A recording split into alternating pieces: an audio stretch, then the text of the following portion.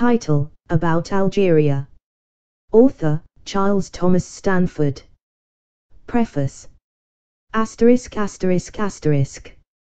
The following pages are a record of impressions received from a visit Algeria in the early months of 1911. In a former volume I dared to ridicule the pretensions of those who, on the strength of a short stay in a foreign country to enlighten the public.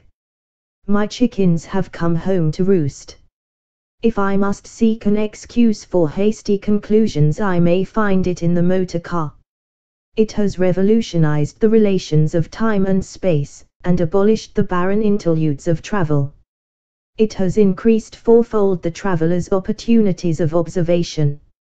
Algeria, a land of great distances and admirable roads, is especially suited to its use. And it is a country brimful of interest, historical and actual.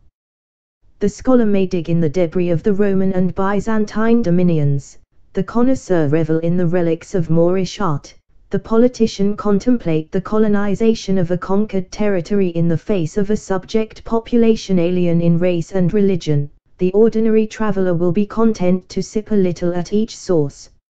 So have I sipped in these pages. Much that I have written will be trite to those who know the country. But perhaps I shall induce others to go and see for themselves. And on their gratitude I rely with confidence. The reproduction here of some of Mr. Thoroughton's admirable drawings of Arab doorways may serve to lead the attention of travelers, and perhaps of the authorities, to these interesting features of the old town of Algiers. The destroyer is busy, but here, as elsewhere, his ruinous energy makes what he has spared more precious. There are signs that his days are numbered, of the rise of a more enlightened public opinion concerning the preservation of features of antiquarian value or natural beauty. The excellent work of the Service des Monuments Historiques is bearing good fruit. At Timgid it has given a Roman city to the modern world, at Clemacan it is safeguarding the treasures of Arab decorative art, the less important antiquities of Algiers and Constantine, and of 100 less considerable places, should be its future care. It is too much to expect that a trading and agricultural community should wax enthusiastic over such matters for their own sake. The point we have to emphasize is that there is money in them, that they have a very distinct and rising commercial value, easily destroyed, and, once lost, irrecoverable. The guidebooks to Algeria, in the English language at all events, are, in view of modern conditions of travel, hopelessly out of date. The motorist will, of course, provide himself with Messrs. Michelin's admirable road book. There he is furnished with precise and condensed information as to distances, surfaces, and hotels. The traveler who desires to look beyond these primary facts will find in M. Maurice Wall's l'Algérie, 5th edition, Paris, 1908, a compendium of information, concise, logical, and complete, after the French manner, and he will regret that its usefulness is much diminished, in accordance with an unfortunate French fashion, by the absence of an index. I, Arabi's daughter. Europe and the Mediterranean, Algiers, the clash of civilizations, things ancient and modern, the strangers' quarter, Arabs, Berbers, Moors, Jews, and others, a tale of a telegram. ******. Now the devastation is begun, and half the business of destruction done. Goldsmith. Some of the ashes of the Roman Empire have been recovered. The Mediterranean is once more a European lake. The Turk indeed still holds its eastern shores. The amazing Sultanate of Morocco yet persists in the west, strong, after the manner of Barbary for centuries, in the jealousies of Europe.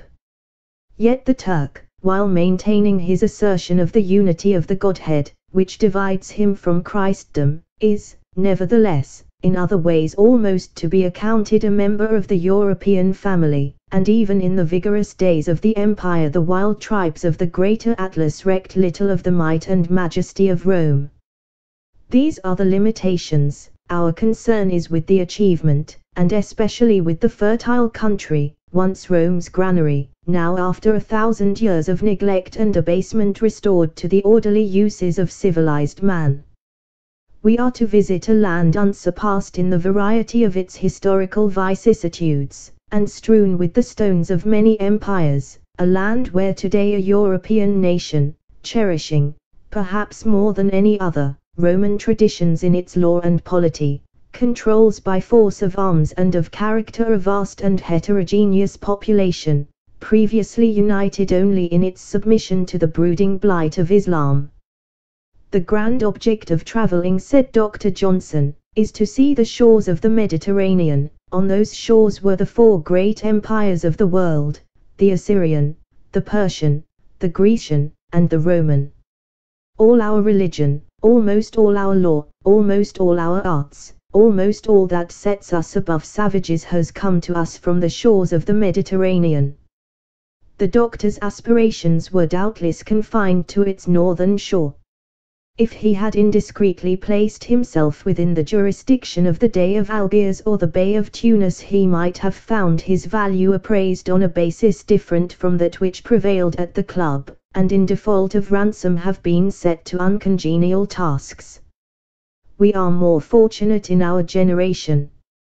To men trained in the traditional scholarship of English schools and universities, certain places of the earth are holy places. The Acropolis of Athens, the heights and harbour of Syracuse, the Roman Forum, perhaps in a scarcely less degree, Constantinople seen from the Bosphorus, these stir to life sentiments born of youthful struggles and enthusiasms, but buried beneath a load of years crowded with other interests. Such sentiments may even prevail over those which attach to more recent history and national predilections. The approach by sea from the Atlantic to the Straits of Gibraltar is an experience to move the most indifferent, to an Englishman a very moving experience. He has passed Cape St. Vincent, with its undying fame, and the Rock is ahead, with its triumphant symbolism of his country's world power. Across the straits lies the rocky coast between Tangiers and Ceuta, a rampart of that vast continent, the last home of mystery, which has played so great a part in the lives of the present generation of Englishmen. And the Rock itself, detached, impregnable, is rich in English memories from Blake to our own day. Yet to him who has preserved some shreds of his classical learning, the passage from the Atlantic to the Mediterranean has a still deeper significance. It marks the separation of the old and the new worlds. At the Pillars of Hercules the old world ended, they guarded the threshold of the unknown. On the inland sea within were cradled the civilizations on which our own is mainly based, Hebrew, Hellenic, Roman. Perhaps we may wonder at their limitations, especially at the comparative inefficiency of Rome in maritime affairs.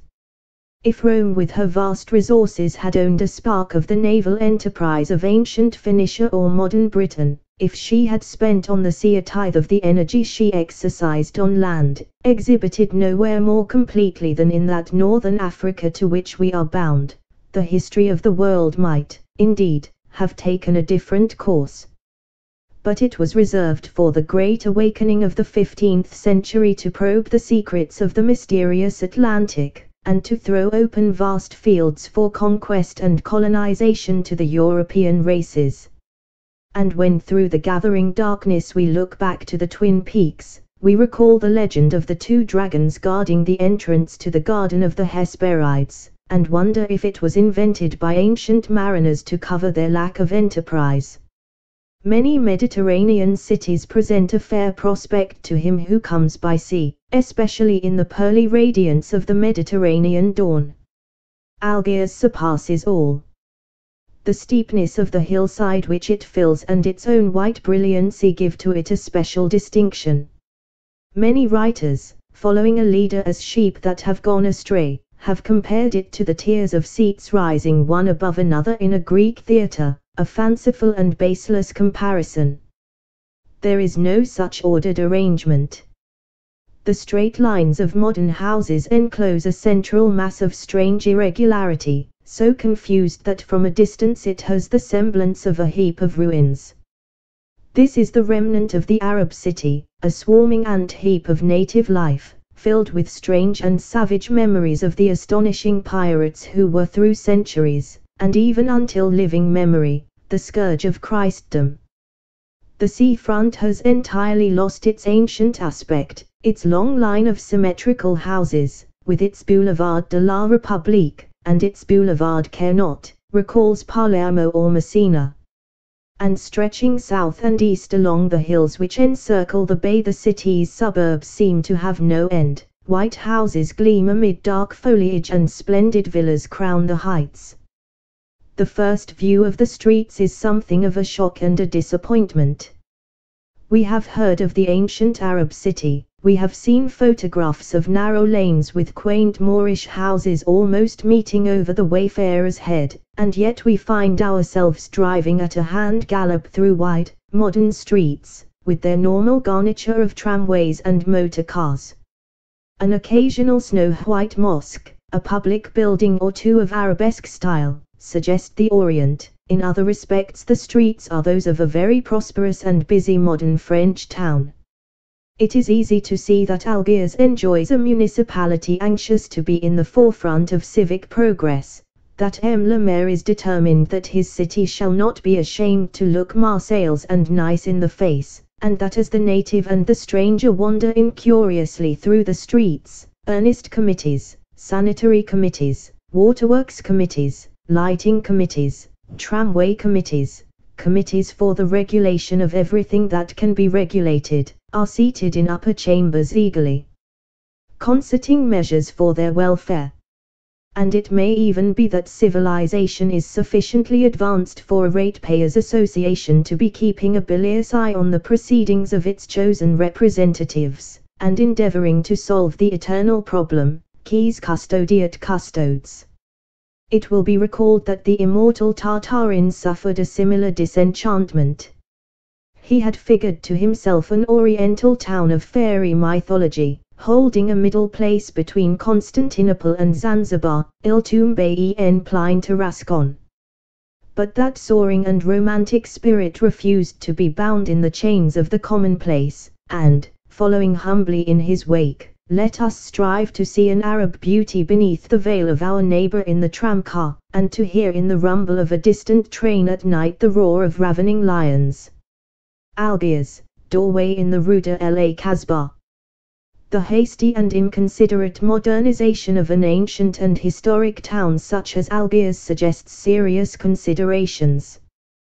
The process of destroying what is noteworthy for age or beauty in the name of improvement would seem to be generally accepted as one of the conditions of progress. Cities and towns, it is not unnaturally held, are not museums or curiosity shops. Men are massed in them to gain their livelihood, or to pursue their pleasures. The antiquaries, those who admire and study the works of the past, because they are the works of the past, the nature lovers, who cultivate the beautiful without extravagance, these are an insignificant section drawn for the most part from that hard-working class which is known to politicians as the idle rich. Their protests are of no great avail. Governments, if well-meaning, are lukewarm. Local authorities, eager to be in the municipal movement, are commonly apathetic as regards the claims of mere ancientry or natural comeliness. Of what the modern Italians are doing to desecrate Rome and despoil Florence it is difficult to speak with patience. And it is the work of their own fathers that they are pulling down or vulgarizing.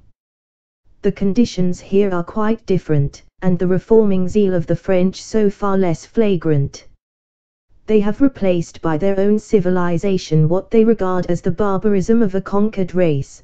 They wanted the city of that race to live in, and they found it in every way repugnant to their tastes and unsuited to their needs. The soldiers began the work of destruction. Soldiers destroy ruthlessly in the day of battle, but the persistent waste of the horde that follows after, the engineers, the architects, the speculative builders, the railway constructors, and the great industrial companies, is infinitely more damaging in the long run. And what are we that we should cast a stone at the French? How much have we spared of old London and its suburbs? How much of the urban beauty and rural charm of England did our rude forefathers of the 19th century wantonly and light-heartedly destroy? When have railway projects or proposed public works been stayed on aesthetic grounds? Do the station and bridge at Charing Cross lend dignity to our great river? And, to look further afield, to what fate have we, masters of the Nile, condemned Philae? In this changeful North Africa succeeding conquerors have imposed their civilizations and their works upon those of the conquered in a manner which has scarcely any parallel in Europe. Carthage destroyed, Rome came in her might and built 100 cities, conducted water, brought huge areas into cultivation, and made roads after her manner, and in due time overthrew her own ancient altars in zeal for a new faith. In the age of her decrepitude Byzantium strove to maintain the Pax Romana, to curb the Vandal usurpation and the Arian schism, and to keep the aspirations of the indigenous population within bounds. All went down in a day before a troop of Arabians who rode as conquerors from Egypt to the Atlantic. Islam followed in their wake. The civilization derived from Europe disappeared, the watercourses were broken, the desert resumed its sway, and the stones of Roman temples and basilicas went to build the mosques and villas of the visitors. For 12 centuries the creed of Mahomet held dominion. Europe was busy with its own affairs, and endured the insolent depredations and exactions of the days with scarcely a serious attempt to suppress them. But at length the cup was full. An English fleet struck the first blow. A few years later France took the subjugation of Algeria seriously in hand, and today European civilization is once more paramount in the ancient provinces of Rome. There are hotels in the town, frequented, perhaps, more by commercial than by leisurely travelers, and the visitor will probably prefer to lodge himself at Mustafa Superior. Here, if he chooses a house in a good situation, and obtains a room with a southern aspect, he may feast his eyes untiringly on a scene of great beauty. At his feet lies the bay where Charles V landed his ill-fated expedition, a shallow bay in which often the waves breaking afar out roll to the land in foam. Towering above the lesser hills which front its opposite shore are the snow-clad mountains of the Jejera range, guarding the highlands of Kabylia, and glistening as if with crystals in the strong southern light. All around, on the well-wooded heights, are countless villas, of high and low degree, almost all of dazzling white, the whiter for the somber foliage of cypress and stone pine and olive in which they are set. Perhaps no city of the earth possesses a lovelier suburb. The Englishman will find himself quite at home. The villas and the hotels are to a great extent occupied by his compatriots, and the institutions of his country are fitly represented by an Anglican church and a 9-hole golf course. If he should be led to climb through an aromatic wood of eucalyptus to the home of Le Golf and be able to remove for a moment his eye from the ball, he may enjoy a most glorious prospect. The snowy Jejera of the southeast finds a rival in the lesser Atlas to the southwest, and between the two lies a billowy champaign of cultivated and wooded hill and plain. If his preconceived notions of Algeria, like the great Tartarians, are dominated by the Sahara, if of Africa he knows only the river banks of Egypt and the rolling veldt of the south, he will perhaps recognize once more that Africa is ever the continent of surprise. To return to the town. If at first sight the aspect of the French quays, and the modern streets, shops, and boulevards, destroys pre-existing illusions, ample amends are made by the color and variety of the crowds which frequent them, a very colluvies gentium. Jews, Turks, infidels, and heretics jostle the faithful on equal terms, men and women sprung from very diverse stocks in Africa, Asia, and Europe, impartially and to all appearance fraternally throng the pavements and the public conveyances. The eye is dazzled by the combination of European fashions and smart French uniforms, with the outlandish aspect of zouaves and sparris, the white-robed dignity of the stately Arab and the rich colors of the impassive Turk. It is only after a time that one is able to separate them into classes, and to perceive that the native inhabitants fall naturally into further subdivisions. The greater part of the inhabitants of Algeria, Tunisia, and Morocco, known collectively to Arabs as the Maghreb, and to our forefathers as Barbary, an island girt by sea and desert, still represents those original peoples who preceded the Phoenicians and the Romans. They have endured and survived many conquests, for the most part accommodating themselves to the conqueror's institutions and religions. The Arabs called them Berbers. The origin of the name is doubtful. Being today Arab in all but descent, and very mixed in that, they are described in common parlance as Arabs. In AD 647, when the Sultan Uthman decided to attempt the conquest of North Africa, it was still under the rule of the weak Byzantine emperors, Gregorius being its governor. Uthman collected 20,000 of the elite of the Arab forces, and added to them a similar number of Egyptians. This small army performed a brilliant feat of arms. Advancing against Gregorius, who was stationed at Zbiatla, in Tunisia, the Arab leader, Abdullah ibn Sa'd, offered the Christian leader terms, that he should embrace Islam and render tribute to the Sultan. These being declined, a fierce battle raged for several days.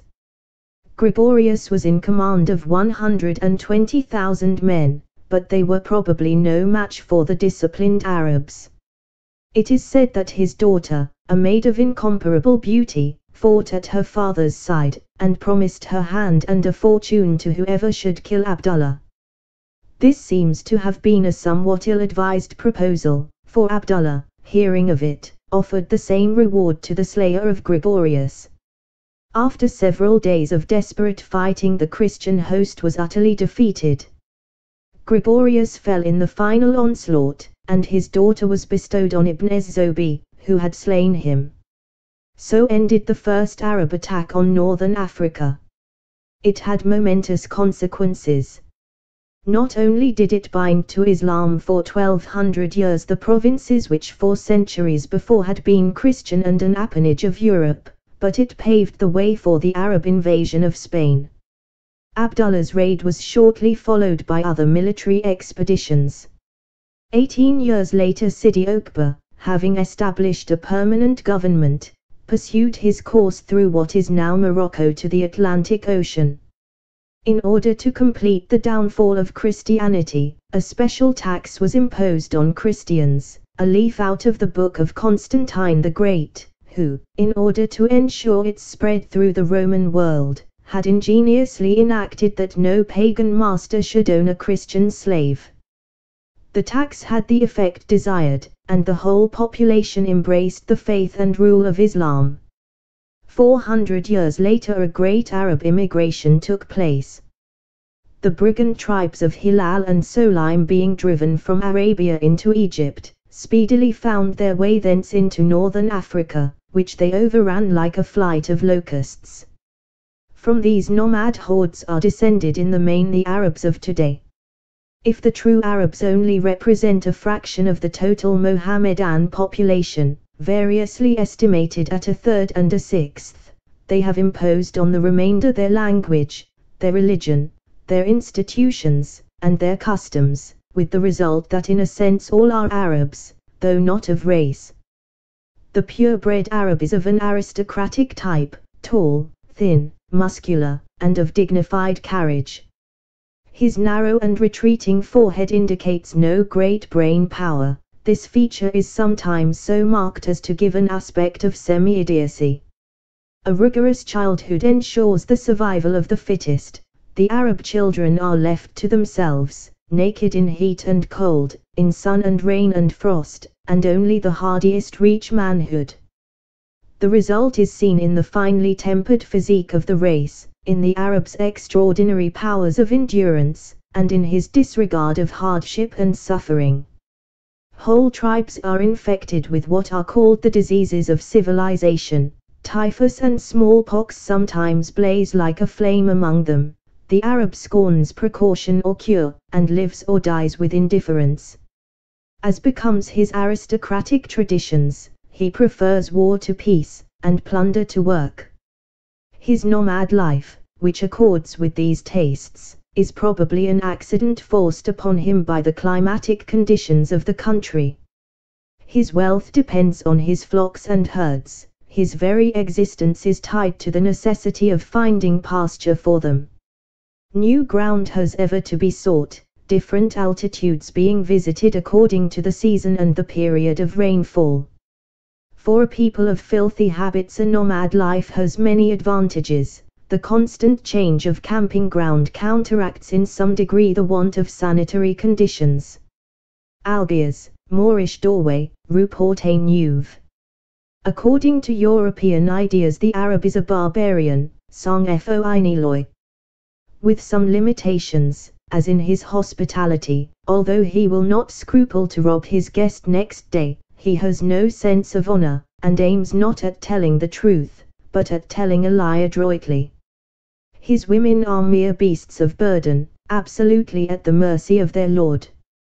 A whole world of progress lies between the Frenchman who works his fingers to the bone to give his daughter a dower, and the Arab who sells his to the highest bidder. And in love as in life, the Arab is often a nomad, as the desert towns bear witness. But as he stalks haughtily through the streets of Algiers, he is an attractive and interesting figure. And who may measure his disgust at the triumph of the infidel? It is impossible to contemplate this strange being, moving among a medley of races, without wondering what the future has in store. Will the Arab live apart, as the Jew has often lived apart, or can he be brought to assimilate the ideas and methods of his conquerors? At present he seems dazed. His civilization founded on war has failed him in war. It is useless to think of France converting him to Christianity. You cannot convert a man to a faith you have abandoned yourself.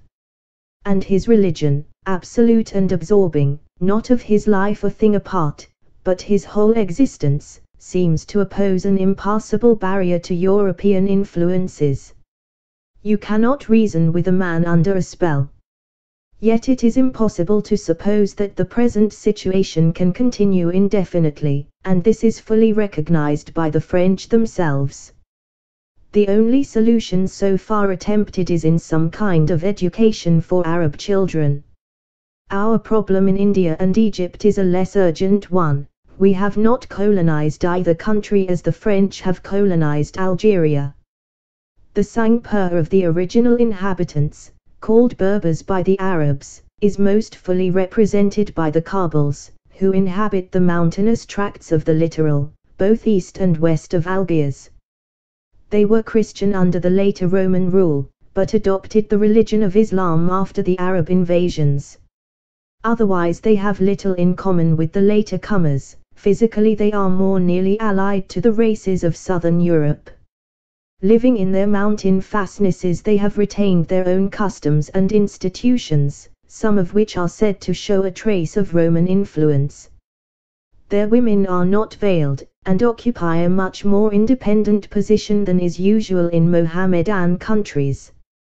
Their men, to be seen in the streets of Algiers, may frequently be distinguished from the Arabs by their fair complexions, blue eyes and reddish hair. They have no inclination to a nomad life, and are naturally industrious, freely offering their labor to the French colonists. They would seem to present a more likely field for the spread of social progress according to European ideas than does the lazy indifference of the Arab, but in their case, too, religion is a bar. Algiers, Marble Doorway, Rue Bruce. The Mohammedan townsfolk, chiefly engaged in commercial pursuits, are called Moors, a name which has no connection with Morocco. chiefly Arab or Berber in ultimate descent. There is among them much admixture of Turkish and European blood. Their somewhat effeminate appearance exhibits the influence of generations of town life. They affect brightly colored clothing, embroidered waistcoats and voluminous trousers fastened at the ankle. They deal largely in embroidery, perfumes, and fancy articles, and may commonly be seen lolling in their little shops in attitudes of exaggerated indolence and unconcern. The Moorish women, like those of the Arabs, are veiled. A white linen handkerchief is tied closely across the nose, leaving the eyes visible, and perhaps somewhat heightening their effect.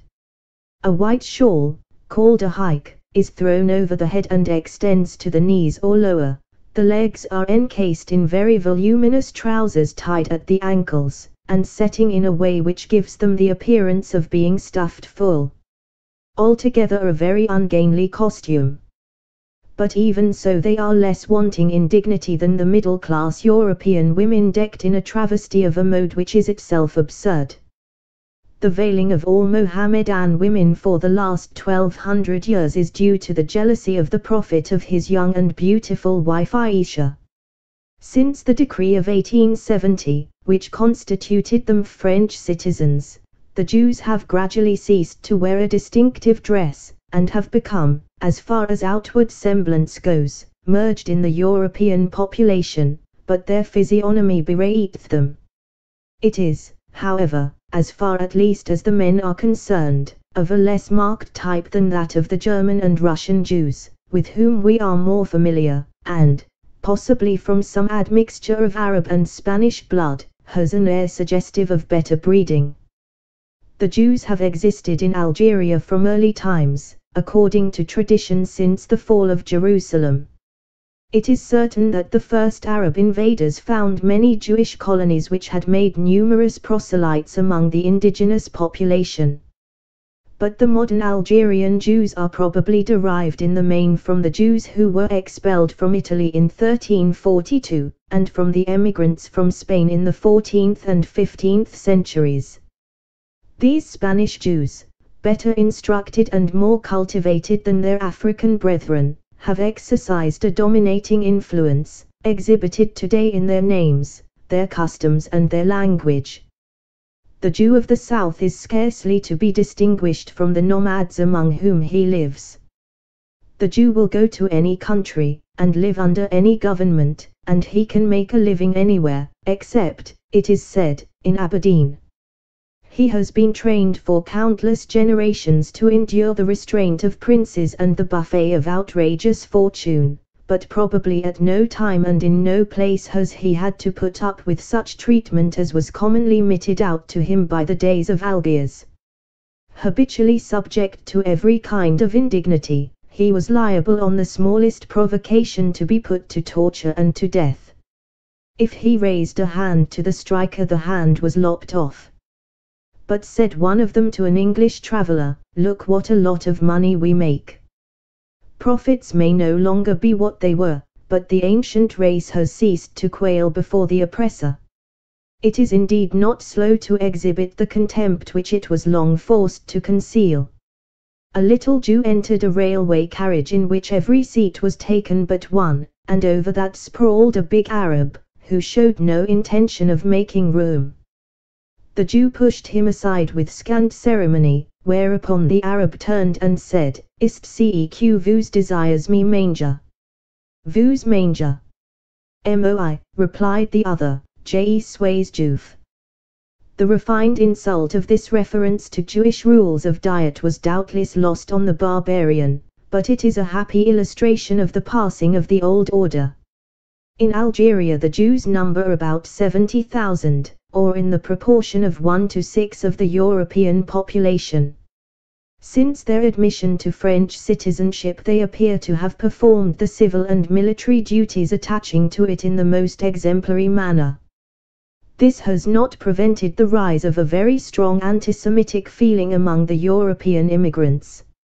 It is based partly on the objection to the Jews which is felt in other countries, on the fact that they toil not, neither do they spin, but that by commercial arts they grow rich where others fail, and are able to make more money in 5 days than Christians can in 6. This is appreciated, it may be, with especial force in a new colony, to which adventurous spirits resort in hope of fortune, only to find that every avenue is already closed to all but Jewish enterprise. Partly this animosity is due to local causes, to the solidarity with which they have used their electoral privileges, with a view, it is said, to support their own interests, rather than for public objects. It will be recalled that in 1898, at the instigation of the notorious Max Regis, a mob composed of the turbulent elements always present in Mediterranean towns attacked and pillaged the shops and warehouses of Jewish traders in Algiers. This tribulation, however serious in itself, must have seemed comparatively slight to a race which remembered the rule of the days. And the crisis past, things have settled down again.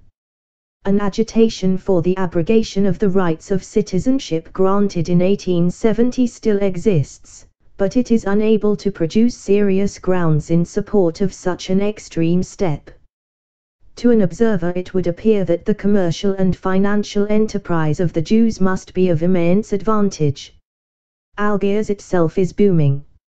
Mr. Lloyd George's mouth would water at the rise in the value of suburban land from a few pence per metre 10 years ago to more than as many francs today, and building is progressing in all directions. The command of capital which the Jews with their international connections possess is almost certainly an important factor in this prosperity.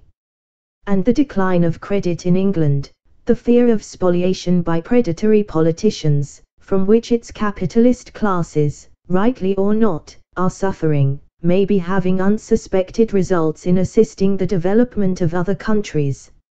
Another race of traders will attract the attention of the observant stranger. Of heavy build, flat-faced, broad-nosed, and thick-lipped, the Mozabites have nothing in common with the physical qualities of the Arab. They represent a section of the original Berber inhabitants, although, it may be from the different conditions under which they have lived for many centuries, their appearance bears no great resemblance to that of their Kabul connections. They inhabit a far country, the district of El Mzab, in the most arid part of the Sahara. By persevering toil they have turned this inhospitable region into a garden, have dug wells and created a complicated system of irrigation. They are no less active as traders than as agriculturists. They have established markets in their own oasis, and frequent others throughout the Sahara. A considerable portion of the tribe has long lived in Algiers, being encouraged by the days.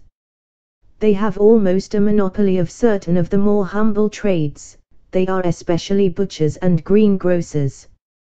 The Biskris, a very low-class Berber tribe from the neighborhood of Biskra, are the water carriers and scavengers of the city.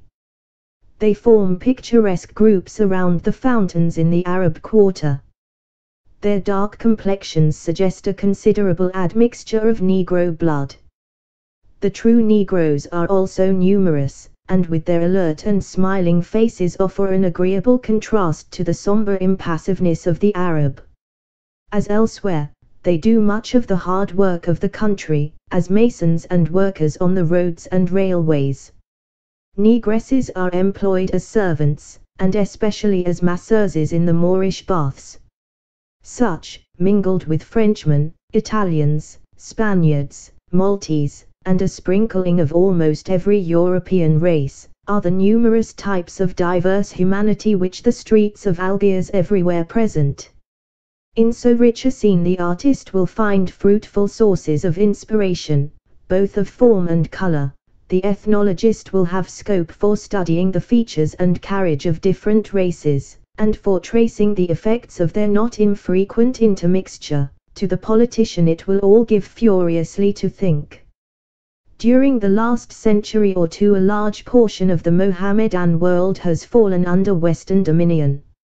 France, like England, has acted on the Roman principle, passor subjectis et debellare superbos, but neither has succeeded in infusing the conquered races with the ambition of citizenship, as Rome did. Their attitude at best seems to be one of sullen acquiescence in the inevitable, at worst that of a hunted beast who waits his opportunity to spring. And the most incurious tourist will not escape a certain wonder at the strange and varied inhabitants of a city so near his home that he may read his Monday's Times on Wednesday afternoon. To outward appearance Algiers is a busy French town. But when we come to probe below the surface we find that the Golden East, with its leisurely and slipshod methods, holds us in fee. The mere sending of a common telegram is no light matter.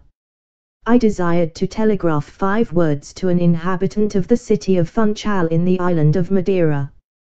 I took the dispatch to a branch office at Mustafa, officered by female clerks. It caused some commotion. The young women laid their heads together, pored over several tattered volumes, and finally informed me, with a certain touch of commiseration, that the charge was 4 francs and 15 centimes a word. Now as the charge from London is 1 shilling a word, this was obviously too much. What visions of Madagascar or Macau they had conjured up I know not. They are, I believe, both islands, both, like Macedon, Monmouth and Madeira, have MS in them, and both are distant enough to justify some such charge. I tried to point out that Madeira does not ride in such remote seas, but to no purpose, and wearily I betook myself to the chief post office. This is a magnificent building in the finest style of Neo-Arab art, glorious within and without. It is agreeable to find that the French authorities are now erecting great buildings in the local style, instead of reproducing the monotonous ugliness of the Third Empire. If only the boulevard facing the harbour could be so transformed, the view of the port would indeed be worth looking at. In this resplendent temple of Mercury 1 youthful clerk is considered sufficient to receive the telegrams of Algiers. He took my paper, counted the words backwards and forwards, and said airily, "UN franc." I inquired whether he meant for each word, or for the whole. He replied for the whole. Now he was evidently erring on the side of moderation, as his sisters had erred on the side of excess. I protested that I would not pay so little. Books were consulted, higher officials interviewed, many shoulders shrugged and many palms spread, but to no purpose. Meantime in a somewhat impatient queue the telegraphic business of Algiers stood waiting. At length I was invited to state what I would like to pay, and I suggested a suitable amount. It was then discovered that as the charge for Tenerife, which is also situate in the Atlantic Ocean, is 1 franc 20 centimes, or thereabouts, a word, this figure might not be unsuitable for Madeira. On that basis the account was adjusted, and Algiers restored, after a considerable interval, to telegraphic communication with the outer world. Although the words colonization and colonists are on everybody's lips, Algeria is not in fact a colony. It is attached to the Ministère de l'Intérieur, and is therefore technically a part of France. It is divided into 3 departments, each of which sends to Paris 2 deputies and 1 senator. The suffrage is universal but confined to citizens of French origin or naturalized. The Mohammedan natives are subjects, not citizens. A colonial air is given by the existence of a Governor-General, appointed by the President on the advice of the Ministre de l'Intérieur. The organization of local government is similar to that of France. 2. The Corsair City. The Old Town, the Arab Menage, the Pennon, Barbarossa, French achievements and shortcomings, the Arab House, Christian slavery, Lord Exmouth. That execrable sum of all villainies. Wesley. A perambulation of the town of Algiers removes much of the impression of its over-modernization which is received on landing. The boulevards facing the sea and the streets immediately behind them are all new, but where the hill begins to rise steeply the traveler will pass at a step from the French city to the old Arab town. A greater contrast could not be imagined. The French love broad streets, lofty houses, big windows, open spaces, and above all straight lines. The Arab town is a labyrinth of narrow lanes, twisting and curling according to no sort of plan, in fact to all appearance so inextricably confused and so full of blind alleys that one might suppose no living man capable of mastering their meanderings. But a stranger need be under no apprehension of being lost. He has only to keep ascending to reach the Caspi, the old Turkish fort at the top of the town, or descending, a course which sooner or later will bring him back to civilization. The lanes are very narrow, in many cases only just wide enough to permit a horseman to pass a foot passenger, and as a rule the first floors of the houses, supported on diagonal cedar poles, in themselves an interesting and picturesque feature, extend over the footways, and almost meet. In many cases the road is completely vaulted. Beyond the general suggestion of ancientry there is really little in this old town to engage the attention of the stranger, a few charming marble doorways of conventional Arab design, an occasional glimpse of a colonnaded courtyard within, that is all. Writers on Algiers have strained their vocabularies in frenzied efforts to make something of this curious maze of dwellings. To produce any effect they have generally had to fall back on their imagination of what is happening behind those locked portals and those heavily barred windows, of that life of the Orient of which we know and comprehend nothing.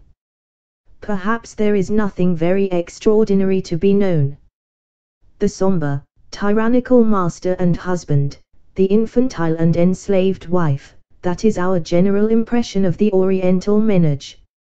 Yet even Arab wives are not dumb animals, and all men that are born of women are born to be henpecked. Perhaps even here les paroles de l'oreille have their force, and it may be that the stately lord sometimes meets his match. From a vixen wife protect us well. Save us, O God, from the pains of hell, says the Gulistan. The conventional sternness of the husband's control suggests a sense of his own weakness. It certainly confesses a curious diffidence as to his own charms, perhaps with reason, for, says an Arab proverb, quand la femme veut elle hurt, elle ne veut plus de son mari. So even if the Western idea of Mohammedan domestic tyranny is correct, I am far from believing that it is. We may at least console ourselves with the hope that the wife sometimes has as much of her own way as is good for her. Algiers, doorway, Rumidi.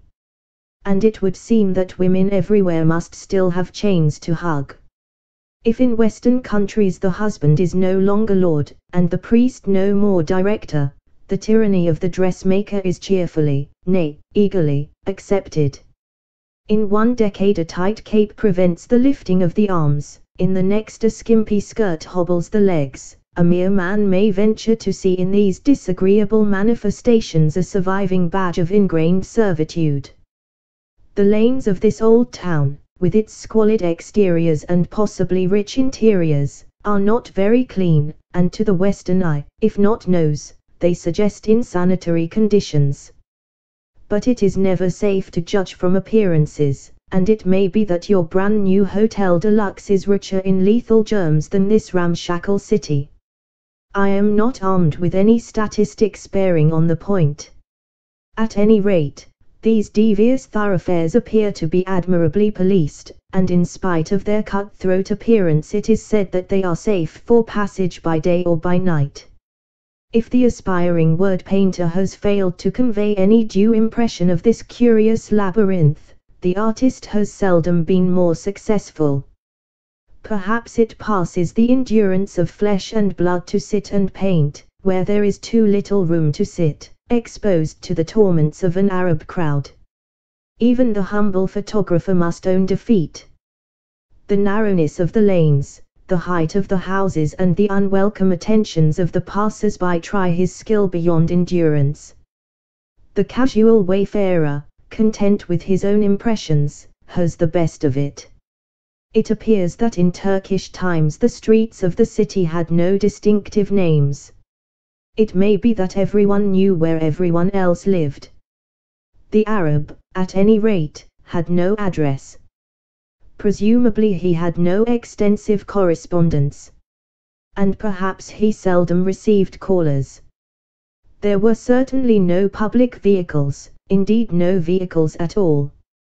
It was all, and is, a strange tangle, an incongruous medley of great houses and squalid shops, of the grey homes of the people and the palaces of the mighty, as Mr. Lloyd George said at Mile End. With laudable intentions the French set to work to unravel it, to give at least to every street a name, for to the European mind a street without a name is inconceivable, although we frequently see in new-fledged localities names bestowed on streets which are as yet in embryo. The official who was entrusted with the job deserves immortality in the pillory. A more hopelessly inappropriate collection of titles it would be difficult to conceive. Such aberration almost touches genius. Rue du 4 September, Rue d'Amfreville, Rue du Gormier, Rue Annibal, such are the gems which greet our astonished eyes. And, above all, Rue Sidney Smith. What is the witty parson, or is it the admiral, doing in this galley? If only he had lived to know it. But so for all time, or until the next conqueror arrives, will it be. The amateur will look in vain in Algiers for fine examples of Arab art, such as he may study at Cairo, at Granada, or at Clermacon, in the province of Iran. The ravages of war, the stress of successive bombardments, amply account for this. The old minarets are gone, such work of the best period as may have existed has long disappeared, what the French have spared is chiefly of the Turkish domination. But, in truth, during the great days of Mohammedan art Algiers was not of much importance. Its site had been previously occupied by the Roman Icosium, a town of little place in history, but the seat of one of the numerous North African bishoprics of the 5th century. The Arab town was founded in the 10th century, at which time numerous monuments of the Roman period are said to have been still standing. About the year 1500, when the Moors were expelled from Spain, many settled here, and adopted the profession of pirates. It is at this time that the importance of Algiers in the history of Europe commences. Algiers, doorway in the Rue Ben Ali. The pennon, the islet which, being connected with the shore by a mole, forms the present inner harbour of Algiers, the old harbour of the Corsair fleet, is intimately connected with this period. Some good Arab work is to be seen, notably a magnificent doorway in the Bureau de la Marine, carved in white marble, or ornamented with inscriptions and with tigers, an infringement of the Moorish law which perhaps indicates its Persian origin. 1. A small and very charming Arab house with good carving and many tiles is used as the residence of the admiral. As I gazed deferentially at the exterior, an obliging sailor invited me to enter. This, he said, is the grand salon of the admiral, and this, laying his hand on the handle of a door, the admiral's bureau. I recalled the Oxford undergraduate who showed his people over his college, that, he said, is the master's lodge, and that hurling a stone at a window, is the master. Perhaps my face showed some apprehension of the possible apparition of a fierce French admiral with bristling moustache hastening to repel the foreign invader, for my conductor reassured me. L'amiral ist absent, he said. From a pleasant flagged terrace, with a summer house at the further end, the admiral may look down on the inner harbour, packed now with the French torpedo boats which have replaced the lateen-rigged vessels of its former owners. 1 See Chapter 4. The island and its mole have a strange history, not the least astonishing episode in the annals of this astonishing city. The depredations of the Moorish pirates soon became extremely harassing to Spain. Not only did they seriously interfere with Spanish commerce, but they made frequent raids on the Spanish coast, pillaging towns and carrying away their inhabitants to slavery. The evil became so pressing that at length a determined effort was made to put a stop to it. In 1509 a Spanish expedition, under Cardinal Ximenes, captured Oran and Bougie, and as a check to the pirates of Algiers occupied the island facing the town. Here they built a fort, which still exists in part, and forms the base of the lighthouse. This expedition, for which the Cardinal supplied the funds, was known as the Crusade of Ximenes de Cisneros and was regarded as a holy war, bestowing certain indulgences on those who took part in it. For nearly 20 years the Spaniards held the island, commanding the roadstead and controlling the maritime proceedings of the Algerians. These found the position so irksome that their emir, to his own undoing, called in the services of the celebrated pirate, Barber Arauj, known to Christendom as Barbarossa. A corsair's name, linked with 1,000 crimes. The romantic story of this king of robbers supplies a curious picture of the times. At the beginning of the 16th century Lesbos, in Mytilene, was the headquarters of Turkish piracy in the eastern Mediterranean. A simple potter, or fisherman, as some say, of the island had 4 sons, of whom 2, Barber Arauj and Ka'eddin, rose to fame. Arauj was in particular of a soaring spirit. Marking the avenues to fortune which the staple industry of the island presented, he became apprenticed to a pirate. An early disaster seemed like to blast his promising career. He was captured by a vessel of the Knights of Rhodes and condemned to the galleys. But such checks are to the really great only stepping stones to higher things. Having, as was inevitable, effected his escape, he betook himself to Tunis, determined in the freer air of a new country to wipe out the memory of his early failure, and to find a fresh theatre for his energies. His professional knowledge stood him in good stead. He proposed to the Sultan of Tunis that they should enter into a partnership, in accordance with which he should conduct the active part of the business, and the Sultan receive half the profits, in consideration of his countenance and support. The Sultan, with that discernment that has so often characterized sovereigns, saw that he had to deal with a man of mark, and jumped at the proposal. A pirate station on the most approved lines was established at Jerba, where Arauj was shortly joined by his brother, Ka'eddin.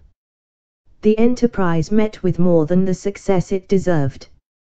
Besides the ordinary dividends of the business, the brothers were able to make many very handsome presents to their partner and patron. On one occasion, it is recorded, they offered to him 50 Spanish youths holding in leash hounds and hawks of the rarest breeds, and 4 young ladies of noble birth, attired in splendid garments and mounted on magnificent horses. Mulai Mohammed, the Sultan, however keen a hand in purely business matters, was not the man to turn a deaf ear to the appeal of a brother in distress. The plight of his fellow monarch, the Emir of Algiers, moved him deeply. With a quite distinguished disinterestedness he proposed to his associates that they should abandon for a time the ordinary course of their duties and proceed to Algiers to turn the obnoxious Spaniards out of their eyrie on the island. Barber Arauj arrived at Algiers with 5,000 men, and was hailed as a deliverer. But the instincts of his trade were too strong for him. Instead of attacking the Spaniards on the pennon, he put the emir to death, proclaimed himself king, and gave the town to pillage. Master of Algiers, with his vessels dominant at sea, he set himself to win an empire. He occupied Midi and Clemacan, and menaced the Spanish position at Oran. This was too much, and Charles V sent thither a powerful force to check him. He retired on Clemacan, and fell in an obscure fight at Ujda, on the frontier of Morocco, a town of some significance in recent history, and now in the occupation of the French. He left a name at which the world grew pale. To point a moral and adorn a tale. His brother, Ka'eddin, assumed the reins of power at Algiers. Lacking the vaulting ambition of the terrible Barbarossa, he seems to have possessed a sounder business head. His first care was to assure his position, and with this object he offered his African dominions to Selim I, Sultan of Turkey. The Turk accepted the offer, and named Ka'eddin his captain Pasha. So arose the Turkish domination of Algeria, which lasted for 3 centuries, and inflicted on Europe unnumbered woes. If Europe had only known it, now was the time to cut off the serpent's head, but Europe, as usual, was busy with its own quarrels. Charles V did indeed conduct an expedition in person in 1535, but it was half-hearted and proved abortive. No native prince arose to repel the Turkish pretensions, which were consolidated by the capture of Tunis and the occupation of Kairouan, the holy city. Ka'eddin next turned his attention to the Spanish garrison on the Pennine. Having procured heavy guns, he bombarded the position for 15 days with an incessant fire. The garrison of 150 men made a heroic resistance, but when all save 25 were killed, the island was captured and the survivors put to death. The brave commander, Martin Vargas, was offered the alternative of embracing Mohammedanism and a Mohammedan wife or execution. He chose the latter, and was beaten to death with sticks. His body was dragged through the streets, cut into pieces, and thrown into the sea. So did the corsair treat a gallant foe. It was then that Ka'eddin conceived the project of uniting the island and the city, with the double object of preventing any repetition of the Spanish occupation and of providing a harbor for his fleet. 30,000 Christian slaves supplied him with labor, and materials lay near to hand. The ruins of the old Roman city of Rusgania strewed the shore at Cape Matifa, and countless blocks of Roman-hewn stone and marble lie buried beneath the floor of the mole. The work, a very big work for the period, was finished in 3 years, and henceforth for nearly 3 centuries the corsair fleets lay within, safe from the storms of the Mediterranean and the attacks of their enemies. Ka'eddin's son mounted batteries on the Pennine, and built the lighthouse tower in 1544. It is of octagonal shape, nearly 120 feet high, and visible for a distance of 15 miles. A band of gleaming tiles below the summit happily relieves the monotony of its elevation. The present great harbour, covering 222 acres, was commenced by the French in 1836. It was formed by continuing the line of Ka'eddin's mole to the southeast, and building another of irregular form from a point to the south of the city. In these works blocks of concrete were used for the first time in such operations, an experiment which has had important results. In the making of this great harbour, as in so many other constructive matters, the French have risen to the level of their opportunities. Their genius in such large matters is unquestioned, and if anyone doubts their preeminence in minor arts, let him compare their coinage and their postage stamps with those of any other nation. The French have done many great things. One thing they have omitted, to provide an adequate service of passenger steamers between France and North Africa. They have generally fallen behind in the race of maritime improvement in recent years, but the insufficiency of this particular service may be due to the fact that trade between Marseilles and Algeria is held to be French coasting trade, and therefore reserved to vessels sailing under the French flag. The stimulus of foreign competition is absent. But nothing can prevent the indirect competition of the superior steamers of the North German Lloyd to Genoa, which are securing much of the tourist traffic. This company is gradually establishing a network of steamer lines in the Mediterranean. And a service of fast steamers covering the voyage between Barcelona and Algiers in 12 hours is now mooted. This may prove a further nail in the coffin of the Marseilles route. But the French have it in their hands to retain the trade by running adequate steamers properly equipped. In spite of the heavy hand of the destroyer, a few fine houses of the Turkish domination survive, and some are put to public uses and are accessible to the stranger. They exhibit a usual characteristic of the Eastern house: they are insignificant, sometimes even squalid without, but like the princess they are all glorious within. Christendom builds its houses for the public eye. This is not entirely altruistic, not wholly due to a desire to please the neighbors, a man's credit and importance, even, it is said, the amount of his doctor's bill, bears some relation in the opinion of his world to the outward appearance of the house in which he lives. And in the northern view, at any rate, a man's house is a consideration prior to his equipage, his retinue, and his personal adornment. And some value attaches to what is called a good address. Wherefore our notepaper headings often contain a suggestio falsi, and Glenormand Villa or the Elms strive to conceal the banality of a mere terrace. All this is unmeaning to the Mussulman. He fulfills Bacon's dictum that houses are built to live in, not to look upon, wherefore let use be preferred before uniformity. A bare wall with narrow and barred windows facing a mean alley, such is his house's exterior. It seems rather to desire to escape than to court observation. It has more the air of a fortress than of a dwelling. The doorways are an exception to the prevailing plainness. They exhibit a great variety of detail, but mainly follow a Roman or Byzantine scheme, of a round arch supported on columns, the whole copiously decorated.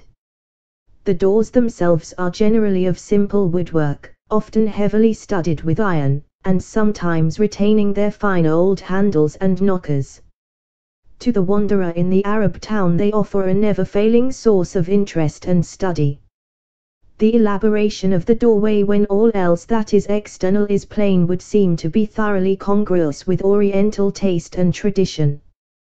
The door of the house and the gate of the city stand for much in private and public life, for the line that divides the intimate and the stranger, the friend and the foe.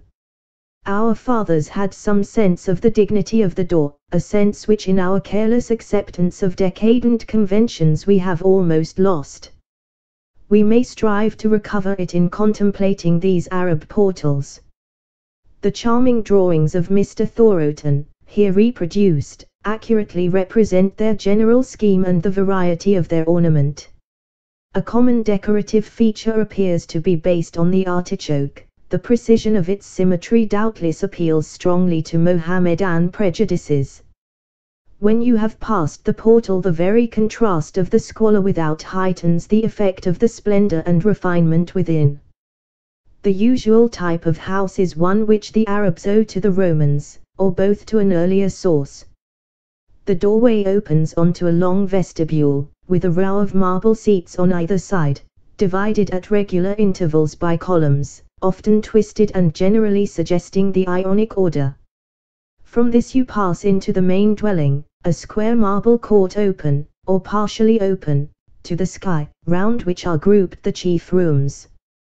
Marble columns support the gallery of the first floor, the walls are a blaze of tiles. A fine dark balustrade of open woodwork surrounds the gallery, and in the center of the courtyard perhaps the pleasant plash of a fountain emphasizes the pervading peace. It is all very splendid, and yet most dignified. Such a beautiful house is used as the Bibliothèque Municipale, a library with 35,000 volumes, many Arabian and Persian MSS. And an up-to-date card catalogue. Another is the residence of the Archbishop. This is said to be a fragment of the ancient palace of the days. It is a pleasant touch of humor which lodges the Archbishop in the last remnant of the harem. To these may be added the governor's winter palace, with a modern front and rich interior decorations, and a few other houses occupied by officials, and not open to inspection without an introduction. A mere civilian must bow before the requirements of the military authorities, but he may be permitted to regret that they should have seen fit to turn the Caspi, the ancient fortress of the days, into a barrack. As may naturally be expected, the decorations and many of the original features have disappeared. Marble columns have been replaced by wooden posts, tiles have been picked off, and the day's pavilion has been repainted. Worse than all, a public road has been driven right through the center of the old compact mass of buildings surrounded by their embattled wall. The visitor will turn away with disgust from this reckless spoliation, which will someday no doubt be bitterly regretted. Of the mosques of Algiers, that of Sidi Abdur-Rahman, adjoining the tomb of the saint, is the most picturesque. The great mosque of Jamar el-Kiba has a very handsome exterior, notably a magnificent colonnade fronting the Rue de la Marine. The entrance is pleasing, but the interior rather bare. The mosque in the Place du Gouvernement, known as the New Mosque, was built in 1660 to the designs of a Christian slave, and is in the form of a Greek cross. The Catholic cathedral was formerly a mosque, and is now an eclectic monstrosity. Algiers, entrance door of the mosque, Rue de la Marine. The interest which Algiers has for the traveller is closely bound up with the hideous story of the Christian captives. Our literature, especially of the 17th century, is full of allusion to their miserable condition. Their numbers were prodigious. In 1646 it was reckoned that there were not less than 20,000 such slaves. During our civil war the channel was full of Algerian pirates, and their operations extended to the North Sea. The Long Parliament passed an act whereby they did manifest unto the world their resolution of undertaking that Christian work of the redemption of the captives from the cruel thraldom that they lay under, and established a tax on merchants' goods, called Algier duty, to provide funds for the purpose. Many distinguished men were at one time or another slaves in Barbary. Servants was in captivity for 5 years, and has related some of his miseries in the story of the captive in Don Quixote. He who went to sea in those days had to face the chance of being taken by the insolent foe and sold to slavery. It will be recalled that before he set forth on his immortal voyage Robinson Crusoe was captured by a Sallee rover, and worked as a slave. Samuel Pepys records, the 8th of February, 1660-1, a conversation on the subject, at noon to the Exchange to meet Mr. Warren the timber merchant, but could not meet with him. Here I met with many sea commanders, and among others Captain Cuttle, and Curtis and Mootham, and I went to the Fleece Tavern to drink, and there we spent till 4 o'clock, telling stories of Algiers, and the manner of the life of slaves there. And truly Captain Mootham and Mr. Dawes, who have been both slaves there, did make me fully acquainted with their condition there, as, how they eat nothing but bread and water. At their redemption they pay so much for the water they drink at the public fountains, during their being slaves. How they are beat upon the soles of their feet and bellies at the liberty of their padron. How they are all, at night, called into their master's bagnard, prison, and there they lie. How the poorest men do use their slaves best. How some rogues do live well, if they do invent to bring their masters in so much a week by their industry or theft. Other accounts give far more harrowing details of the sufferings of the slaves and of the tortures they endured. When a prize was brought in, the crew and the passengers were forced by torture, generally the bastinado, to declare their quality and condition. The Dey selected 1 in 8 for himself, generally preferring skilled workmen. The remainder were sold by auction for the benefit of the owners and crews of the pirate vessels. The European powers maintained consuls at Algiers, and through them, and other agencies, those of the captives whose friends could find the ransom demanded, were, after much delay, redeemed. That such an iniquity was more or less tolerated for centuries is one of the curiosities of history. It can only be explained by the fact that European nations found it a convenient scourge for their enemies. France and England especially were continually intriguing to make infamous treaties with the Dey to the benefit of each against the other. All nations, including the United States of America, after they obtained their independence in 1783, paid tribute to the Dey in one form or another to secure the exemption of their vessels from capture, but the Algerians never respected any treaty when they could violate it with advantage or probable impunity. The close of the Napoleonic Wars gave England not only undisputed command of the sea, but leisure to deal with the open sore of Algerian piracy. She was not slow to use it. At the beginning of 1816, Lord Exmouth was ordered to visit the Barbary States and obtain the release of such slaves as were British subjects, chiefly Ionians, or subjects of Great Britain's allies. At Algiers the Dey readily released the Ionians, and also the Neapolitans and Sardinians, on payment of a ransom. Lord Exmouth proceeded to Tunis and Tripoli, and concluded treaties with the Beys, who agreed to abolish the institution of Christian slavery altogether. He then returned to Algiers and endeavored to get the Dey to make a similar treaty. The Dey declined to accede, but finally consented to treat at London and Constantinople.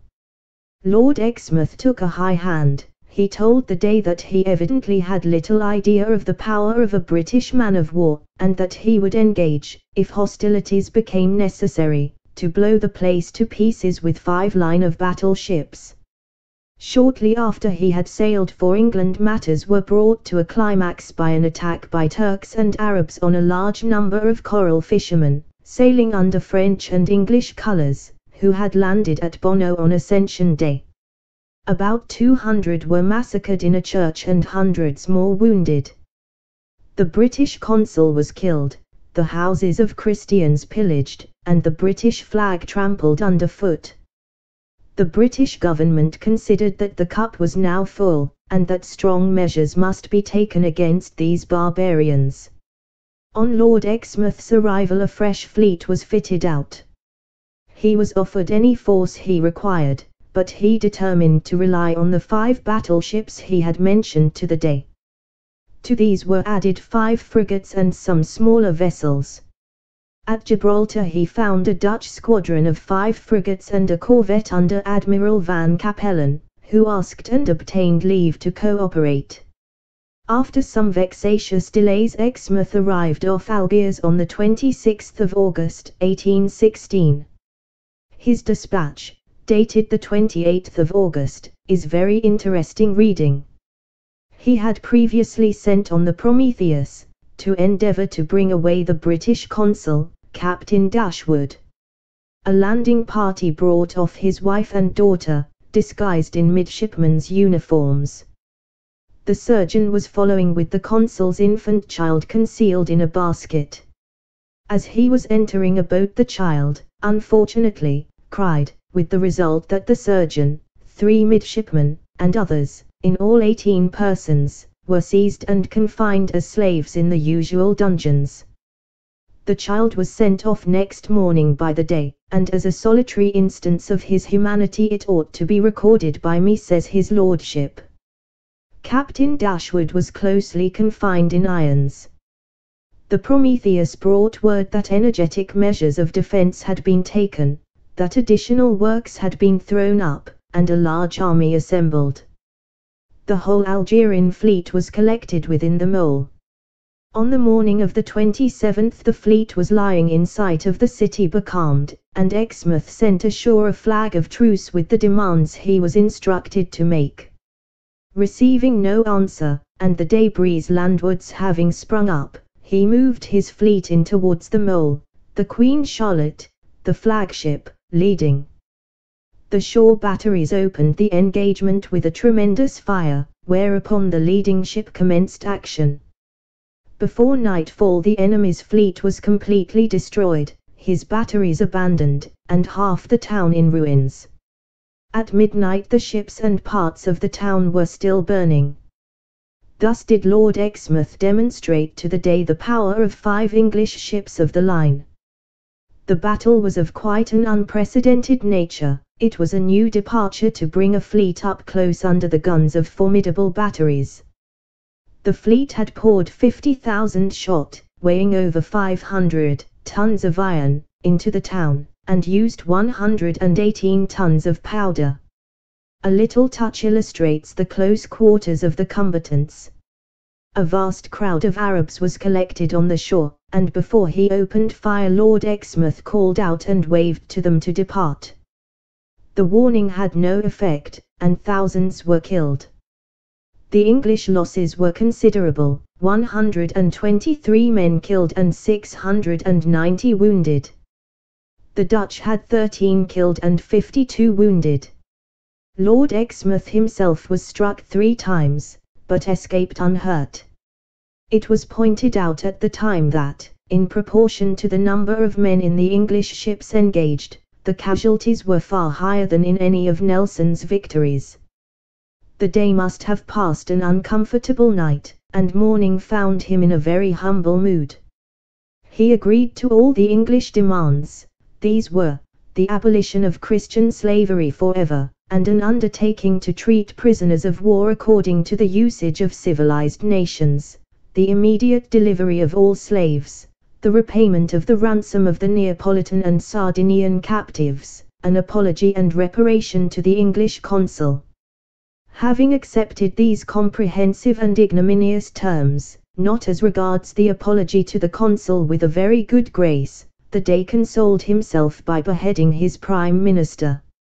It has been given to another nation to break down for good and all the Turkish tyranny, and to restore these fair lands to Europe and civilization.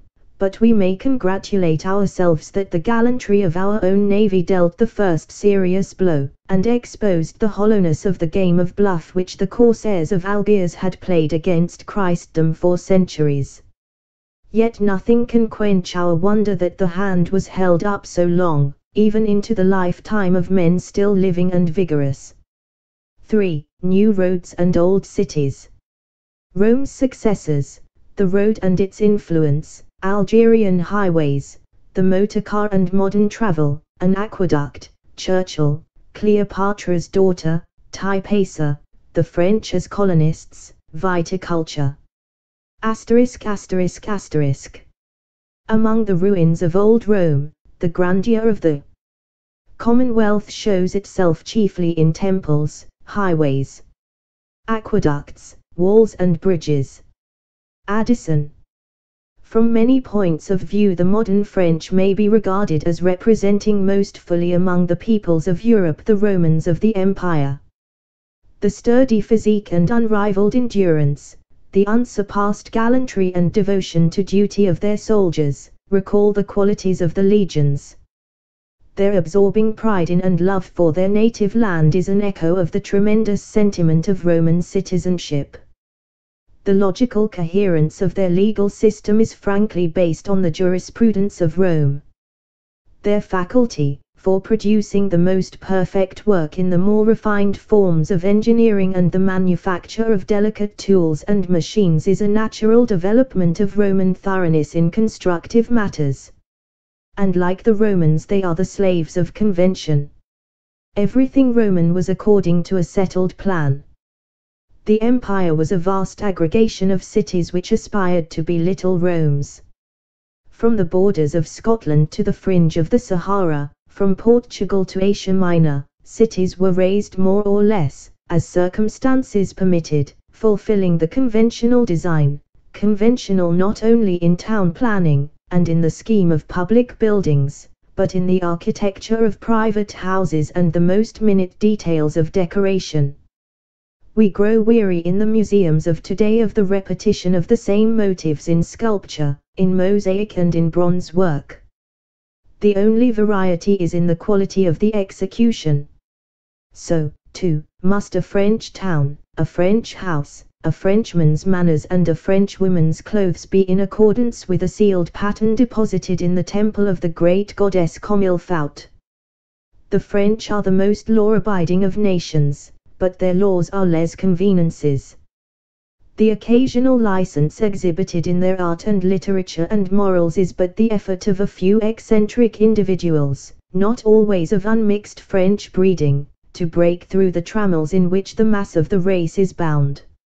In this country the French have set themselves from the first to carry on the Roman tradition in the making of roads. In a land which for 12 centuries has known little but destruction and decay, they have built, as the Romans built before them, solid, uncompromising, inevitable highways, roads on which armies may march secure of ambush, and almost regardless of the hostility of natural forces, roads which create not only peace, but prosperity in their course. The road is one of the most effective as it is one of the most permanent works of man. In England quite a large proportion of our main roads still follows the lines laid down by the Romans. We are ourselves rather road menders than road makers. Our genius finds its work in other directions. We have been in South Africa far longer than the French in North Africa, and what have we to show there at all comparable with the Algerian roads? In one of the most notable books of our generation, Mr. Hilaire Belloc has set before us the uses, the influence, the interest, and the fascination of the road. In the course of an exploration of one of those ancient highways which we English have permitted to fall into decay and in part to disappear, he has taken occasion to impress on us the part which the road has played in the spread of civilizing influences. Algeria, roadless and anarchical for centuries, orderly and webbed with roads today, may add point to his argument. More than rivers and more than mountain chains, roads have molded the political groupings of men. The Alps with a mule track across them are less of a barrier than 15 miles of forest or rough land separating one from that track. Religions, which are the principal formers of mankind, have followed the roads only, leaping from city to city and leaving the pagany in the villages off the road, to a later influence. Consider the series: Jerusalem, Antioch, Ephesus, Athens and the Appian Way, Rome, all the tradition of the Ligurian coast, Marseilles and Lyons.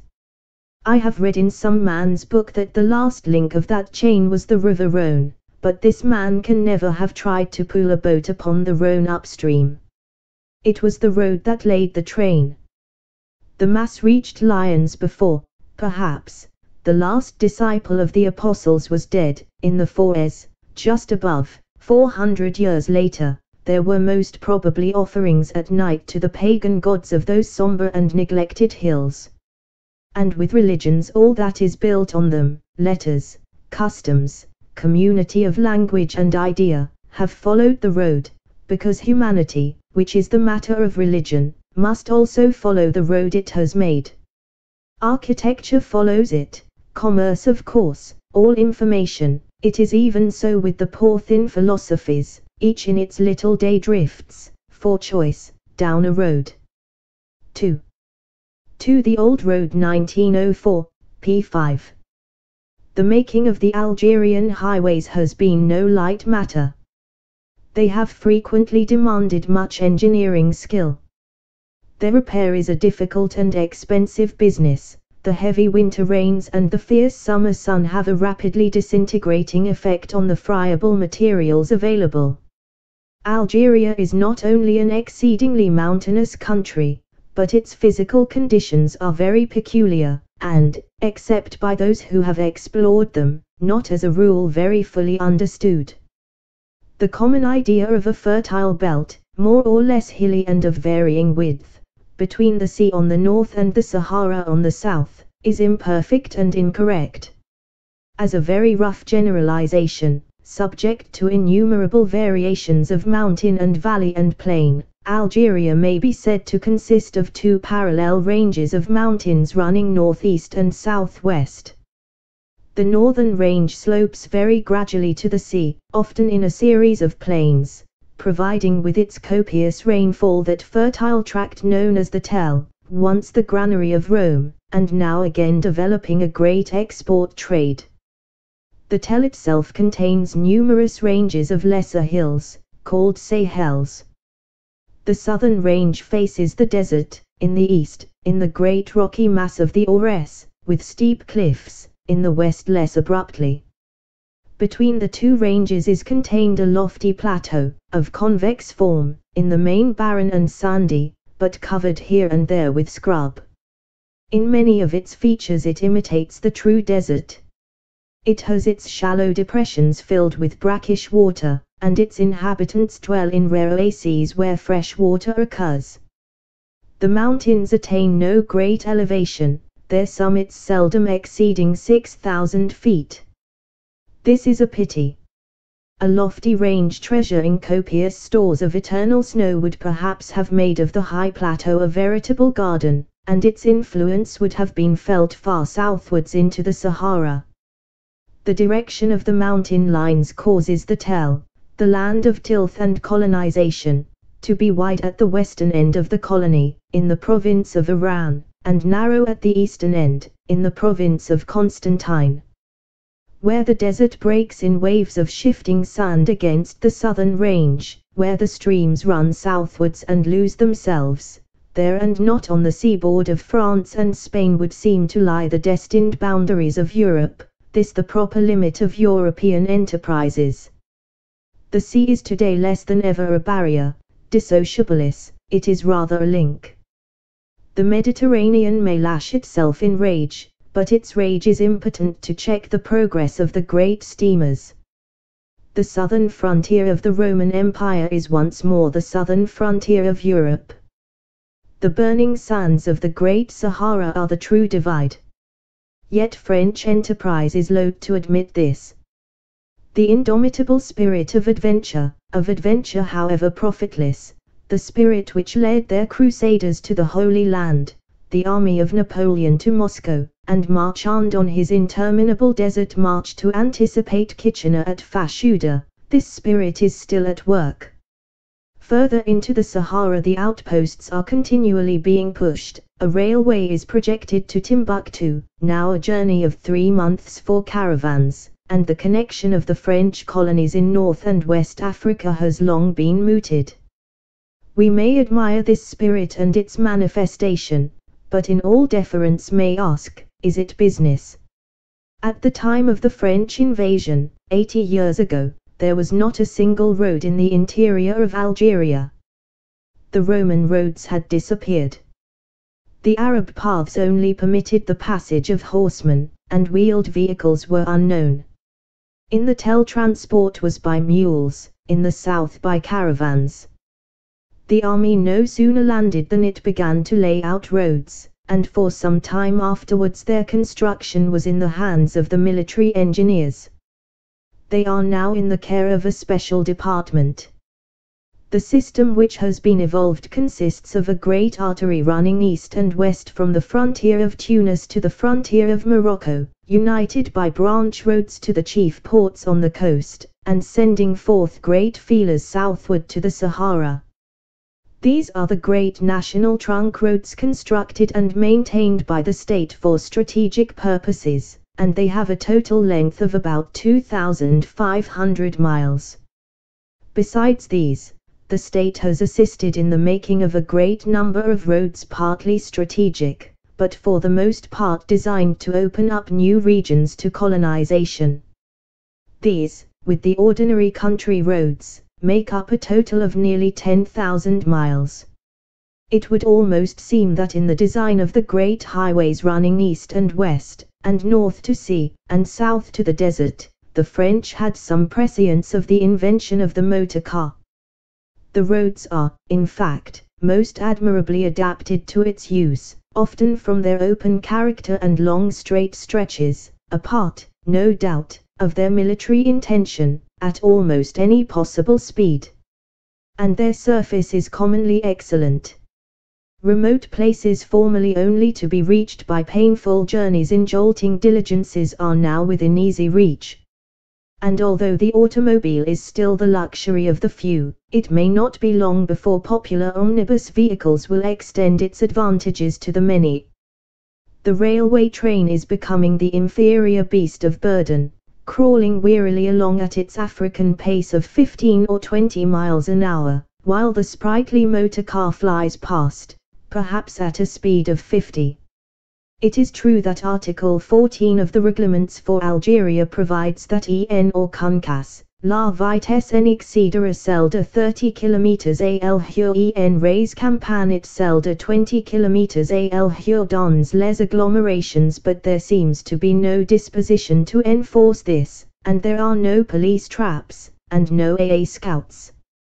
The really important provision is, le conducteur de l'automobile devra rester constamment maître de sa vitesse.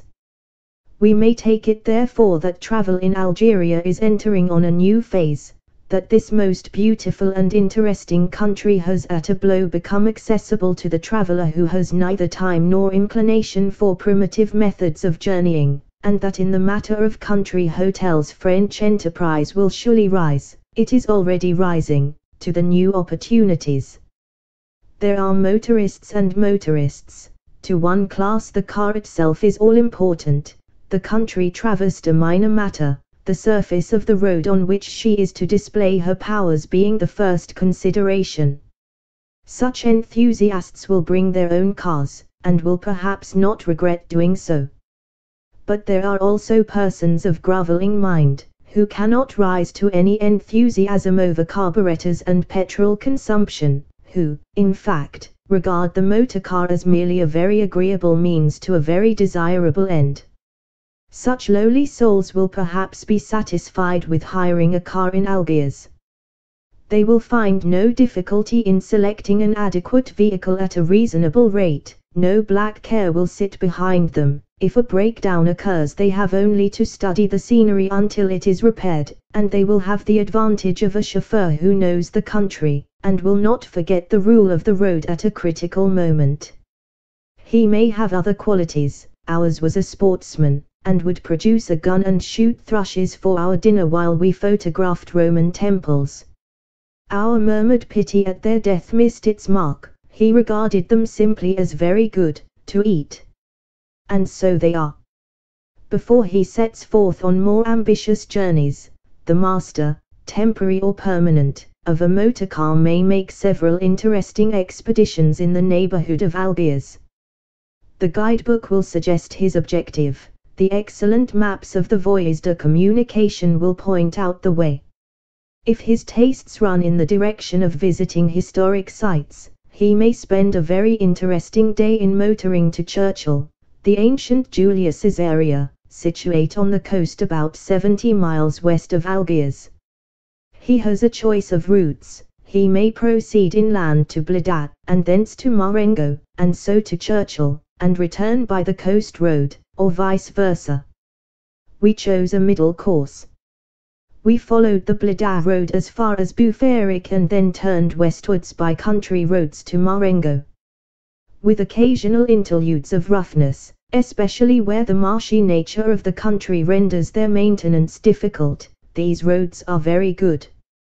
They traverse a well-cultivated district of the great plain between the coast hills and the Lesser Atlas, of which the snowy summits are brilliant in the morning sun.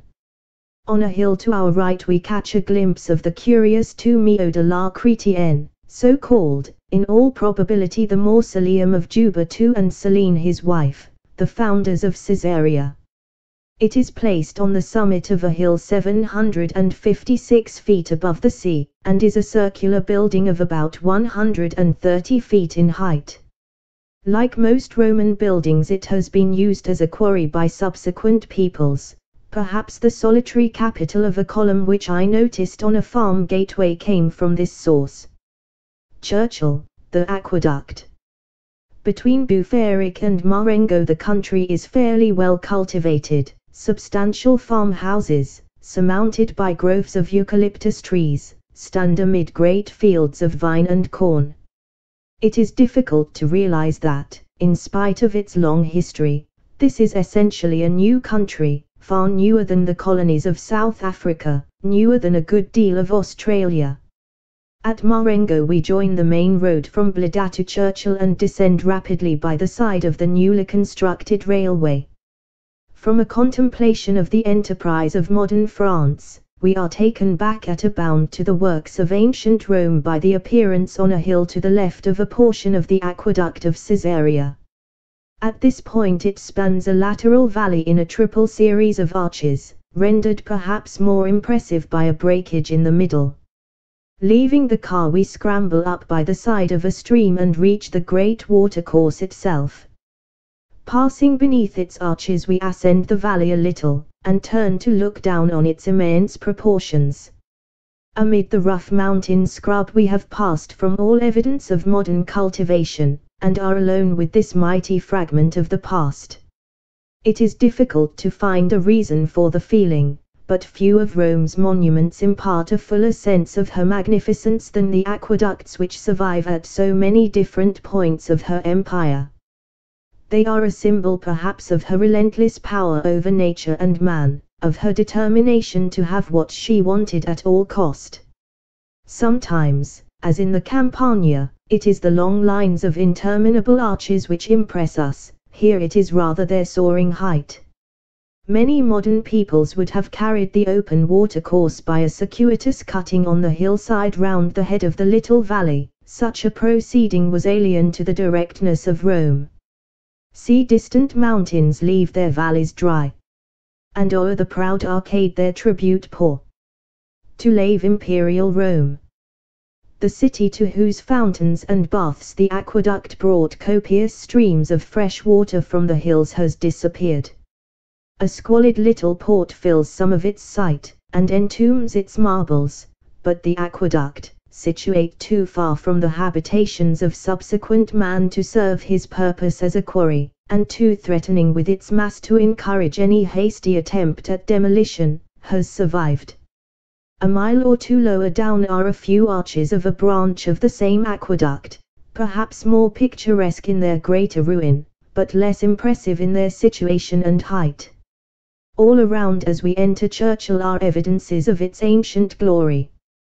The fashioning of the ground, the great squared stones which are built into the walls, the marble columns lying about in the town square, and the huge masses of shapeless brickwork on the shore prepare us for the collection of statues and other objects gathered together in a well-arranged museum.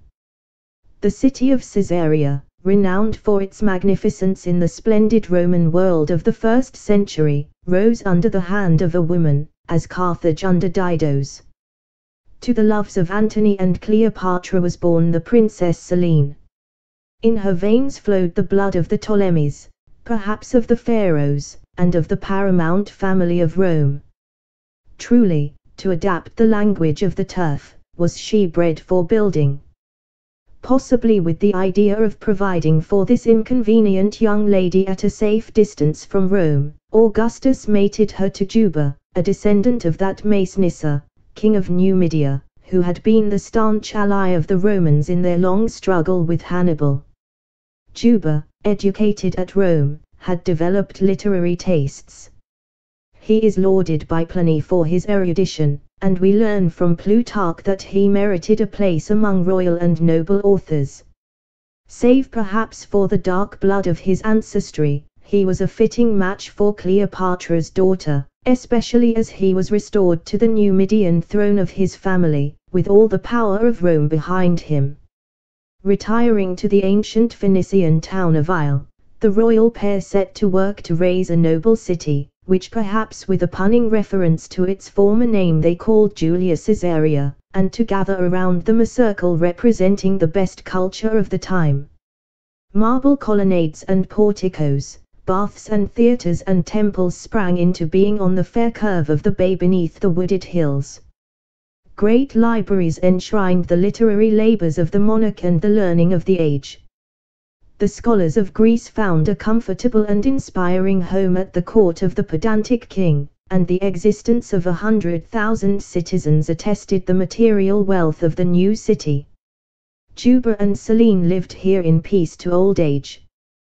The king died in AD 19, and was succeeded by his son Ptolemy, who inherited none of his father's good qualities. A debauched tyrant, he plunged his kingdom into anarchy and was summoned to Rome. He was received with every mark of honor, but was put to death by Caligula, because, as it was said, the splendor of his attire unduly excited the attention of the populace.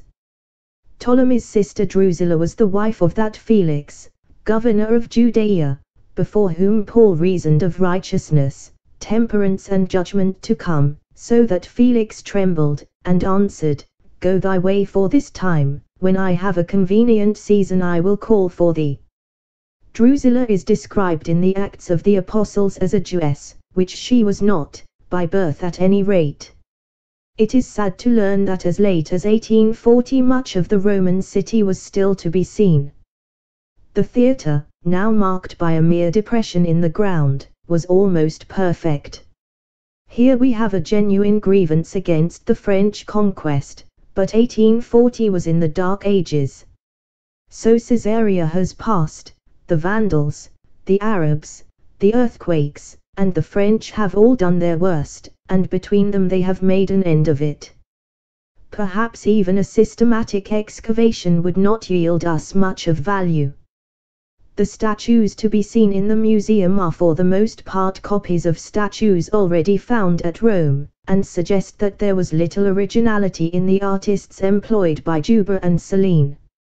But nothing can impair the beauty of the site, and not even the presence of a banal Franco-Arab town can forbid us to dream of a white marble city beneath a deep blue sky and facing a purple sea. So we turn homewards. For a while we follow the Marengo road by which we came, pass the great aqueduct again, but shortly turn to the left to reach Taipei and the seaside road to Algiers. As we approach the coast, traces of the Roman past are everywhere, on every mound great shaped stones, the splendid wrecks of former pride lie in confusion, and here and there a portico suggests the existence of a suburban villa, while oft some temples mouldering tops between, with memorable grandeur mark the scene. When we reach Taipei itself the great stones lie in heaps, in most admired disorder. The ruins in their extent seem to indicate the existence of a greater town than the historians admit Taipei to have been. It is said to have been founded by Claudius as a colony of veterans, and to have contained 20,000 inhabitants.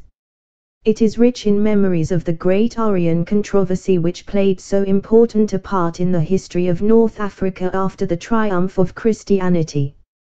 In AD 484 the Vandal king, Huneric, imposed an Arian bishop on the Catholic inhabitants. A great part fled to Spain. Those who remained and refused to accept the heresy had their right arms lopped off and their tongues cut out. It would seem that different branches of Christendom have often been inclined to treat their erring brethren with more severity than they meted out to the unregenerate heathen. Perhaps the heathen has ever been a more likely convert. The situation of Taipei belies the opinion that the ancients had no eye for natural scenery. It stood on a fair promontory sheltering from the east a little cove which is protected from the west by the great mountain mass of Jebel Chinara, which lies between Taipei and Churchill. The country around is singularly picturesque, and the tout ensemble very beautiful, even for this beautiful coast. Thence we start for a run of 50 or 60 miles by the seaside road to Algiers, a road which has been splendidly engineered, and is kept for the most part in a condition beyond praise. In front of us stretches the coastline past the Bay of Algiers to Cap Matifa, on our right are the wooded hills of the Sahel.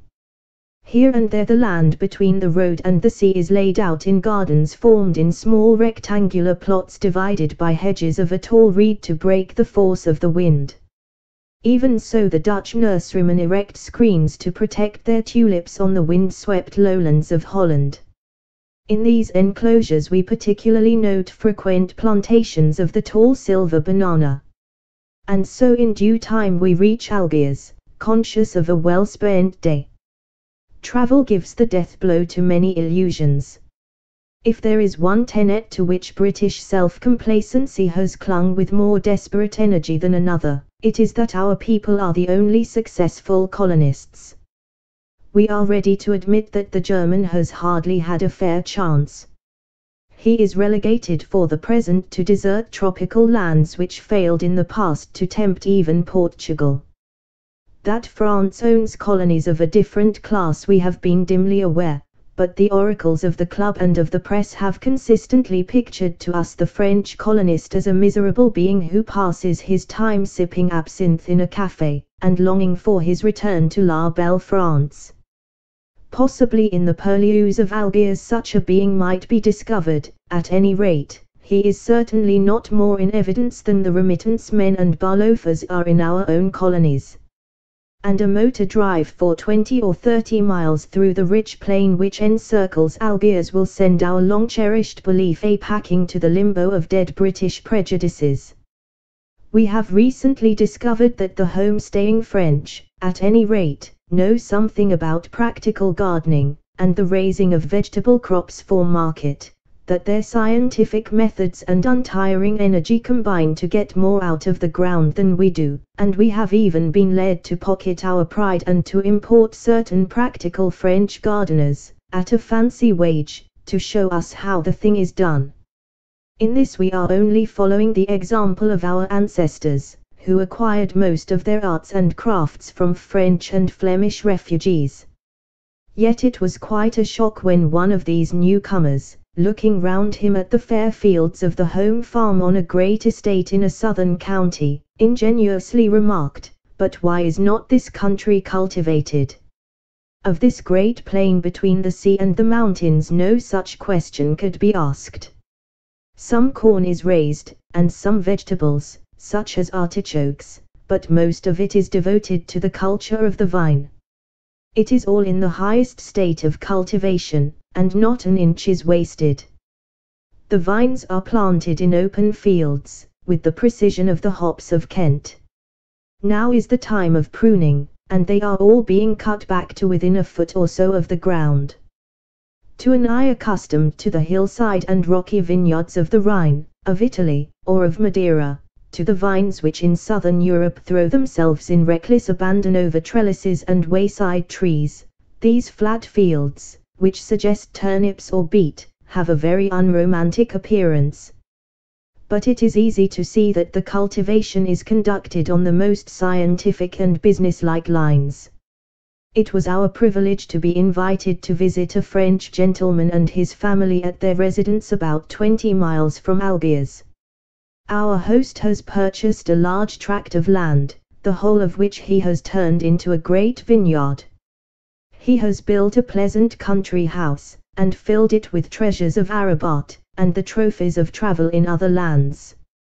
He has planted a garden of palms and subtropical shrubs, a garden not kept up to the standard of English trimness, but rich in shade, and pleasantly suggestive of a jungle. Not only are his vines planted and pruned with mathematical precision, but all his machinery for the extraction and treatment of the grape juice is of the latest and most practical character.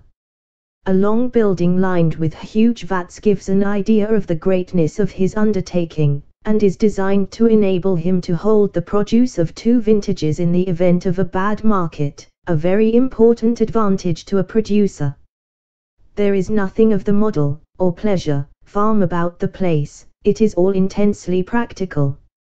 It is an industry, said our host, and indeed it is, a fine example of industrial intelligence applied to agriculture. The presence on the farm of 2 motor cars and an aeroplane is evidence that he is otherwise abreast of the movement.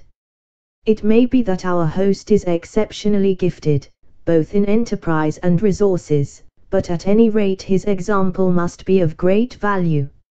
And the vistas all around of similar properties with pleasant houses bowered in trees and gardens suggest that it is followed. It is agreeable to learn that this industry meets its due reward. In 1910 it has been exceptionally profitable. The chief buyers of Algerian wines are the wine shippers of Bordeaux and Macon, from whose cellars they emerge as claret and burgundy.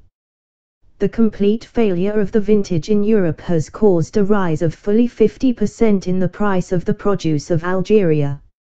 In this happy climate, sure of its winter rain and its summer sun, a failure of the vintage is unknown and almost inconceivable.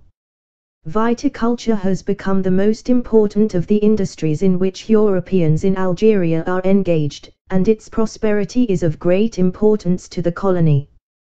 Before the French conquest, the use of wine being forbidden by the Quran, the vine was only grown to a small extent for its fruit. The raisin sucre of Kabylia was especially esteemed as a sweetmeat for dessert. The first colonists made experiments in the production of wine, but with insufficient knowledge and inadequate equipment. Winemakers are an aristocracy among agriculturists. A high intelligence and inherited traditions count for much. The ravages of the phylloxera in France created the opportunity of Algeria. The wine growers of the south thrown out of work were ready to emigrate, and the deficit in the mother country's production offered a great market for the colony. Since that time the industry has made steady progression. In 1850 2,000 acres were under cultivation as vineyards. In 1905 about 450,000 acres. The production of wine, which amounted to 370,000 gallons in 1878, is now over 150 million gallons. The price obtained for wine exported is subject to very wide fluctuations. In 1903 the 100 million gallons exported realized £4 million. In 1906 110 million gallons realized only £1,600,000. Algeria has managed to keep comparatively free from the phylloxera. The provinces of Oran and Constantine, west and east, have suffered somewhat, but the central province, Algiers, has so far escaped. Energetic measures are taken to guard against the extension of the plague, and owners of vines which it is found necessary to destroy are compensated by the state. The policy of the government is now not to encourage the extension of the vineyards, but to improve the quality of their produce. An effort should be made to find other outlets than the French market, and thus counteract the wide fluctuations in value which arise from its varying demands. Some attempt has already been made to produce rich dessert wines similar to those of Portugal and Madeira, of which there is a considerable consumption in France, and it would appear that there is no obstacle to its success. A delicious muscat is already made, which might conceivably obtain a great vogue. 4. A garden and some buildings. Jardin d'Essai, a lost opportunity, some suggestions. The Villas of Mustafa, a model museum, Arab art, its origins, its limitations, its significance. Asterisk asterisk asterisk. There is an art to which I hold no key. A tangled maze of curve and line I see. Do you, my brother, keener-eyed, discern? A silent symbol of infinity. The amateur gardener, especially if he has any knowledge of tropical or subtropical horticulture, will probably not be long in Algiers without visiting the Jardin d'Essai. This modest title is given to an extremely successful attempt at acclimatization, chiefly of tropical trees, on a large scale. It was established by the government 80 years ago, and is now the property of the Compagnie Générale Algérienne, which grows vast quantities of young palms and other trees for export to Paris and London. Algiers, Garden of the Hotel St. George. The garden in itself will be a disappointment to the garden lover.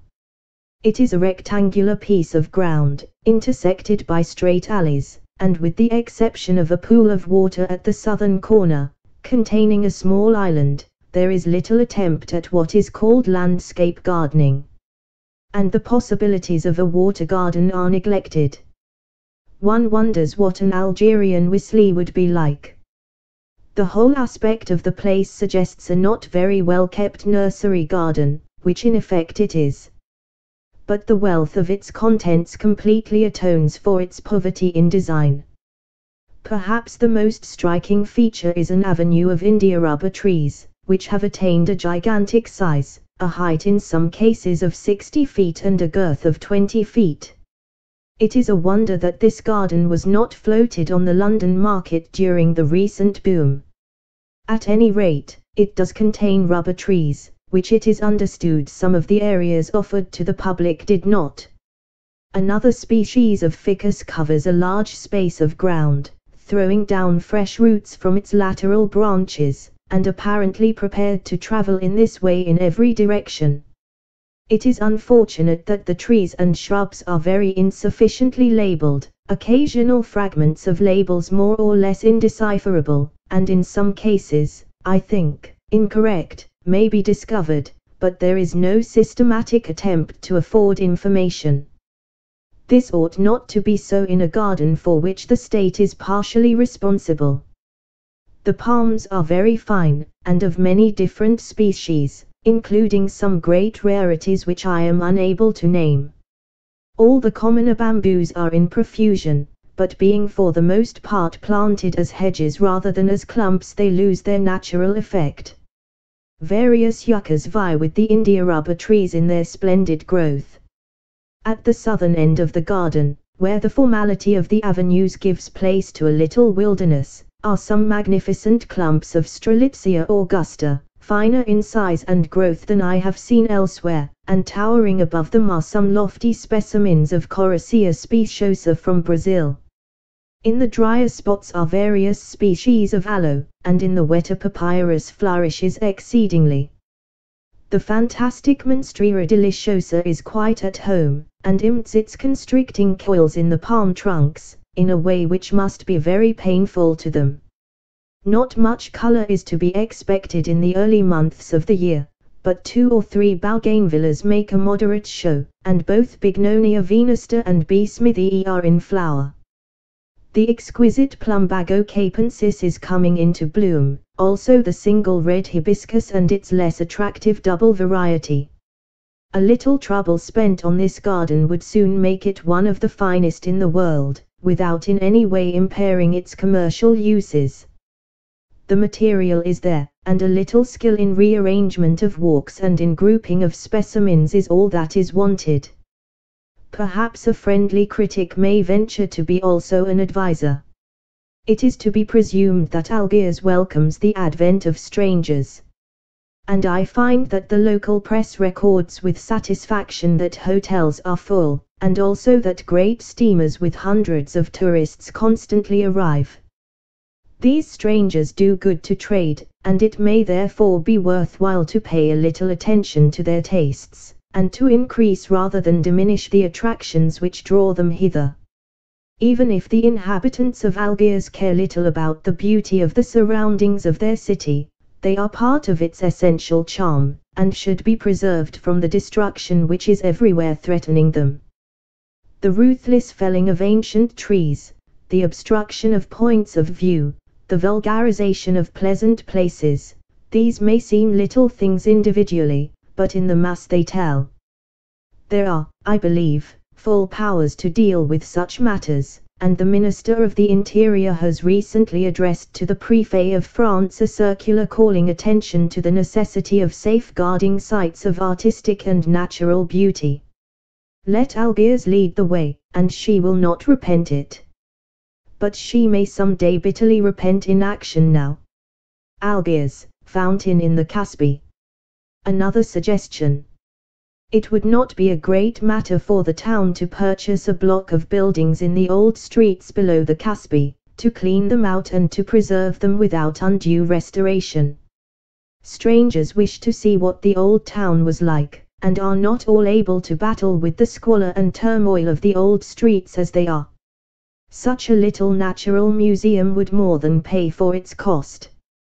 And, this is a smaller matter still, it would be for the convenience of foreigners if notices were affixed to public buildings, stating at what times they are open to inspection. It is annoying, for instance, to arrive at the bibliothèque in the morning and to find it closed, with nothing to indicate when it will be open. I could extend these suggestions. But perhaps it would be too much to expect in a town largely peopled by Mohammedans that strangers visiting the mosques, or even passing in their neighborhood, should be relieved from the importunities of irresponsible and worrying touts. The town is generally so well policed, the importunity of beggars is so trifling with what one suffers in Egypt, for example, that, like Oliver Twist, one asks for more. The suburb of Mustafa takes its name from the last day but three who erected the palace now used as the official summer residence of the governor. The vast sums he expended on it excited the anger of the Janissaries, and led to his disgrace and death. There are many other Arab villas now modernized.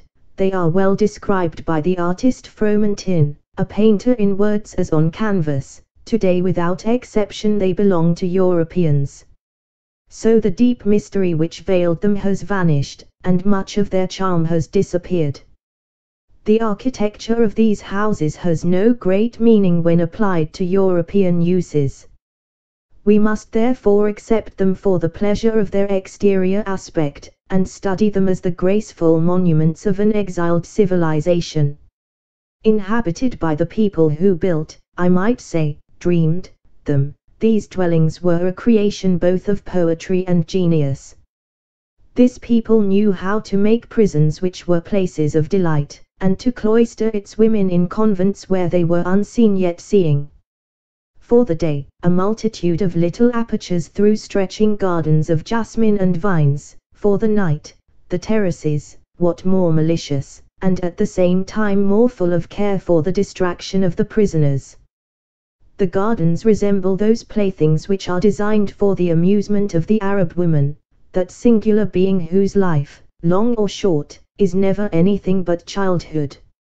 You see there only little gravelled walks, little rivulets in marble channels, where the water meanders in moving arabesque designs. The baths, too, suggest the invention of a husband at once a poet and a jealous lover. Imagine vast cisterns where the water is not more than 3 feet in depth, flagged with the finest white marble, and open through vaulted arches to a wide horizon. Not a tree reaches this height. When you are seated in these aerial bathing places you see only sky and sea, and are seen only by the passing birds. We have no understanding of the mysteries of such an existence. We walk through the country to enjoy it. When we return it is to be indoors. This secluded life near to an open window, this motionless existence before so vast a space, this household luxury, this enervating climate and radiant country, the infinite perspective of the sea, all this must give birth to strange dreams, must throw the vital forces into disorder, and mingle a sentiment beyond the power of words to describe with the sorrows of captivity. But concludes our author, ne me trompe pas en pretend des sensations tes littéraires et des états qui assurement ne les ont jamais eus. Those who are fortunate enough to have access to some of these villas will find their original features of house and garden carefully preserved, the gardens improved and extended in accordance with more intelligent views of horticulture. Others may see in the spacious and well-ordered gardens of the Hotel St. George, the largest of the hotels frequented by English visitors, what in the way of vernal loveliness the soil and climate of Algiers are capable of producing. In the grounds of the Hotel Continental, another large house with a sunny situation and a magnificent view, are some curious and interesting trees, a dragon tree which is considered to be 600 years old. Dragon tree in the garden of the Hotel Continental. There is an excellent Algerian museum at Mustafa Superior in a pleasant garden, close to the governor's summer palace, built with a courtyard, in the Moorish manner, an admirable form for a museum. It is laudably confined to Algerian antiquities and Arab art. There are no irrelevant South Sea Island curios. It has not been used as a receptacle for the rubbish of the local collector, a dumping ground of the perplexed widow and the embarrassed executor. Algerian history is thoroughly represented. There are the flint implements of primitive man, a collection of Punic pottery from Gare, Roman antiquities of every kind, and numerous examples of Arab and Berber handicrafts. These treasures are exhibited with the taste which distinguishes the French in such matters, as is evidenced in their dressing of shop windows. Of the Roman antiquities perhaps the gem is a bronze figure of a boy with an eagle, 2 feet high, and of fine style. It was found at Lambisa.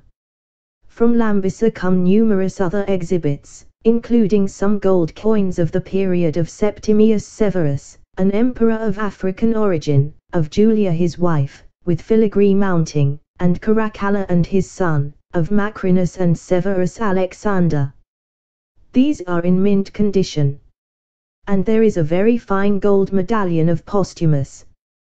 There are numerous mosaics. In Roman Africa mosaic pavements were very popular and well executed, marbles of all kinds from Churchill, and a very interesting stone tablet recording the rules for the distribution of water from an aqueduct to Roman colonists. The Arab portion includes arms, jewelry, the elaborately embroidered saddlery of Arab cavaliers, pottery, carpets, woven stuffs, a fine assortment of Arab and Berber handiwork. Altogether a most creditable museum, a very model of what a local museum should be. In a neighboring building is a forestry collection, stuffed examples of Algerian wild animals, and fine specimens of Algerian woods, and so on. Some magnificent examples of slabs of the native thuja are worth notice. As with other public buildings in Algeria, the usefulness of this museum is somewhat curtailed by the short time it is open, only in the afternoon and not every day, and, what is worse, by the absence of any notice of the hours during which it may be visited. In my ignorance I tried to enter on 2 or 3 occasions. Goaded to desperation one morning I rang the bell, and found the amiable custodian at leisure to admit me, but only by favor. Such a collection is worthy of a notice board in French, Arabic, English, German, Spanish, and Italian, setting forth the hours it is open, and to a foreigner, I make the suggestion with diffidence, it appears that the morning hours should not be forgotten. This is too good a museum to be circumscribed by such antiquated and provincial arrangements as prevail at present. The object of a museum should be to get people to come in, not to keep them out. I was informed that it was closed on Monday afternoon because there were too many people about. The British Workmen's Monday is evidently not the insular institution I had supposed. But a museum is not a fortress. We are wont to speak of Arab art, but the term, if consecrated by usage, is incorrect and misleading. There is, in fact, no such thing. The Arab has never been an artist. The nomad had of necessity no architecture, and architecture is the mother of the arts. Artistic incapacity and an effort to break away from anthropomorphism in religion went hand in hand among the Semitic races. Thou shalt not make to thyself any graven image, nor likeness of anything that is in heaven above, or in the earth beneath, or in the water under the earth. And when Solomon builded his temple he turned for assistance to the king of Tyre, and one Hiram, a brassworker of Tyre, wrought all his work. To this day the Jews, who have excelled in finance and statecraft, in literature and in music, have made little mark in art. The rise of Islam is an extraordinary phenomenon. In one generation the Arab is a wanderer, half patriarch, half brigand, pasturing his flocks on the verge of the cultivated lands of more civilized peoples, and snatching such prey as hazard brought within his grasp. In the next he is a conqueror ruling from the Indian Ocean to the Atlantic, and threatening to extinguish Christendom. On the vanquished he imposed his religion and his social code, he had no art to impose.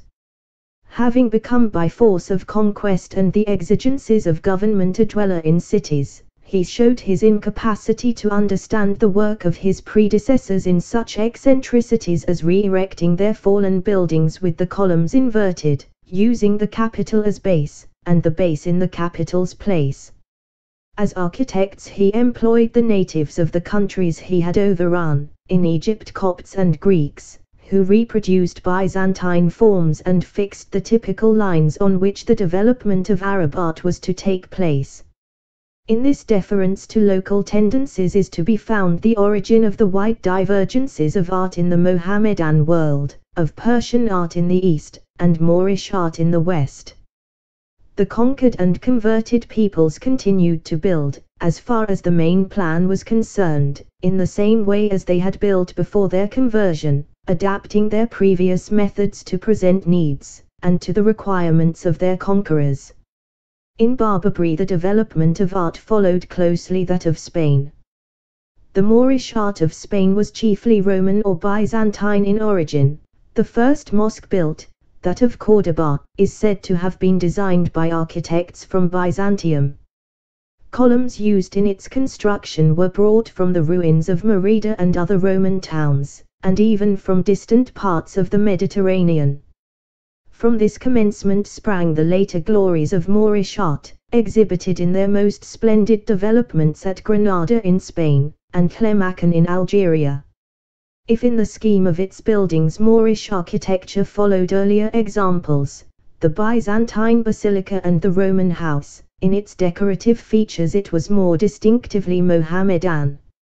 Yet if the Semite nourished his traditional aversion from the graven image, if the Prophet forbade idolatry and his disciples extended the prohibition to the portrayal of the human body, and enjoined that only trees, flowers and inanimate objects should be depicted, it is nevertheless necessary to seek some deeper cause for the objection of the Western Mohammedans to any artistic representation of animal forms. This objection was by no means universal in the Mohammedan world. The Persian rejoiced in his pictures and statues. The explanation may be found perhaps in the zeal of the iconoclasts which had rent North Africa before the Arab invasion. Fathers of the Church had thundered against images. Humbler Christians, such as the Copts in Egypt, had striven to dissociate their art from materialistic suggestions, and to find in geometric designs some expression of their aspirations for the infinite. But Hellenism, with its delight in nature, and especially the human form, was still dominant in Christian art. It disappeared before the onslaught from Arabia. The Coptic builder saw his opportunity. His abstract ideas fitted exactly with those of his new master. In his rhythmical representations of foliage, his polygonal figures and intersecting angles, may perhaps be found the germ of the characteristic motifs of Mohammedan decoration. Algiers, fountain, rue de l'intendance. Its elements may be divided into three groups: inscriptions in writing, and interlacements, rectilinear and curvilinear. It will be found that almost all Moorish decoration falls under one of these three heads. The inscriptions as a rule are not historic, but ornamental, verses of the Quran, pious sentences and so forth. The style is at first sober and monumental, more stately than the cursive hand in ordinary use. As we should expect, it became in time more elaborate and fantastic, harmonizing well with the decorative interlacements which commonly surround the lettering. The inscriptions themselves are often in geometrical form, so as to give at first sight the impression of a pattern. For instance, a sentence may be repeated 4 times around a central letter. To the variety of geometrical and curvilinear interlacements there is obviously no limit. Angles, straight lines and curves are frequently combined in the style we denominate arabesque, a style which has prevailed far beyond the limits of Arab conquest, and is particularly a feature of Venetian art.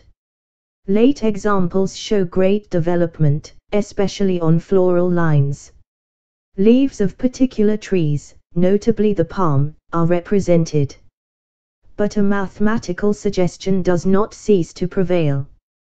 The passion for interlacement and for excessive decoration of surface gives rise to curious vagaries, such are the intricate intersection of arches, the breaking up of the arch itself into subsidiary arches, and the stalactites which commonly adorn the roof of the mihrab, the Holy of Holies. It is not without interest when visiting a mosque to note these developments and to strive to trace them to their original elements. Our insight into the Arab mind is so limited, we have ourselves so slight an inclination to the symbolic and the mystic, so strong a preference for directness in art and speech, for straight-flung words and few that we may well hesitate to dogmatize in such a matter as Moorish decoration. In the light of our own tame submission to a superabundance of ecclesiastical and domestic ornament which is without significance, we should regard it as merely a habit of clothing blank spaces with conventional markings. Yet it may be that the spiritual dreamer, ever intent on the conception of an abstract deity, rejecting with scorn the idea of a God made flesh and dwelling among men, finds in the geometrical expressions of unending line and angle, in the interminable intricacies of the interlacing curve, some harmony with his own longings, and some suggestion of the infinite. V. Sword and plough. Great events and trivial causes. The day's fan, France roused, England as dog in the manger, the French expedition and conquest, Clausel, Abdelkader, Bugey out. Asterisk asterisk asterisk. They shall beat their swords into plowshares. Isaiah. It is naturally impossible for a traveller to traverse Algeria without being constantly conscious of the effects of the French conquest. His own presence there otherwise than as a Christian slave is one of them, and not the least important one for him. But in the course of his journeyings he will be so frequently informed of important incidents in the series of campaigns, of the connection of localities he is visiting with some phase of victory or defeat, that a short resume of the lengthy transactions may not be out of place. With many side issues the story resolves itself in the end, as such war histories often do, into a struggle for the mastery between two great men. The Frenchman won the rubber. Stern as was the lesson which Lord Exmouth inflicted, it was soon forgotten, and the ingrained habit of centuries reasserted itself. A subsequent day set himself to recreate a fleet, and in 1820 he had 44 vessels with 1,560 sailors. Fresh trouble arose with the British consul, and the weakness of the admiral who was sent to support him only made matters worse. The Dey refused to see Mr. Macdonnell, who had been forced to leave, and treated Mr. Street, John, who replaced him, with ignominy. All the disgraceful ceremonies in the intercourse between the representative of Great Britain and the Turkish authorities were continued. The consul was obliged, the moment he came in sight of the Dey's palace, to walk bareheaded in the hottest sun. In waiting for an audience he had to sit on a stone bench in the public passage. He could not wear a sword in the Dey's presence, nor ride to the palace, though his own servants, if Mohammedans, might do so. And the corsair fleet began once more to harry the coasts of France and Spain. In the early days of the Turkish domination the corsairs had been influenced by political preferences. They had especially waged war against the Spaniards, who had expelled the Moors, and whose sovereign, Charles V, was the enemy of the Sultan. They respected the vessels of Francis I, the Sultan's ally. So may even pirates follow the dictates of conscience. But as time went on the high character of the Algerian corsairs suffered some abasement through association with the renegades of Christendom, and French and Spanish vessels met a like fate. All was fish that came to their net. The French, who had formerly felt that the Spaniards were getting no more than their deserts, and had even afforded Ka'eddin a temporary refuge in the port of Marseilles during a storm, were naturally hurt at the ingratitude of these proceedings.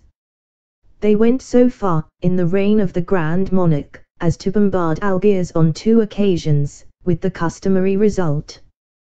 Their fleets sailed away, Algiers rebuilt itself, and proceeded upon its piratical way.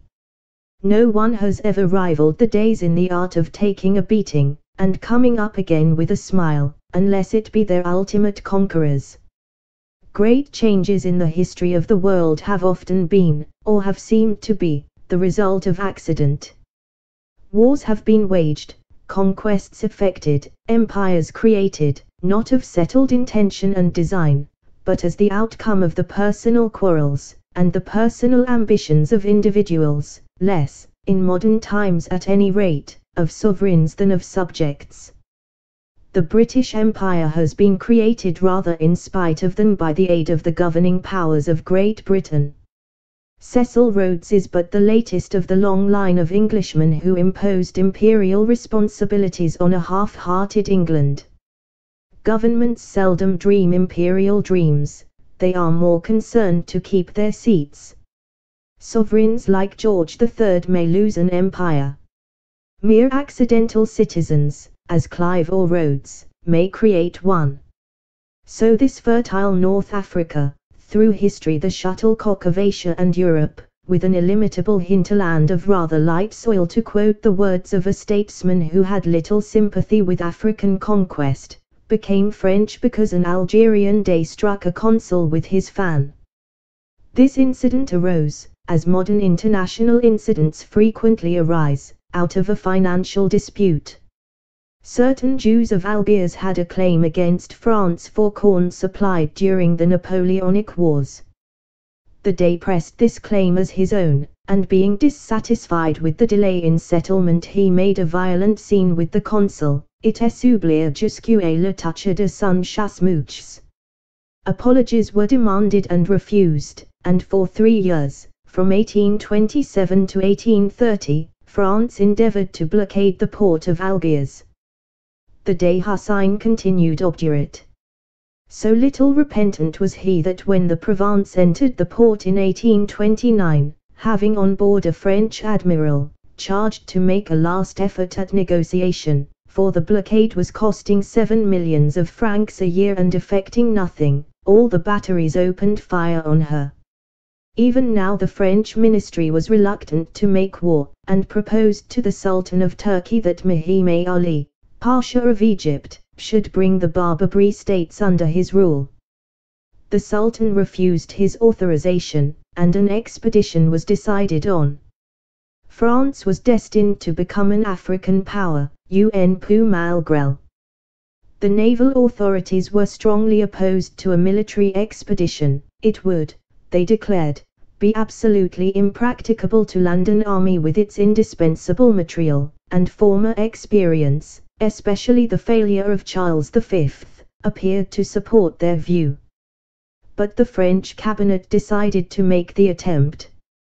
With the exception of England, the European powers were complacent. England demanded explanations as to the object of the preparations.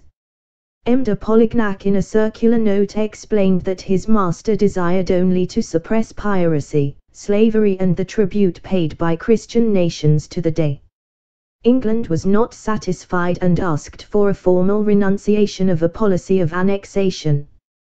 The President of the Council replied to the British ambassador that the King was not led by any sentiment of ambition, that he was not aware that he had need to ask the permission of anyone to avenge an insult to his flag, that he had already made known his intentions, and that his word ought to be sufficient guarantee. England returned to the charge. M. de Polignac then produced a second circular note in which he declared that if Algiers fell into the power of the French army the King would examine in conjunction with his allies what new order of things it would be fitting to establish for the benefit of Christianity. England complained that this note contained no formal engagement not to keep Algiers. The French minister put an end to the discussion by declaring that the King's communications required no further development. It is interesting to recall these diplomatic amenities. Mutatis mutandis, they bear strong resemblance to certain international passages at the time of the English occupation of Egypt. But France does not seem to have given any undertaking that her operations should be only temporary. If his memoirs are to be trusted, Admiral de Horsay, the French Minister of Marine, lacked the diplomatic suavity of his colleague. Even a sailor's bluffness hardly covers the tone of a declaration he made to the British ambassador. The King wishes the expedition to be made, and it will be made. France laughs at England. She will do in this instance what she likes, and will put up with neither control nor opposition. We are no longer in the days when you dictated laws to Europe. Your influence rested on your wealth, your ships and your habit of domination. All that is past. I suppose you are not willing to compromise what remains of your influence by going beyond threats. But if you wish to do so, I will give you the means. Our fleet is already assembled at Toulon, and will be ready to sail in the last days of May. It will call at the Balearic Isles, and it will land the troops to the west of Algiers. If the fancy takes you, you may meet it. France had her way without interference. The admiral's prophecy, recorded after the event, was fulfilled to the letter. An army of 35,000 men under General Bourmont was transported in 300 vessels, and disembarked with no great difficulty at Sidi Ferrach, about 15 miles to the west of Algiers, on the 14th of June, 1830. The landing was unopposed, Hussein having expected it to take place to the east of the town and collected his army there. A few days later the Dey's son-in-law and General, Ibrahim, came into conflict with the French troops and was defeated. A second attack had the same result. The French army marched on Algiers, laid siege to Fort l'Empereur, so called because it stood on the heights above the town where Charles V had pitched his tent. The French soldiers knew only one emperor, and promptly called it Fort Napoleon. The Turkish garrison blew up the fort and fled, and Algiers lay at the mercy of the invaders. It appears that Hussein was ready to resist to the death, and sooner than submit to blow up the city. But disaffection appeared among his troops, who sent an emissary to Bourmont, offering the Dey's head as a token of conciliation. The Dey then decided to treat. He was willing to make every reparation for the insult offered to the consul, to abandon his pecuniary claims and to pay the cost of the war. But Bourmont would have nothing but the surrender of the city and its forts. The Dey was to be at liberty to retire to some place to be fixed on, with his family and his riches. As regards the inhabitants, l'exercice de la religion musulmane restera libre. La liberté des habitants de toutes les classes, low religion, lows proprieties, low commerce, low industry n'y recevront aucune atteinte, lows femmes seront respectées, le général en chef en prend l'engagement sur el honneur. These terms were accepted. The French army entered Algiers on the 5th of July, and it appears that the conditions were fairly well observed. An eyewitness has described the attitude of the population. Algiers, he says, on the entry of the French, did not present the sad and desolate aspect of a conquered town. The shops were closed, but the traders, seated quietly before their doors, seemed to await the moment for opening them. You met here and there groups of Turks and Moors who appeared more indifferent than alarmed. A few veiled Mohammedan women could be seen peering through the narrow windows of their dwellings. Jewish women with greater boldness filled the terraces of their houses without exhibiting any surprise at the novel spectacle. Our soldiers threw everywhere eager and curious glances, and all they saw filled them with astonishment at a city where no one seemed astonished at their presence. The resignation to the will of God which is so profoundly graven on the spirit of the Mussulman, the sentiment of France's power, and her well-known generosity, all made for confidence, and it was soon established. 3. With such ease and light-heartedness did France enter, on her career of African conquest. Her troubles were to come. 3. Pellissier de Rhino, Annales Algériennes. The policy to be pursued was the first of them. The expedition had achieved its punitive object. Algeria appeared to be poor and sterile, and there was much to be said for abandoning it altogether. At the other extreme was the proposal to attempt a complete and definite conquest. A middle course was adopted, to occupy only certain important points on the coast and in the interior. It is easy to be wise after the event. Our own colonial experience is full of evidence of the futility of half measures, and we need not claim much perspicacity for observing that France missed the golden opportunity for occupying the country when the central government, such as it was, had been destroyed. But, for all the brave words of the truculent admiral, she doubtless felt some diffidence in view of her declaration to Europe, and the continued hostility of Great Britain was not without its effect. France's own political position, too, was in a very disordered condition. On the 18th of August a revolution took place, Louis-Philippe was proclaimed king and Beaumont was recalled. For the next 10 years, from 1830 to 1840, what was known as the policy of restricted occupation was pursued. Certain ports on the coast were occupied, Oran, Bougie, Beaune, etc., and attempts were made to bring the plain of the Matiga under French control by placing garrisons in such towns as Midi and Bledat. The army of occupation was much reduced, and Clausel, the general in command, endeavored to raise native auxiliary troops, with small success. He was, at any rate, a master of bombast. Having occupied Bledat and ascended one of the passes of the Atlas, he addressed his troops, soldats, les fuchs de nombres bivouacs qui, des cimes de l'Atlas, semblent dans ce moment se confondre avec la lumière des étoiles, annonçant à l'Afrique la victoire que vous venez de remporter, etc. This pronouncement was followed by the withdrawal of the garrison and a hasty retreat to Algiers. Early in 1831 Clausel was recalled. His successors, Berthezin, the Duc de Rovigo and Vurrel, essaying a great undertaking with inadequate means, had no better fortune. Under Vurrel General Desmichelles was sent to Oran with the object of establishing order in the west.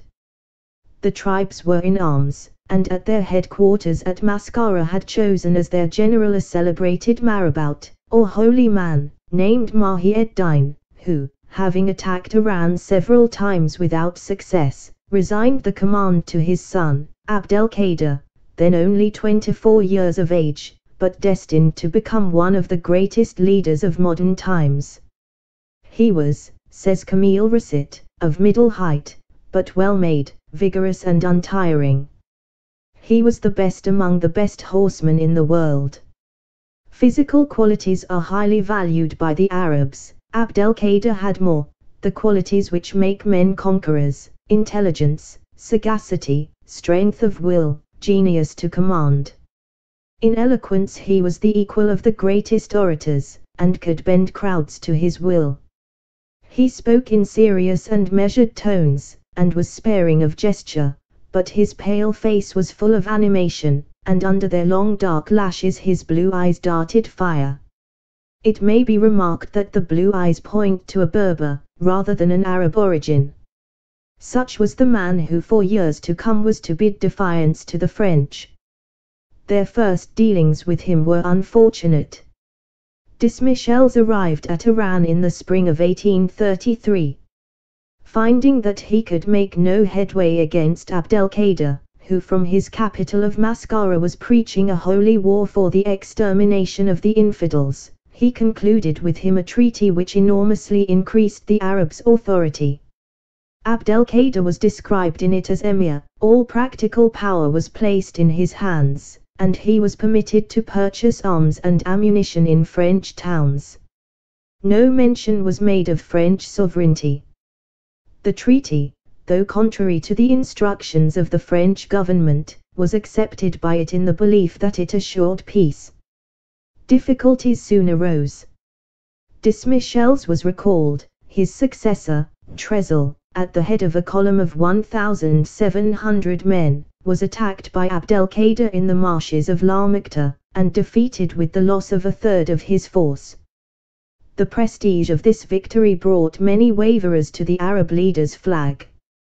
But France's disaster brought home to her the seriousness of the position, and in the end the defeat did more towards the ultimate conquest than a victory would have done.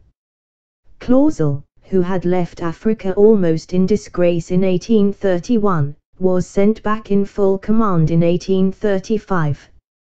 He alone of the French generals had exhibited any military qualities. His grandiose projects have been justified by events. His main plan consisted in occupying Mascara and Clemacan in the west, Midi and Miliana in the center, and Constantine in the east. Of Clemacan and Constantine he said, "Si vous en occupez pas ces deux Gibraltar de la Regence d'Alger, vous en serez jamais les maîtres." His failure was due to his attempt to effect these objects with the inadequate means with which he was supplied. He commenced by advancing against Abdelkader, who retired before him. Having occupied Mascara and Clemacan, he returned to Algiers, whereupon Clemacan was promptly besieged by the Arabs. At this point the great Frenchman, destined to overthrow the Arab power and to conquer Algeria, appeared on the scene. General Bugeaud was sent to command in the west. He was personally opposed to conquest, and regarded French intervention in Algeria not only as having been badly conducted, but as initially a mistake. These views did not prevent him from putting his hand to the plough. He began by revolutionizing the methods of warfare. In spite of the opposition of his officers, he dispensed with heavy trains of baggage and artillery, lightened the loads of the soldiers, and carried their provisions on mules. Attacking Abdelkader at La Sika, he inflicted on him a signal defeat, his native auxiliaries pursuing the flying enemy with fury and slaughtering them in great numbers. Bugeaud then returned to France. Meantime Clausel, having had some success in the neighborhood of Algiers, attacked Constantine, but was ignominiously repulsed, and was recalled. The city fell the following year to General Vallée. In 1837 Bugeaud was sent back to Iran, with instructions to make terms with Abdelkader on the basis of surrendering to him the province of Iran in consideration of his recognizing the sovereignty of France and paying tribute. The two leaders met and negotiated the Treaty of the Tafna. It was all in the Arabs' favor. The tribute fixed was nominal, the sovereignty question ignored. In native eyes Abdelkader became a veritable monarch, his territory was assured to him and he had leisure to gather his forces for a further struggle. We must suppose either that Bugeaud's private preferences carried him away, or that the situation in the West was too desperate to warrant his insisting on better terms. For 2 years peace reigned, but in 1839 Abdelkader proclaimed a holy war. Arabs and Kabils invaded the Matija and burnt the farms of the French colonists. Hostilities lasted for 2 years with no decisive result. In October 1840, the Governor-General, Vallée, was recalled, and Bugeaud was sent out in supreme command to inaugurate a new policy. Evening prayer. The half-hearted efforts of 10 years were at an end. L'occupation restreinte was to give way to l'occupation totale.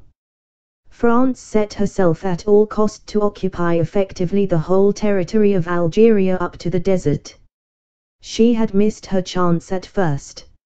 Occasion, says Bacon, as it is in the common verse, teneth a bald noddle, after she hath presented her locks in front and no hold taken.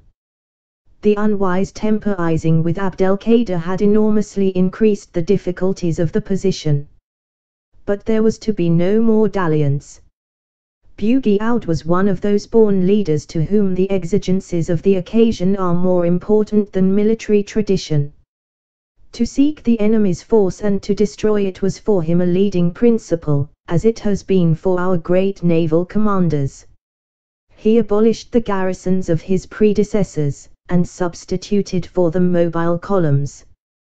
He believed, and proved, that the maneuvers of such columns were far more effective, even for the protection of colonized districts, than the occupation of definite points.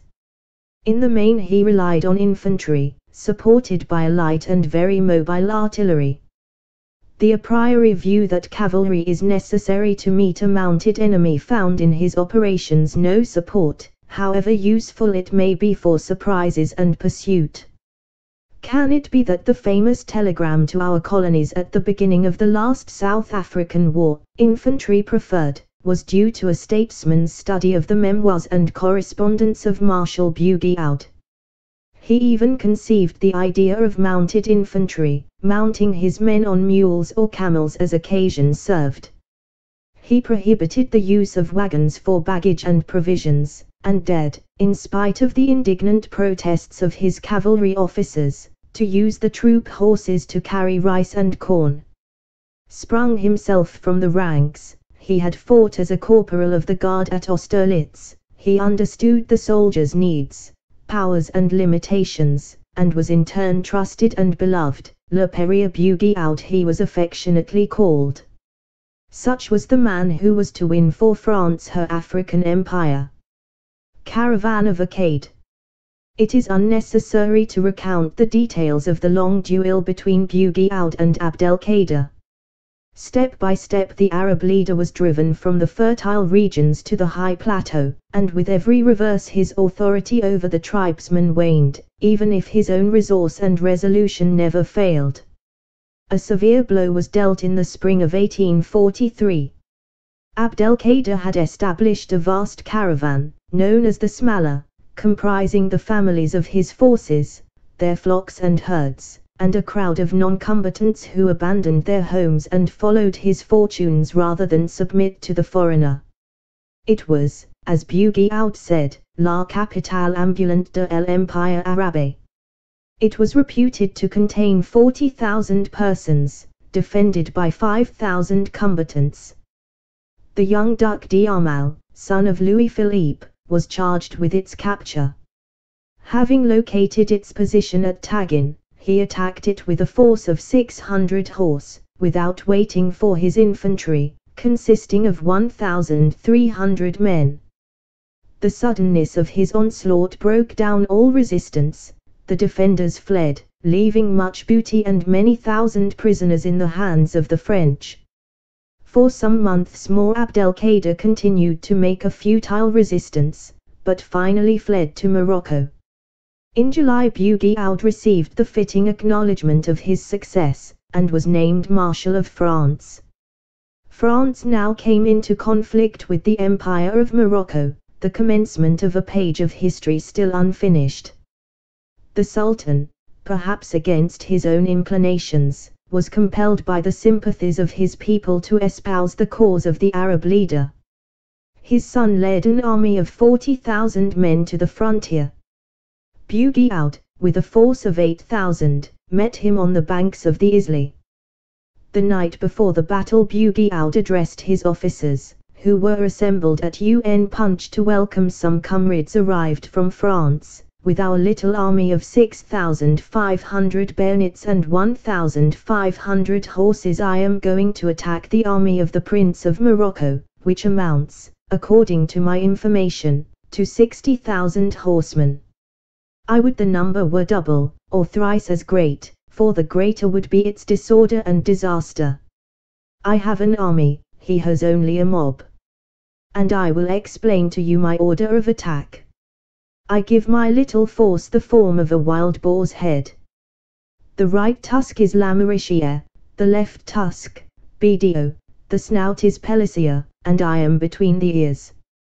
Who can stop our penetrating power? Ah! My friends, we will cut our way into the Moorish army as a knife cuts butter. This new eve of Austerlitz was followed on the morrow by an overwhelming victory.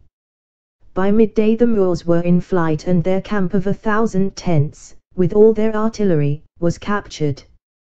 The bombardment of Tangier and Mogador by the Prince de Joinville assisted to bring the Sultan to his senses, and peace was concluded by the Treaty of Tangier.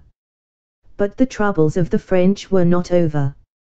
In 1845 the indomitable Abdelkader, having recruited 2,000 men in the Sahara, appeared in the west and razed the whole province of Iran. Farms were burnt, crops destroyed and bridges thrown down. Bugey-Out, recalled from France, set himself to make an end. He collected a force of 100,000 men, divided into 18 columns. A mighty hunt began. Abdelkader was everywhere in turn. As ubiquitous as de Wet, he was now in the Tell, now in the high plateau, now endeavoring to raise the mountaineers of Kabylia. But the end was inevitable. The tribesmen whom, having raised, he left to their chastisement, grew weary of the process. "You are like the gadfly," they said to him, "which arouses the bull. When you have done your work of irritation you disappear, and it is we who bear the brunt of the blows." After a fruitless effort to obtain fresh aid from Morocco, he was captured on the frontier by La Maréchère and sent to France. He was subsequently allowed to retire to Syria, where he lived on a pension paid by the French government till his death in 1883. He left a name venerated by his countrymen and respected by his conquerors. The French have had to face serious insurrections since, but no native leader has arisen to repeat the exploits or rival the fame of Abdelkader. Bughi Oud was more than a great soldier, he was a statesman and a colonizer. He chose as his motto, Ensit Aratro. He held that, except as a forerunner to the plough, it was useless to draw the sword. The military and civil control of a subject population, such as the English rule in India, and in recent days the Pax Gallica of the Sahara, may be an excellent undertaking for a people of superabundant energies. For Bughi Oud the conquest of Algeria was only a necessary preliminary to its organization as a French colony. La conquête, he said in his first proclamation, serait stérile sans la colonisation. Je serai donc colonisateur ardent, car j'attache moins de gloire et vaincre dans les combats questionnés fond de quelque chose d'utilité durable. The French invasion brought in its train a number of civilians. They were perhaps rather adventurers than of the stuff from which successful colonists are made. And the task before them was a stern one. The breaking of the soil was the first difficulty. It was covered with brushwood and dwarf palms, and its clearance involved much painful toil. There were no roads, even in the Matija, close to Algiers, no means of communication but the mule paths, and no bridges. It is said that the journey to Blida, which you may now cover in an hour or two, took 4 days. The country was most insecure, troops of bandits continually descended on the cultivated plains and robbed and murdered the colonists. Perhaps the greatest trouble of all was the prevalence of fever, especially in the Matija. "The cemeteries," said a general, "are populated faster than the villages." Later the spread of cultivation diminished its virulence, and the use of quinine provided a remedy. It is said that absinthe was used by French soldiers as a febrifuge, and that they took back to their homes a habit which has become so widespread. A treatise might be written on the influence of war on fashions in drink. The introduction of champagne into England is said to be due to the English officers who had discovered its virtues in Paris at the time of Bonaparte's downfall. See notes and queries, the 25th of February and the 4th of March, 1911. The Holy War of 1839 had extinguished the feeble flicker of French colonization. The colonists were removed to Algiers for safety, and the Arabs pillaged and burnt their farms. The land reverted to barbarism. Bughi Oud set himself to repair this damage, and to place colonization on a firmer basis. His idea was that the state should prepare the way by granting land under certain conditions of military service, that it should make careful selection among applicants for grants, and should provide funds for preliminary works, roads, wells and farm buildings. This system was partially carried out, and has been justified by success. In spite of many troubles and setbacks, a constantly increasing area has been brought under cultivation. In 1854 the cultivation of cereals occupied about 2 million acres, in 1861 it had risen to 5 millions, in 1885 to 7 millions. Since that date the total has not sensibly increased, but methods have improved and the yield is greater. It is said that on the whole agriculture in Algeria is more progressive than in France. And as he traverses Algeria's interminable cornfields, the traveler may be disposed to render homage to the great soldier who, personally averse from conquest, drew the sword to establish peace, and strove to bring plenty in her train. 6. Clemacan the Holy.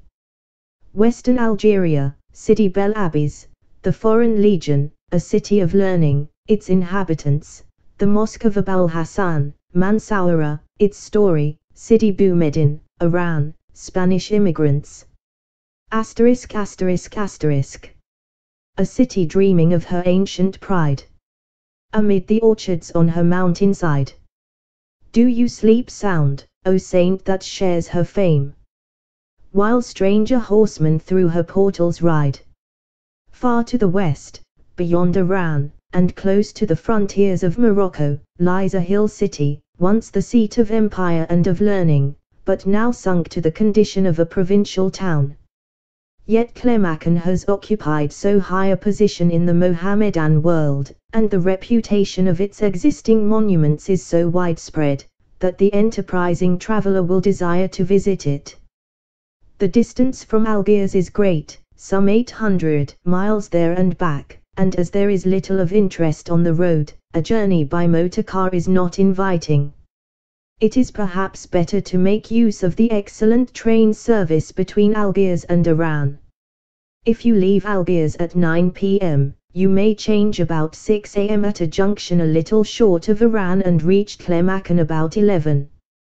Or you may go on to Oran and hire a motor car for the remaining 110 miles, which it will cover faster than the train does. In any case, it is a tiresome journey.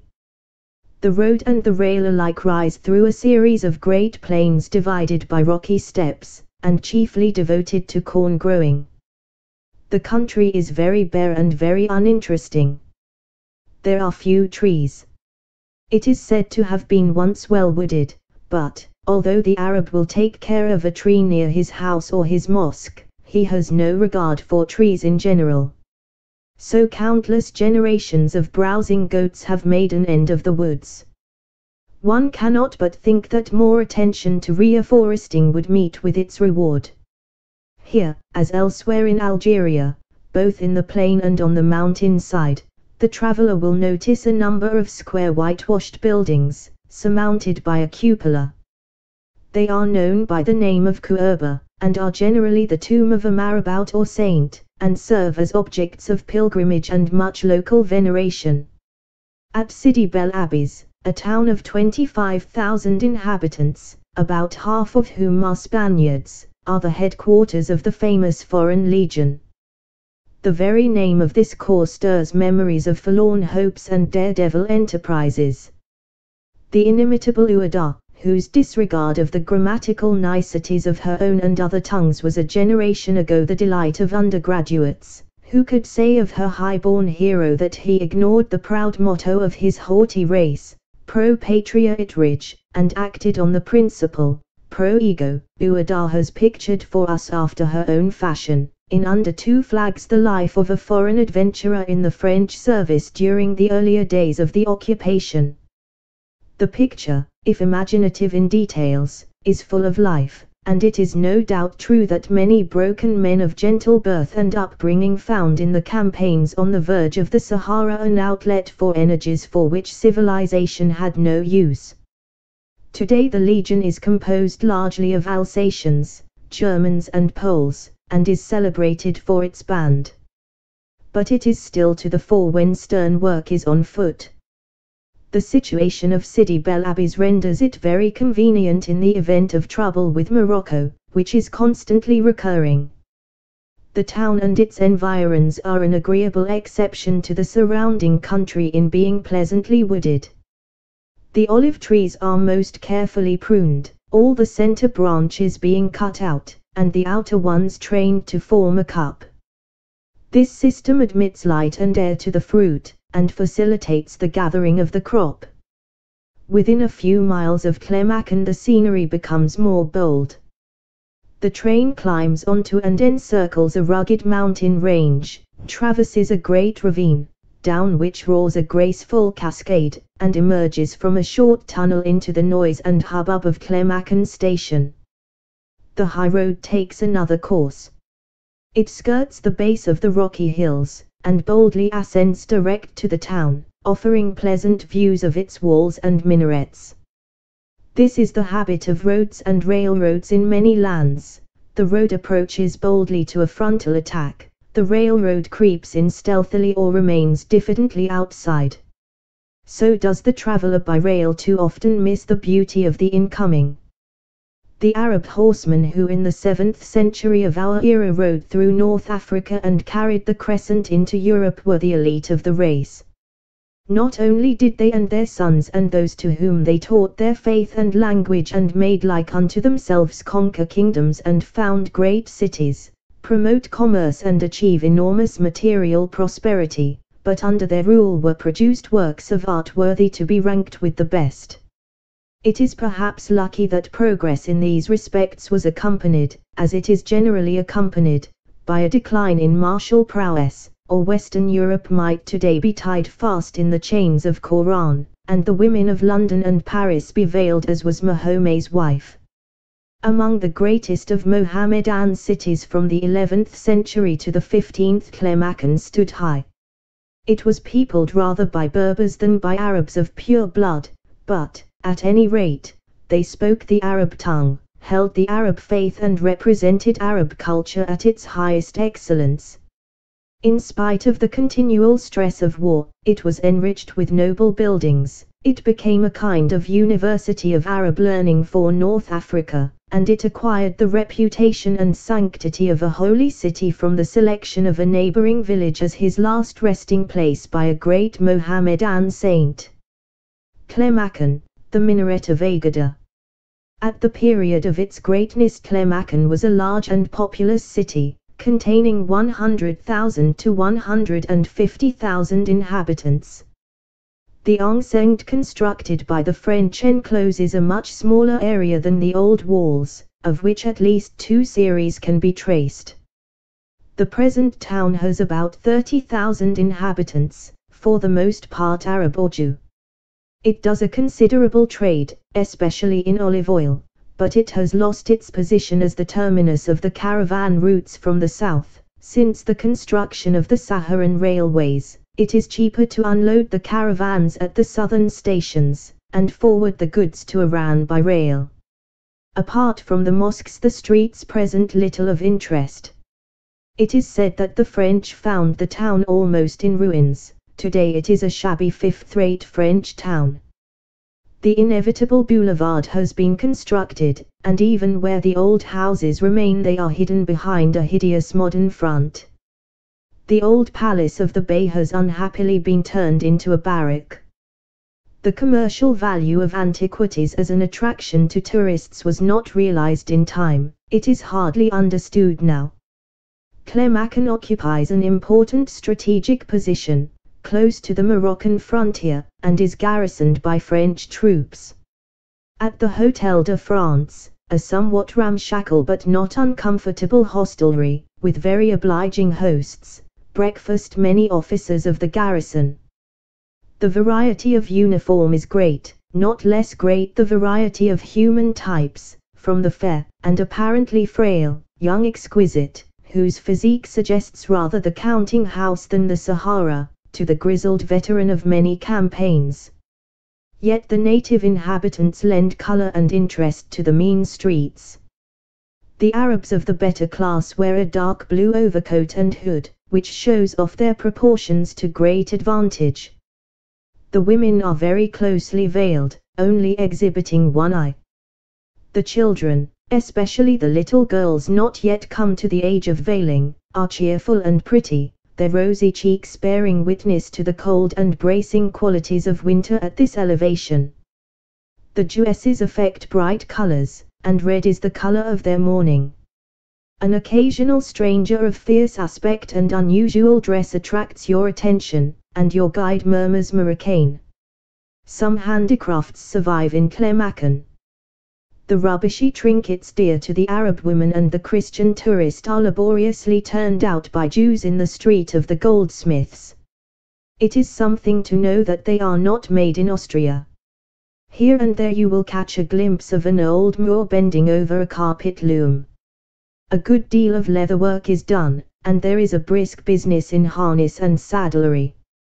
Clemacan is no longer the terminus of the railway which runs to the frontier, but many frontiersmen come here to trade. It is in vain to look in Clemacan, as in other towns of Algeria, for the purebred Arab. Those who pass by the name are the result of a continual mixture with the indigenous races. They are Berberized Arabs or Arabaized Berbers. But in many ways they compare favorably with their compatriots elsewhere. Clemacan has preserved some of its traditions as a city of learning. Even today it contains a large number of educated Musulmans and a few savants. You may see here, as often you may see in Cairo and the cities of the East, a tradesman seated in his little shop poring over an Arab text. In Algeria generally the standard of education among the natives is very low, only a small fraction of 1% can read and write. The religion of the Clemacan Arabs is naturally of a somewhat higher type than that of those who, knowing nothing of the law and the prophets, are content with the observance of fast days and a cult of saints mixed with all sorts of survivals of fetishism. The Arabs of Clemacan are said to eschew fanaticism, as becomes men of learning, to regard those who are not of their faith less with hate than with pity, as having missed the true way of salvation, an attitude not uncommon in other lands. But their religion is encrusted with intense superstition. They live in constant terror of the influence of evil spirits, the jinns, to which are attributed almost all human ills. A madman especially is said to be possessed of evil spirits, and he cannot be cured till they are cast out of him. This fear of evil spirits influences every action of their daily lives. It is the chief stimulus to devotion, for the jinns are kept not away save by prayer and fasting. Today the French are masters, but the Arab in his centuries of decadence has grown used to masters. They come, and pass, and he remains. It is the will of God. The French are lenient and just masters. They provide many material advantages, security of property, means of communication, avenues of trade. God is good. But the Arab is always waiting for something to turn up. He will be sustained in almost fruitless labor on his barren plot in the hope of finding a treasure. He will waste his scant earnings in buying favorable horoscopes from his sorcerer, and if no treasure is unearthed, and no fortune arrives, he will put it all down to some flaw in the incantations. If all fails, he has at any rate said his prayers 5 times a day and is sure of paradise. Yet in his heart he is ever looking for the advent of a Messiah, of a Deus ex machina who shall overthrow the infidel, and restore the Arab to his own again. Let France be involved in difficulties elsewhere and the events of 1870 may repeat themselves. The preaching of a holy war, the announcement that God's good time has come, such are the conditions to raise a wave of religious fanaticism strong enough to sweep away all considerations of prudence and self-interest. As long as his religion remains a compelling force, this is his danger and Europe's. In its present state Arab civilization, greatly fallen from its high condition of culture and learning in the 12th and 13th centuries, may be compared with that of Europe in the centuries following the destruction of the Roman Empire. The Arab is now in the Dark Ages. The forms of his faith remain all-powerful, but the spirit is dead. 1,000 years separate him from the Europe of today. Perhaps the best hope lies for him in a revival of his religion on the spiritual side, from which may spring in turn a germ of those ideals of citizenship, toleration and benevolence which are the basis of our civilization, ideals flowing from the teachings of Christianity, but not confined in their influence to the orthodox of any section of Christendom. A very cursory view of Clemacan suggests that those enthusiastic writers who have described it as the equal, or almost the equal, of Granada are somewhat extravagant in their praise. It occupies indeed a fine situation, and it looks down from its height of 2,500 feet over a rolling country of hill and vale to the sea 30 miles away. But it has none of Granada's grandeur, and it lacks the noble background of the Sierra Nevada. It has no great building like the Alhambra, although its mosques contain magnificent work, which is unsurpassed and perhaps unequaled elsewhere. Excessive praise which raises expectations destined to be disappointed is to be deplored. Clemacan has enough of beauty and interest to stand on its own merits. In one respect it has an advantage over the Moorish cities of Spain. It is indeed held by an alien race, but its mosques are still for the most part put to the purpose for which they were built, and the worshippers are the present representatives of those who built them. The Great Mosque, the most notable building within the walls, was not built all at one time, but grew, like a Gothic cathedral, under the hands of different monarchs and dynasties. These dynasties of Clemacan were continually changing, their outlandish names cumber the guidebooks, but they have less interest for us than the vicissitudes of the Guelphs and Ghibellines.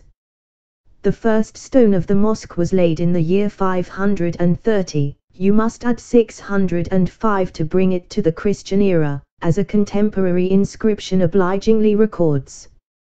The minaret was built by Yamarasan, the great Berber monarch who raised Clemacan to its pitch of power in the 13th century, and in the 14th various auxiliary buildings, including a hospital for the aged and incurable, were added.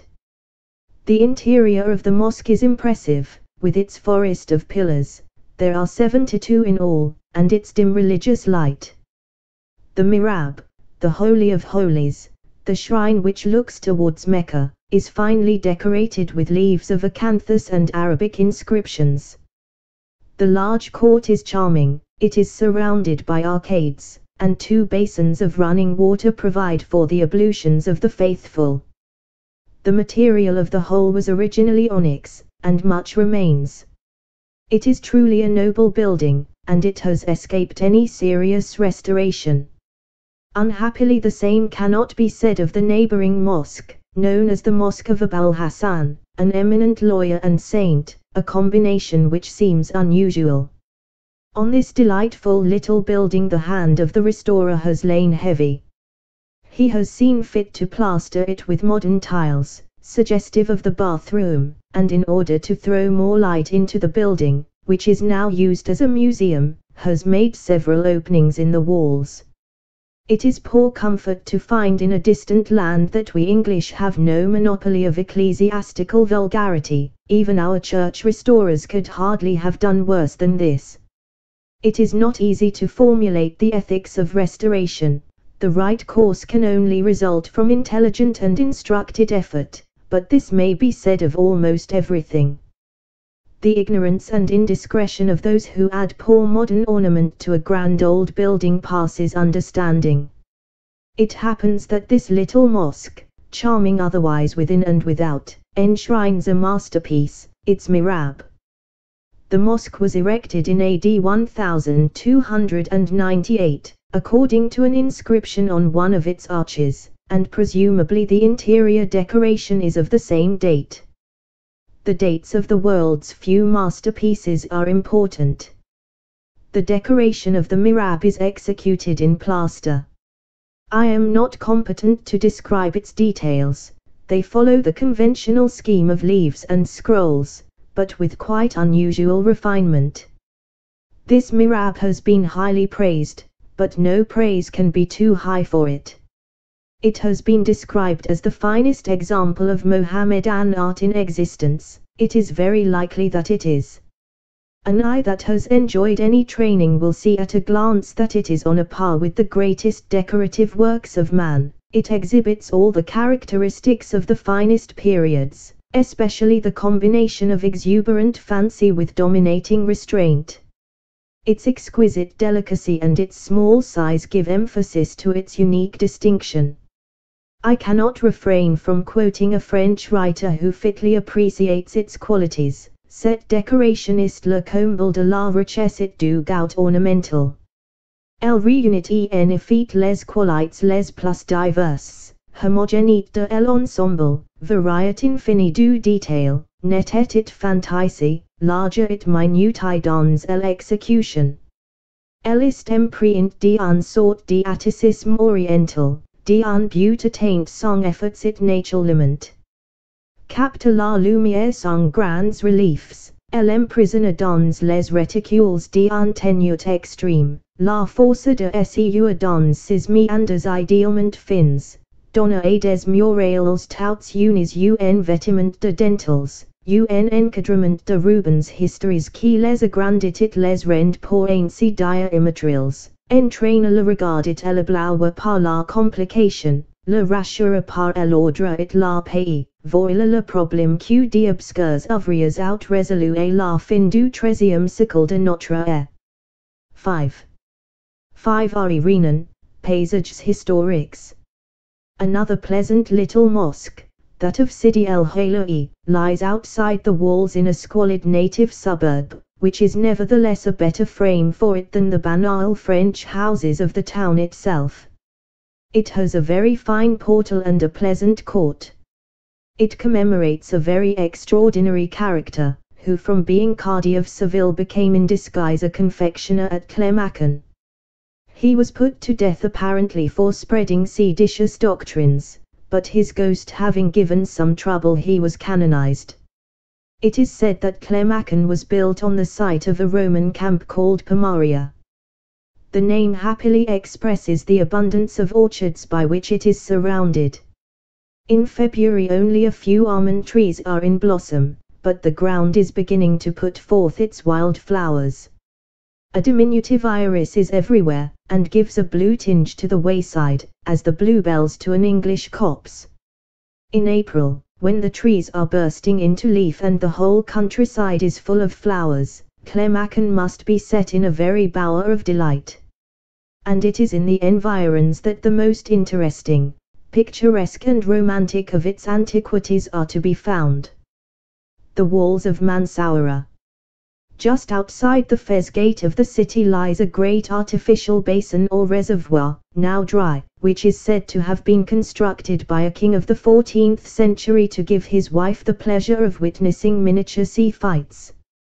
It is related that Barbarossa drowned in it the descendants of the ancient kings whom he found at Clermacon, and watched their struggles with glee.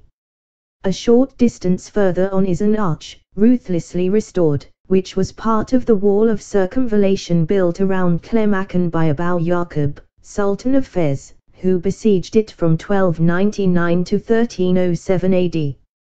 A little further on are the extremely picturesque walls of Mansoura, the city which during the siege he built for himself.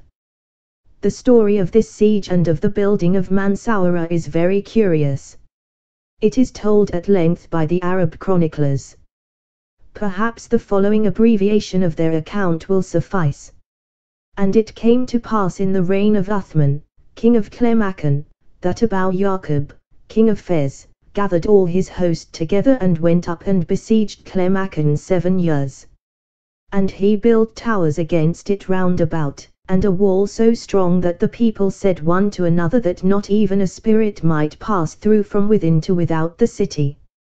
And forasmuch as the city was not yielded unto him, but held out against him for 7 years, did Yaqub the king of Fez set up for himself in the camping place of his host a great palace wherein to dwell, and all about the camp he built a great wall with towers so that he made of it a fenced city, and within he built palaces for his wise men and his mighty men of war, and great houses, and fair gardens wherein were streams of water running continually. And he caused to be set apart also a dwelling place wherein might be tended they that were sick, for that he was moved to compassion of their sickness, and to the strangers he gave inns to lodge therein. Moreover he built a mighty temple with a tower of exceeding height so that it might be seen in all the land, and he bowed himself therein before his God upon the 7th day. And many merchants of that country did gather themselves together in the town which Jacob the king had builded, and the kings of far countries sent unto him ambassadors with gifts. And Jacob called the town which he had builded Mansoura, which being interpreted signifieth the victorious. And in the 5th year of the siege Uthman, king of Clemachan, was gathered to his fathers, and his son Abaustian reigned in his stead. And the people of Clemachan were in sore distress, for that no food could be brought into the city by reason of the wall which Jacob the king had builded round about it. So when the siege had continued for the space of 3 years more, the king Abaustian and Abalhaman, the king's brother, called unto them the captain to whom was given charge over the stores of food in the city, and said unto him, How long may we feed the people with the food which is left? And he answered, For the space of 3 days. And there came in unto the king Dad, the servant of the queen mother. And Dad said unto the king, Let not, I pray you, the princesses and the women of your house fall into the hands of our enemies, but rather let them be put to death. And Abalhaman, the king's brother, answered, What Dad hath spoken is good counsel. But the king said, Nay, we have yet 3 days, perchance God will come to our aid. And if it be so that we must deliver up the city, then we will cause the Jews and the Christians to kill the princesses and the women of our house, and we ourselves will sally forth and fall upon the host of our enemies. And the king wept. But lo, while they yet spake, a man of the host of Jacob the king lifted his hand against him and smote him so that he died.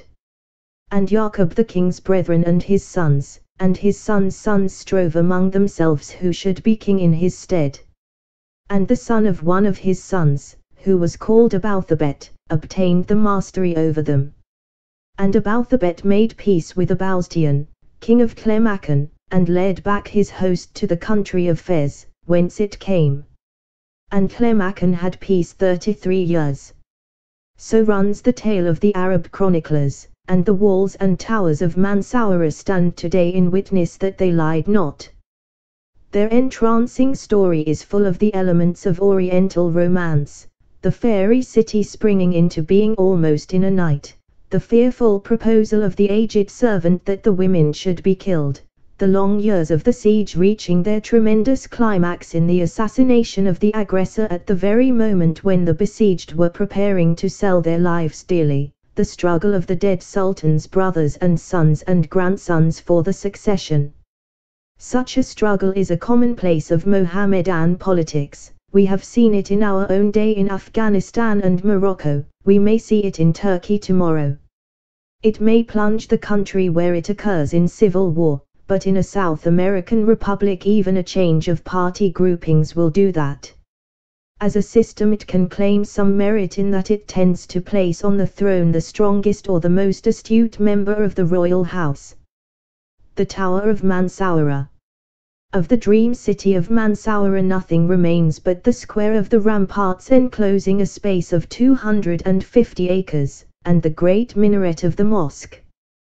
The city itself was destroyed by the Clemachinids after the departure of the Moroccan army. The walls are about 40 feet high, and the towers 120 feet apart. They are all built of concrete, and though broken in places, are marvelously preserved. Weathered to a delightful tint of rich brown, they contrast admirably with the somber monotony of the olive trees, and they lend to the pleasant mountain landscape a unique spice of romance. The minaret, of which the inner portion has fallen while the outer remains standing, is a very noble tower, and the finest architectural work of Moorish times in Algeria. It would be difficult to match it anywhere. It stands about 130 feet high, and is built of hewn stone. Its front was decorated with colored tiles, of which many are left. Legends have gathered round it. It is said that in his haste Abu Yaqub employed not only Mohammedan but Jewish and Christian masons, and that it is the work of the infidels which has fallen, while that of the faithful survives. It seems to have been also a starting place for an early experiment in flying. A certain Jew imprisoned therein made himself wings, and setting forth on the occasion of a great service, fell lamentably at a spot called to this day Le Col du Jouf. Such is the fate of pioneers.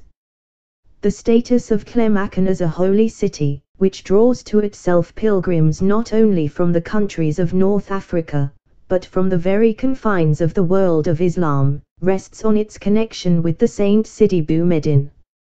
It has long ceased to be the capital of an African empire, it is no more a university of Mohammedan learning, its very name is almost unknown to the present generation of European men, but in the eyes of the faithful it is ever honored.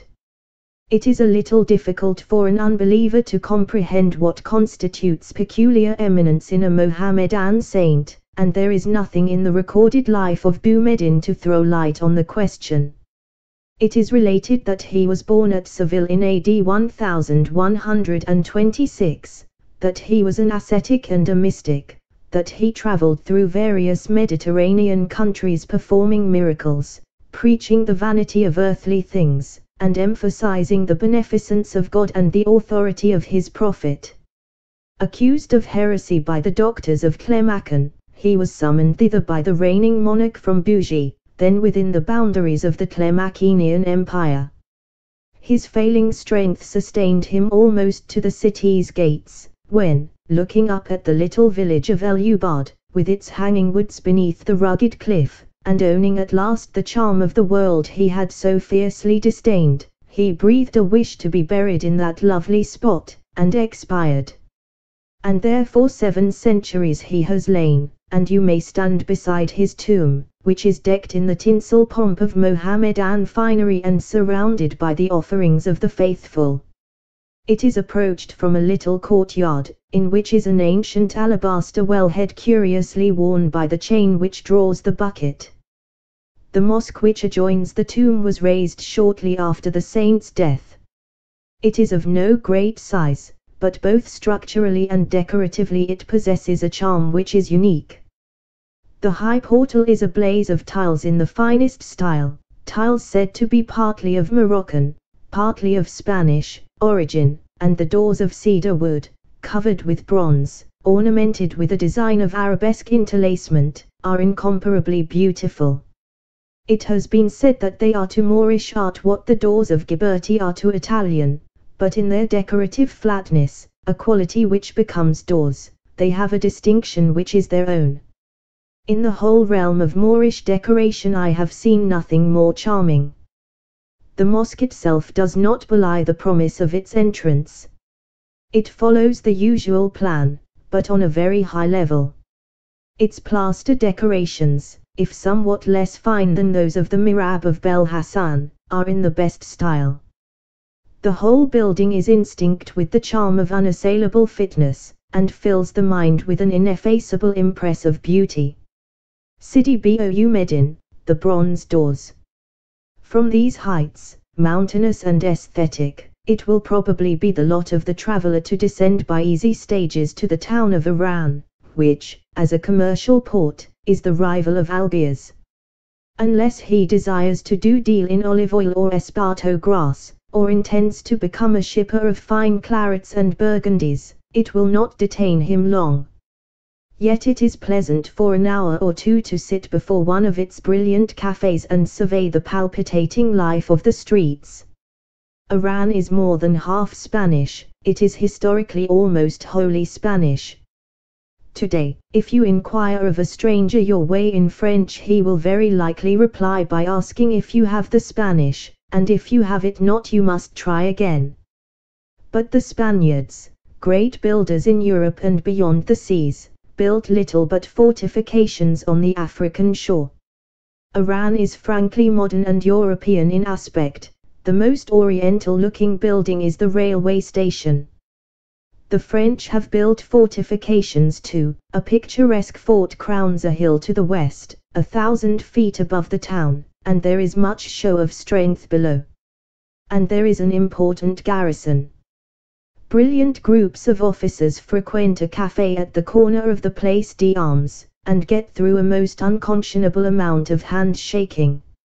I notice that one of them, apparently a Siamese, who yet sips his syrup as to the manner born, is the object of much attention.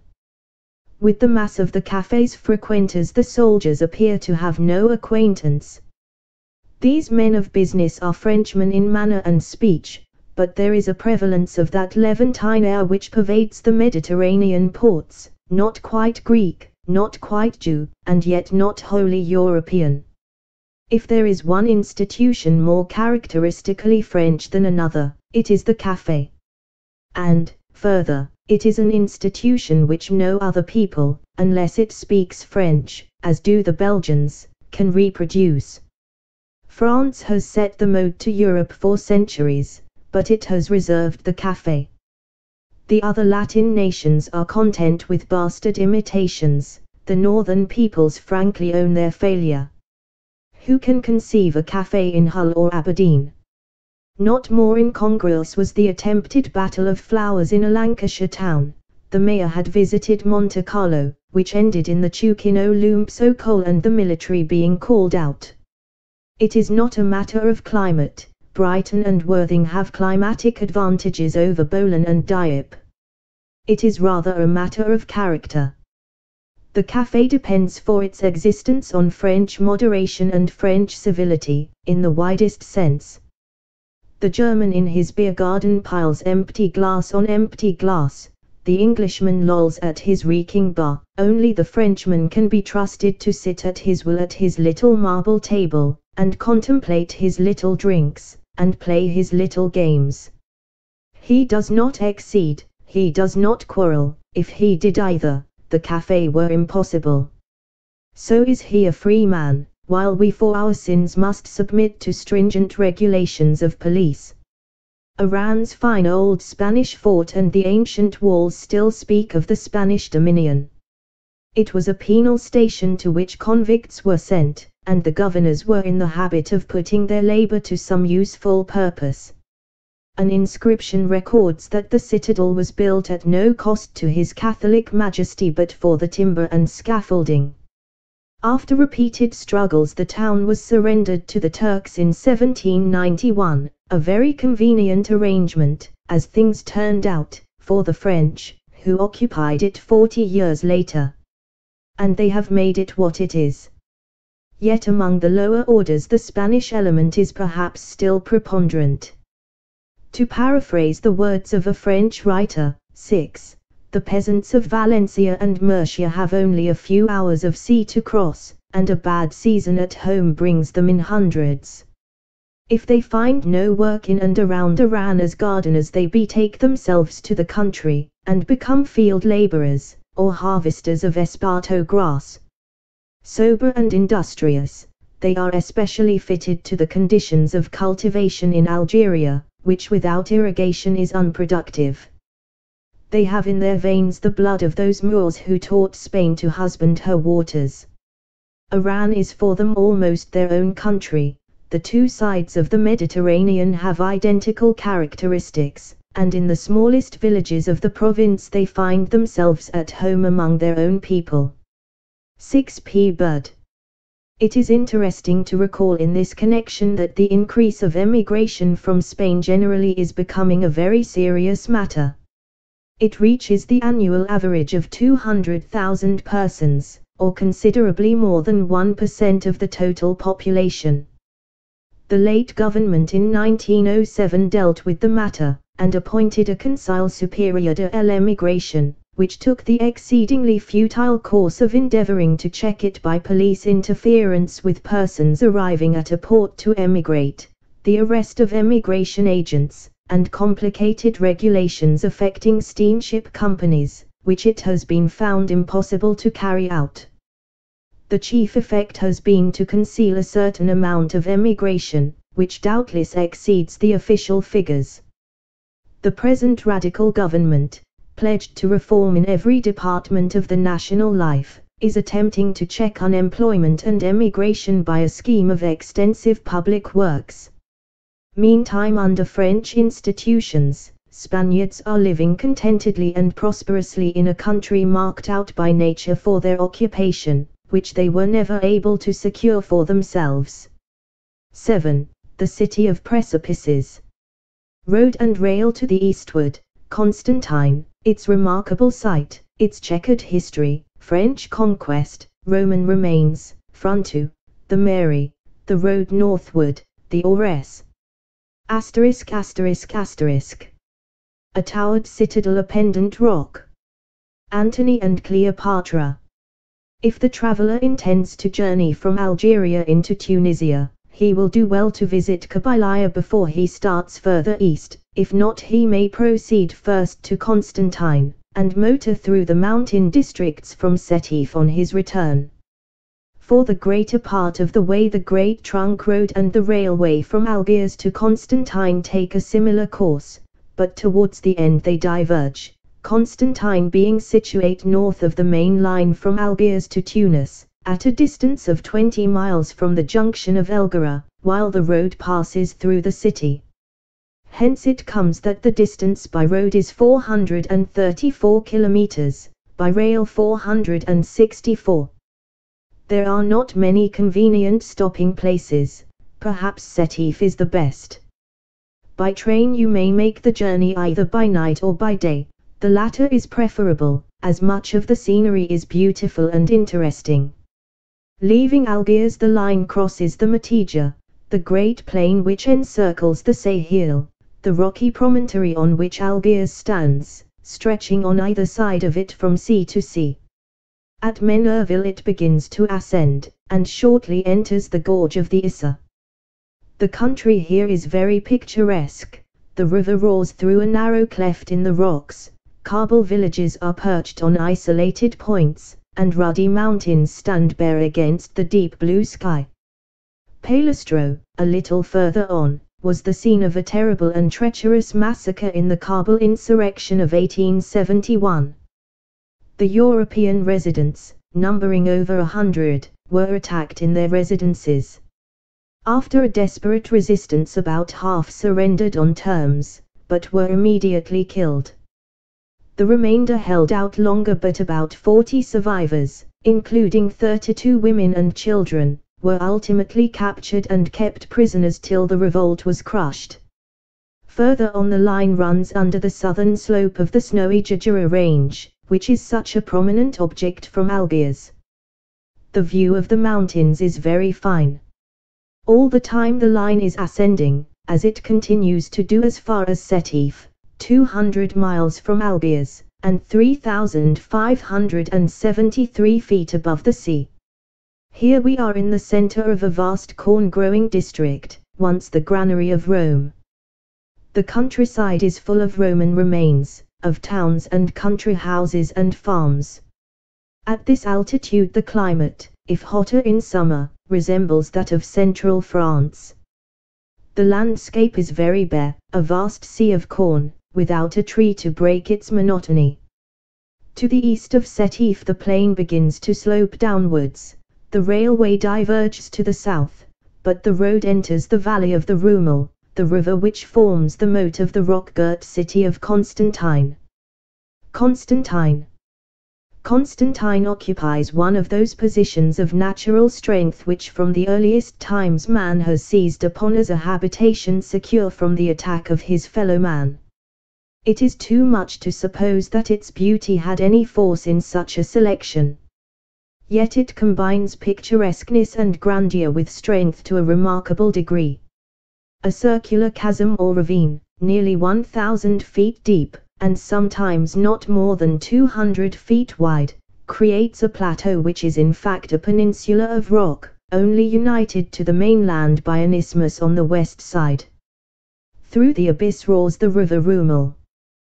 The plateau is not circular, but in the form of an irregular square, with sharp angles, a formation which greatly increases the majesty of its effect. The length of the sides averages about 1,000 yards. In this confined space are crowded together the habitations of men, the European quarter, the Arab quarter, and the Jewish quarter, the public buildings incident to an important town, and considerable barracks and fortifications. Le fantastique Roumel, fleuve d'un poème question en querate rêve par Dante, fleuve d'un ferculant au fond d'un abîme rouge comme si les flammes éternelles l'avaient brûlé. Il fait un île de sa ville, ce fleuve gelés it surprenant, il est l'entour d'un gouffre terrible it tortueux, auxiliary rocks éclatants it besace, auxiliary murailles droits it dentles. 7. 7 Guy de Maupassant, au Soleil 1904. A great part of the attraction of a city occupying such a site lies in its suggestion of romance. It calls up visions of furious siege and desperate defense, of attempts to scale impossible cliffs, of hand-to-hand encounter at the only gate. And the actual records of Constantine almost surpass the possibilities of romantic imagination. It can lay no claim to that happiness which comes from having no history. Alike from its commanding situation and the richness of its surrounding lands, it has been marked out by nature to be an incentive to ambition. It has known many masters. It is said to have stood 80 sieges. Its apparent impregnability has but invited attack. It has been a necessary mainstay to the support of every power which has aspired to the lordship of Barbary. It has seldom been a fitting residence for those who desired a quiet life. Under its early name of Cirta, it was the capital of that dynasty of Numidian kings who fought first for Rome against Carthage, and then for themselves against Rome. It became in due course a Roman colony. In the 4th century it was ruined in the wars which rent the empire, and re-arose as Constantine. Renaming, with a spice of subservience, was a passion of the time. Even so today do the Piazza Umberto and Boulevard care not obliterate ancient landmarks.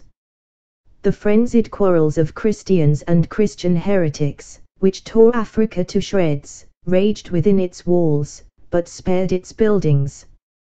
Genseric the Vandal, and the Byzantine Belisarius were its lords in turn. Then came the Arab. Darkness broods over its history for centuries, broken only by lightning flashes of capture and recapture. The Barbarossa brothers recognized the truth that he who would rule in Algeria must hold Constantine. They and their successors conquered it, and lost it, and conquered it again. Its bays were nominally subservient to the days of Algiers, but Constantine breeds insurrection, and maintained its traditions during the Turkish domination. Even at the beginning of the 19th century, during a period of 30 years, 20 bays succumbed to poison, the bowstring, or the sword. Here sultan after sultan with his pomp abode his hour or two and went his way. At the time of the French invasion its bey, Haj Ahmed, was in insurrection against the Dey, but made common cause against the unbeliever. After the capitulation of Algiers he retired to Constantine and declared himself independent, and took the title of Pasha, with the countenance of the Porte. His minister, Ben Isa, a humble Kabul in origin, and a blacksmith by trade, was a man of marked ability. The two created an army of Kabuls, and breathed defiance to the French. In 1836 Marshal Clausel advanced against Constantine with 8,000 men. Among them was a young captain of the staff, afterwards Marshal MacMahon. Clausel attempted an assault by the bridge of El Kantara, but was repulsed with great loss, and hardly retreated with his broken army to Beaune. France could not brook such a defeat. Another army of 10,000 men was dispatched under General Damremont and arrived before the city on the 6th of October, 1837. To his summons to surrender came the response, "He who will be master of Constantine must cut the throat of the last of its defenders." A few days later the general in command and General Perigord were killed side by side in the course of siege operations, and General Valley assumed the leadership. On the 13th he took the city by assault. Numbers of the besieged endeavored to escape by ropes into the ravine, but the ropes breaking they perished. Haj Ahmed evaded capture, and for 11 years maintained himself in the Ores Mountains. In 1848 he surrendered, and died 2 years later. For 70 years an unwanted peace has brooded over the heights of Constantine, but who shall say that the end is yet?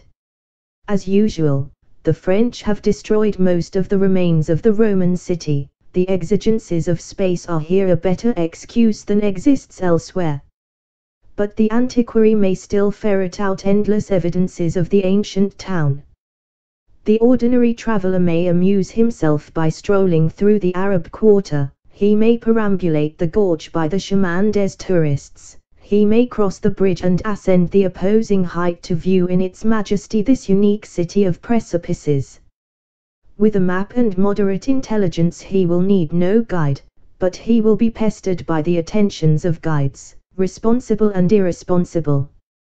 They throng the door of his hotel, they mark his goings out and his comings in, and unless he succumbs to paying blackmail to one of the fraternity, they will strive to make his life a burden to him. Yet is there a certain fierce pleasure in denying them. The guide who haunts the hotel door is generally one of the least estimable of men, especially in Oriental countries.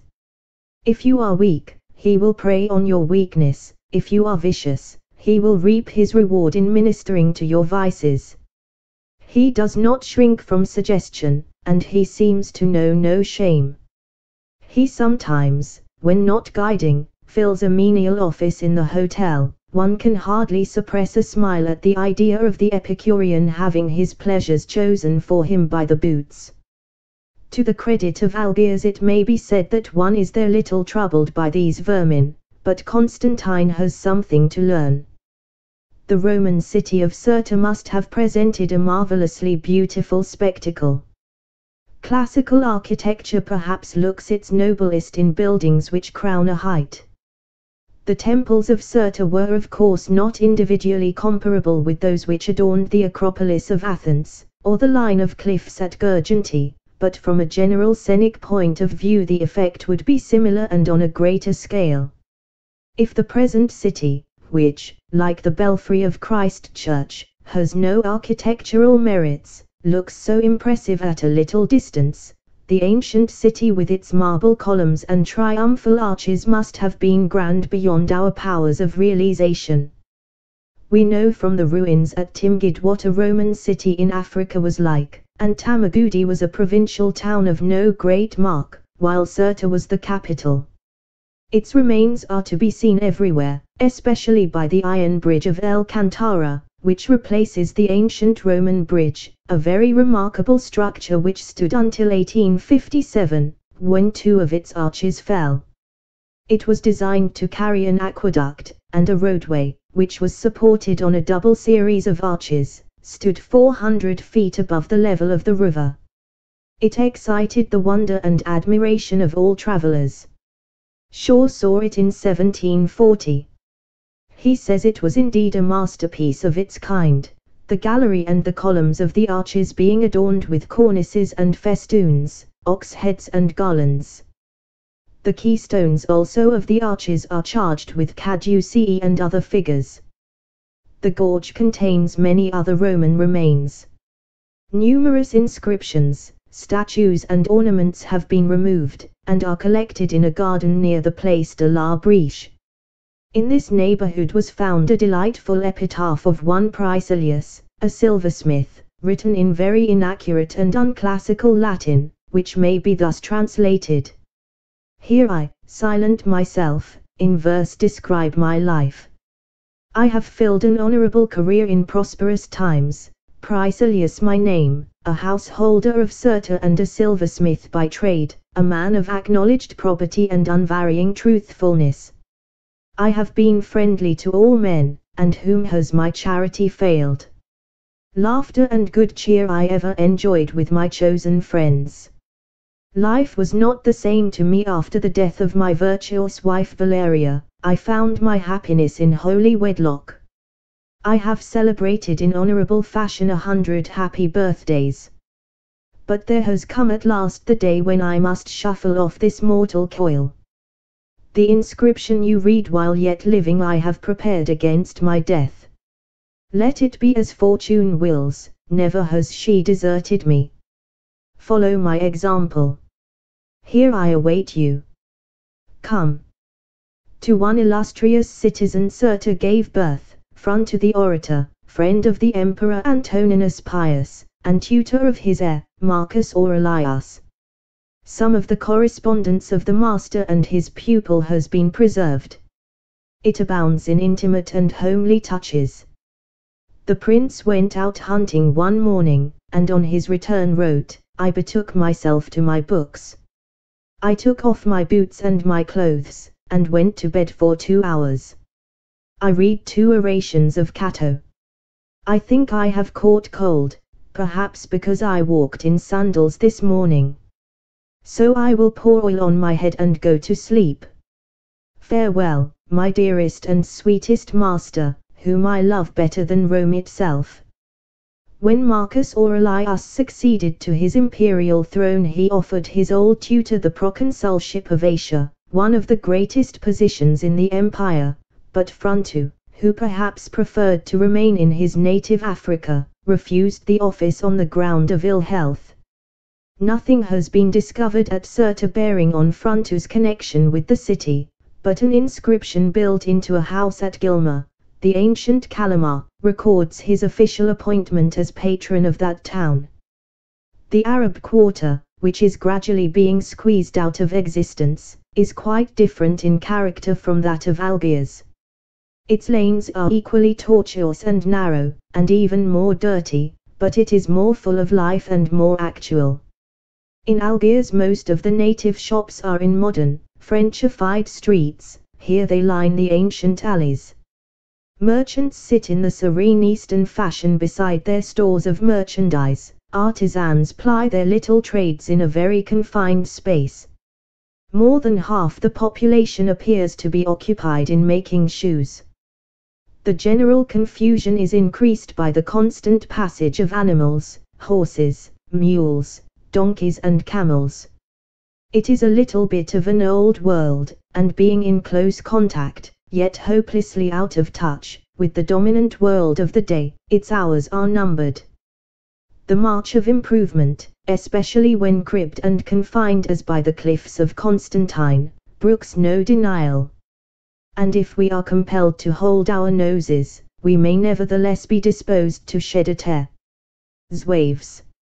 As becomes a city set on a hill, Constantine is more retentive of its ancient customs than a port like Algiers, which is subject to the leveling influences of the sea and its traffic.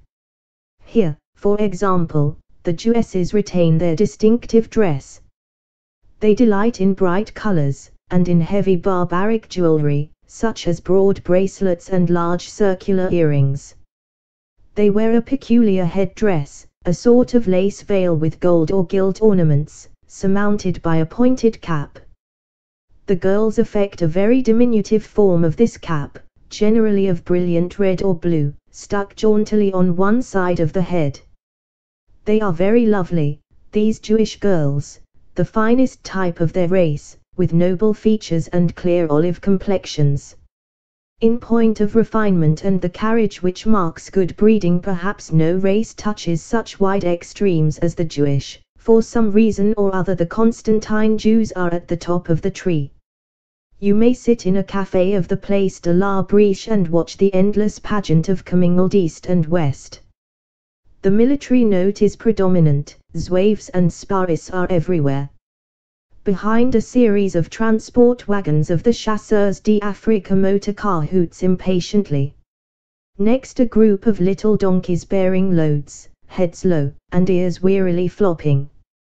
Then carts heavily laden with stone, drawn by 5 horses, sometimes a grey team, sometimes a brown, harnessed in single file, the driver walking by the penultimate horse, a group of neat French children on their way to school, an Arab lady of high degree veiled in the daintiest grey chiffon, riding on a caparisoned mule and holding a lovely child before her, an old Arab seated on a mass of saddlebags which almost hide his donkey, waggling his feet up and down after the Arab manner, even as civilized man works a salmon rod, and as you turn to go there comes a troop of men chanting a dull Gregorian measure, and bearing something on a stretcher covered with a green and gold flowered cloth, an Arab on his way to his last resting place. Such is a fraction of the cosmopolitan and party-colored crowd. And as you watch you will reflect how much it owes to the fact that the natives, high and low, you do not see much of the former, wear a distinctive dress. The Arab's robe is often shabby and often unclean, but it avoids the meanness and vulgarity of European clothes. The working classes of Northern Europe have discarded their suitable dress of the past, even the lingering smock frock, most appropriate and dignified of coverings, has gone. They habit themselves in the cast-off clothings of the well-to-do, or in badly made imitations of them. The women suffer in appearance more than the men, but both combine in their personal aspect to contribute to the grim squalor and hideousness of our meaner streets. It is said that the plateau on which Constantine stands is honeycombed with caves and subterranean passages, and that formerly it was possible to walk round the city underground. Probably these caves were excavated by the river before it had carved out its present bed at a lower level. These great natural storehouses were used in troublous times for the keeping of provisions and munitions of war, and during the French attack of 1837 many of the inhabitants took refuge in them. They are now for the most part bricked up, but a very remarkable grotto lies beneath the Hôtel de Paris, and may be visited from the hotel. There is a museum at the Mairie. It is, as Mr. Lucas found the Soane Museum in Lincoln's Inn Fields, very difficult to get into, and it is still more difficult to get out of, especially if you are a sympathetic listener. The good lady whose place is in the porter's lodge, and who has the key, will, when at leisure, conduct you to a long room containing the usual assortment of battered coins and broken pottery, and one gem, a bronze statuette of Victory, found beneath the Caspi. When you are sufficiently depressed by the antiquities, your guide has something in store for you. She will show you, you are given to understand, it is an exception, the marble staircase and the saloon in which the mayor receives. And very fine the marble columns and marble panels are, and you will notice how here a butterfly with long tails is faithfully depicted in their rich grain, and there the head of an old Arab to the very life. And if you will have the goodness to look out of window, you will see a house on the hill opposite, and just beyond it on the other side is the quarry from which all these marbles come. And in all Algeria there is no such a mairie as this. And you may be led to discuss systems of local government, and to mention that you yourself, who speak, take some small share in such matters, if only as a member of an education committee, or a county council, or what not. And you will perhaps be pained to discover that the very name of your important county town is unknown to your entertainer, a pain to be mitigated later by the reflection that the caretaker of its town hall is perhaps not fully informed as to Constantine. And the pièce de résistance comes last. You shall see the salon in which the mayor conducts the marriages. And very suitable and dignified it is. Has your mayor so fine a marrying place? You are constrained to confess that as far as you are aware your mayor has nothing to do with any marriages but his own. A quick look as at an impostor detected, a shrug of the shoulders, and a sigh for the barbarous condition of foreign countries, and it is over. Constantine is a busy place. It is naturally a great corn market. It has long been celebrated for its leather goods. In their manufacture a large number of tanners, saddlers and shoemakers are employed. Here are produced all the elaborate articles of harness affected by Arab cavaliers, often curiously wrought and of high price. And there is a considerable woolen industry. Here are woven the hikes and burnous which form part of Arab dress, and certain finer articles, called gandaras, made partly of wool and partly of silk. And the development of the minerals of the province, especially zinc, iron ore and phosphates, is bringing activity and prosperity to Constantine. The last conquerors have indeed set their seal upon the ancient city. They have wrought more damage to its beauty in less than a century than the Arabs in 1,000 years. They have done their utmost to reduce it to the level of a common French provincial town, and they may boast such partial success as its conditions permitted. We are inured to regarding such proceedings as inevitable. We have let our own towns grow as the speculative builder willed, we have spared nothing except by accident. We should have dealt with Constantine very much as the French have, perhaps more outrageously. The folly and iniquity of it all is dawning on us too late.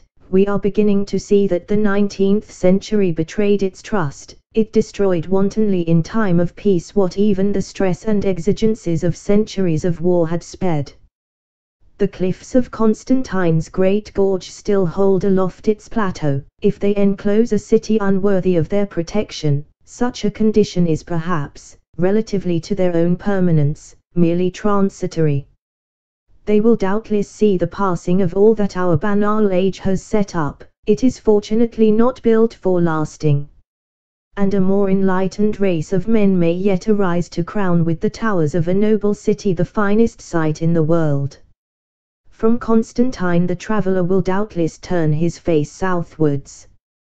He will have in front of him the ruins of Roman cities on the northern slope of the Ores mountains, for which Batna, 122 kilometers from Constantine by road, is a convenient headquarters, and further on, after passing through a gorge which severs the range, he will enter the true Sahara and, at 116 kilometers from Batna, reach the oasis of Biskra, the much honored and much sung.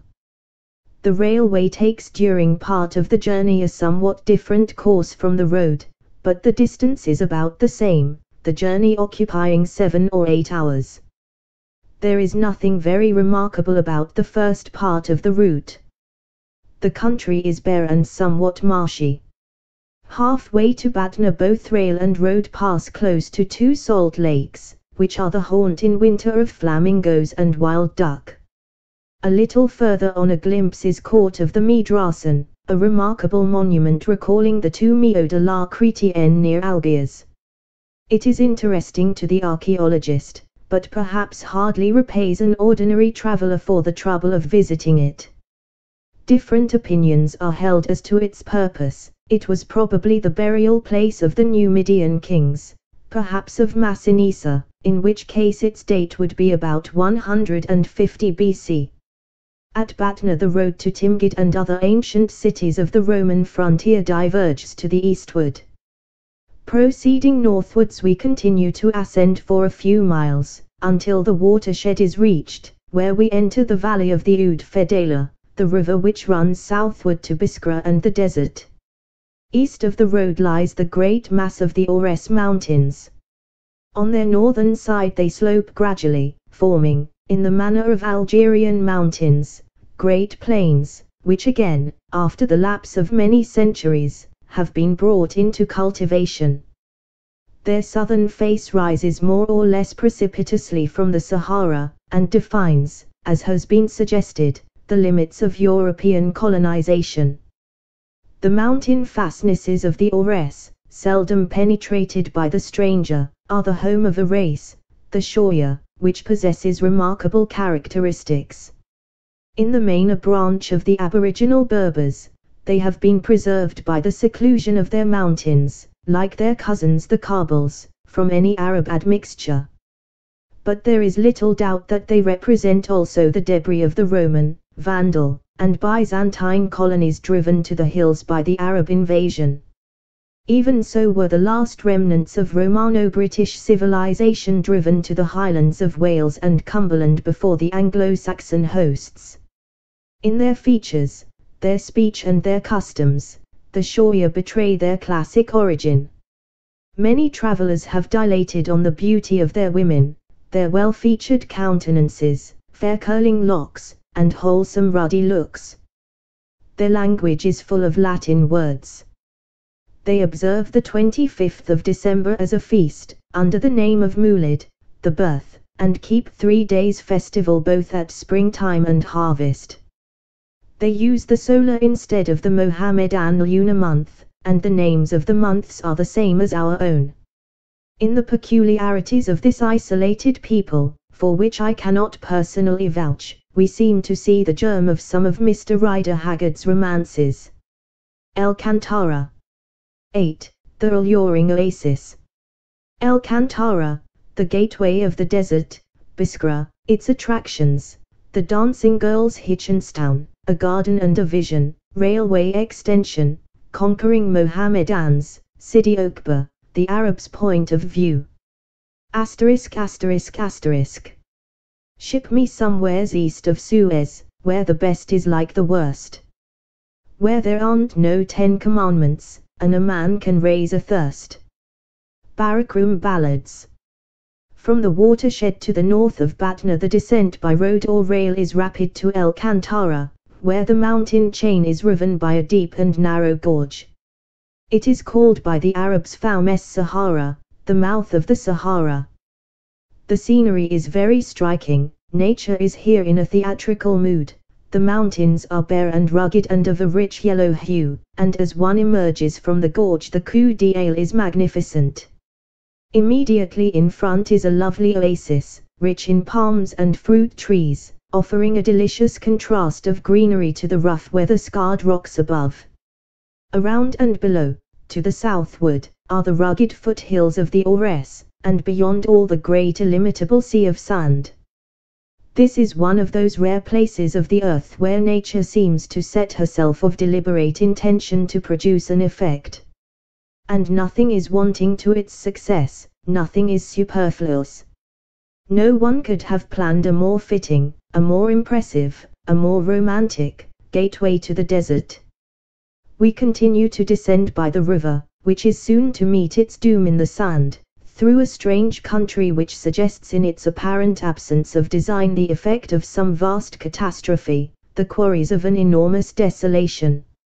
From the seamed and wrinkled and time-worn cliffs, with their endless repetition of narrow buttresses, stand out weird pinnacles as might the ruins of a fantastic castle, or the fangs of some huge primeval monster, the dead bones of the eldest born of time, while the floor of the valley is covered with curiously regular pyramidal heaps, which bear the semblance of man's fashioning. Such a landscape might serve for a poet's or painter's inferno, such may be the scenery of the moon. Little by little we leave this nightmare of the foothills and emerge into the plain. We pass several little oases, and traverse sandy areas with scanty scrub. The river, or its bed, is ever with us, with here and there an oleander growing on its banks. Where water can be led away from it, a little ground is irrigated, and corn is sown. But ever we are tending to the open desert. And at last, when we have passed completely from all contact with the hills, and know that we have attained the great Sahara, at last we come to Biskra. It is a little difficult to analyze the charm of Biskra. The charm is great and the attraction strong. They do not lie altogether in the brilliance of its sunshine, in the shade of its palms, in the richness of its coloring, in the exuberance of its life. These things we may meet elsewhere. Biskra has other qualities. It is barbaric, African to the core, tropical in its intensity. Biskra is barbaric. To one entering by rail or road its trim streets and squares, and housing himself in a hostelry which might be anywhere within the bounds of the civilized world, this is a hard saying. Yet he may soon perceive that its veneer is very thin and understand that it is very transitory. A hot wind from the desert in April, and it is gone, and the real Biskra will reassert itself. But even during the months of the incursion of the Hivanures, the barbaric note is never absent. To the ear that listens it is predominant, it rings more shrill by force of contrast. The troops of snarling camels, with their loads from the great beyond, the clash of African musicless music, the thronging crowds of jostling races in its markets, the hooded figures crouched motionless round its cafes, the bedizened native harlotry which stalks unashamed, nay, proudly as mistress of the town, in its streets, all are there to mark its essential savagery. A few hours ago in the upper lands behind the desert gateway we breathed the chill atmosphere of Europe. At Biskra we have passed the bounds. Sun and sky and earth and man and outrageous women combine to tell us that at last we have entered Africa. It may be that therein lies Biskra's attraction to the jaded European. It is all a little unnatural from the European point of view. There is a sense of walking on the slopes of a volcano, or of playing with fire, and if we may believe our novelists, European nature under its influence tends to eccentric and eruptive manifestations. Yet its frequenters exhibit little outward sign of disturbance. German tourists, arrayed indeed as if about to combat a Tuareg onslaught, yet read novels peacefully in the pleasant seclusion of the hotel garden. The Kodak fiend stalks his prey, the traffic in postcards goes merrily along, but we cannot escape an uneasy feeling that this nonchalance is a cloak. Perhaps the novelists have got on our nerves. Biskra consists of a modern French town and garrison, and several more or less distinct native villages grouped together on a large oasis, a strip of cultivated ground between 3 or 4 miles in length, with an average width of half a mile.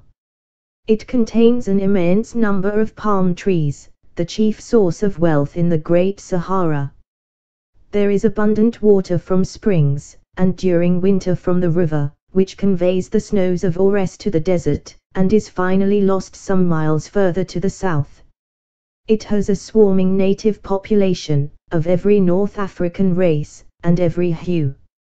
There is obviously a very great infusion of Negro blood, no doubt because Biskra is situate on a highway of the nations, at a point where the caravan routes from the extreme south reach the mountain lands of Barbary.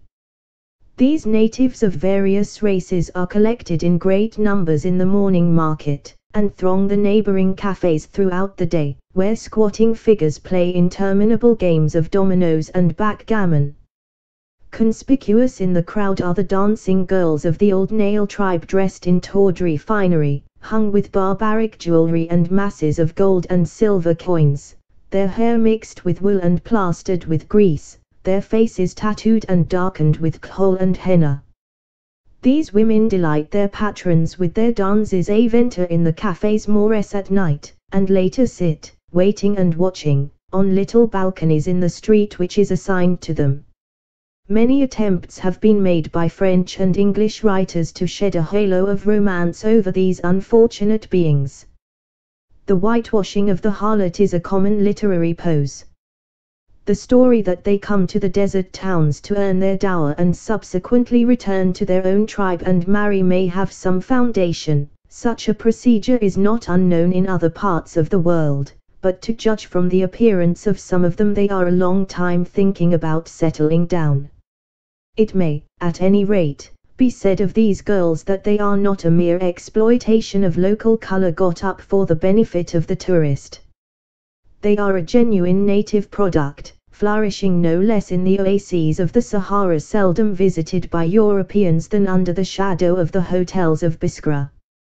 Their dances excite their native admirers to great enthusiasm, they often provoke furious jealousies, and are sometimes the object of extraordinary prodigality.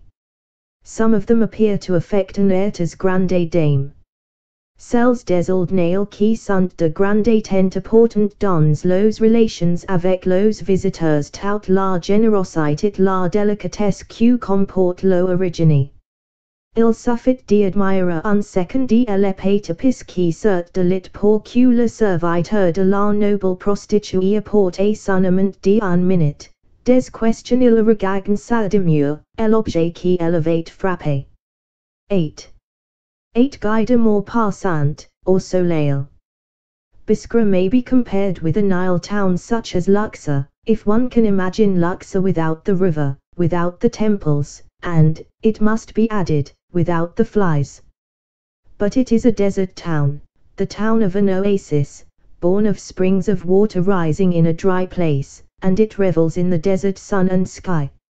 It is most pleasant when the sky is cloudless and the air still. But its beauty is greater when a moderate wind is blowing and light clouds are passing. Then are glorious deep blue shadows thrown on scarred cliffs of the Tawny Ores range.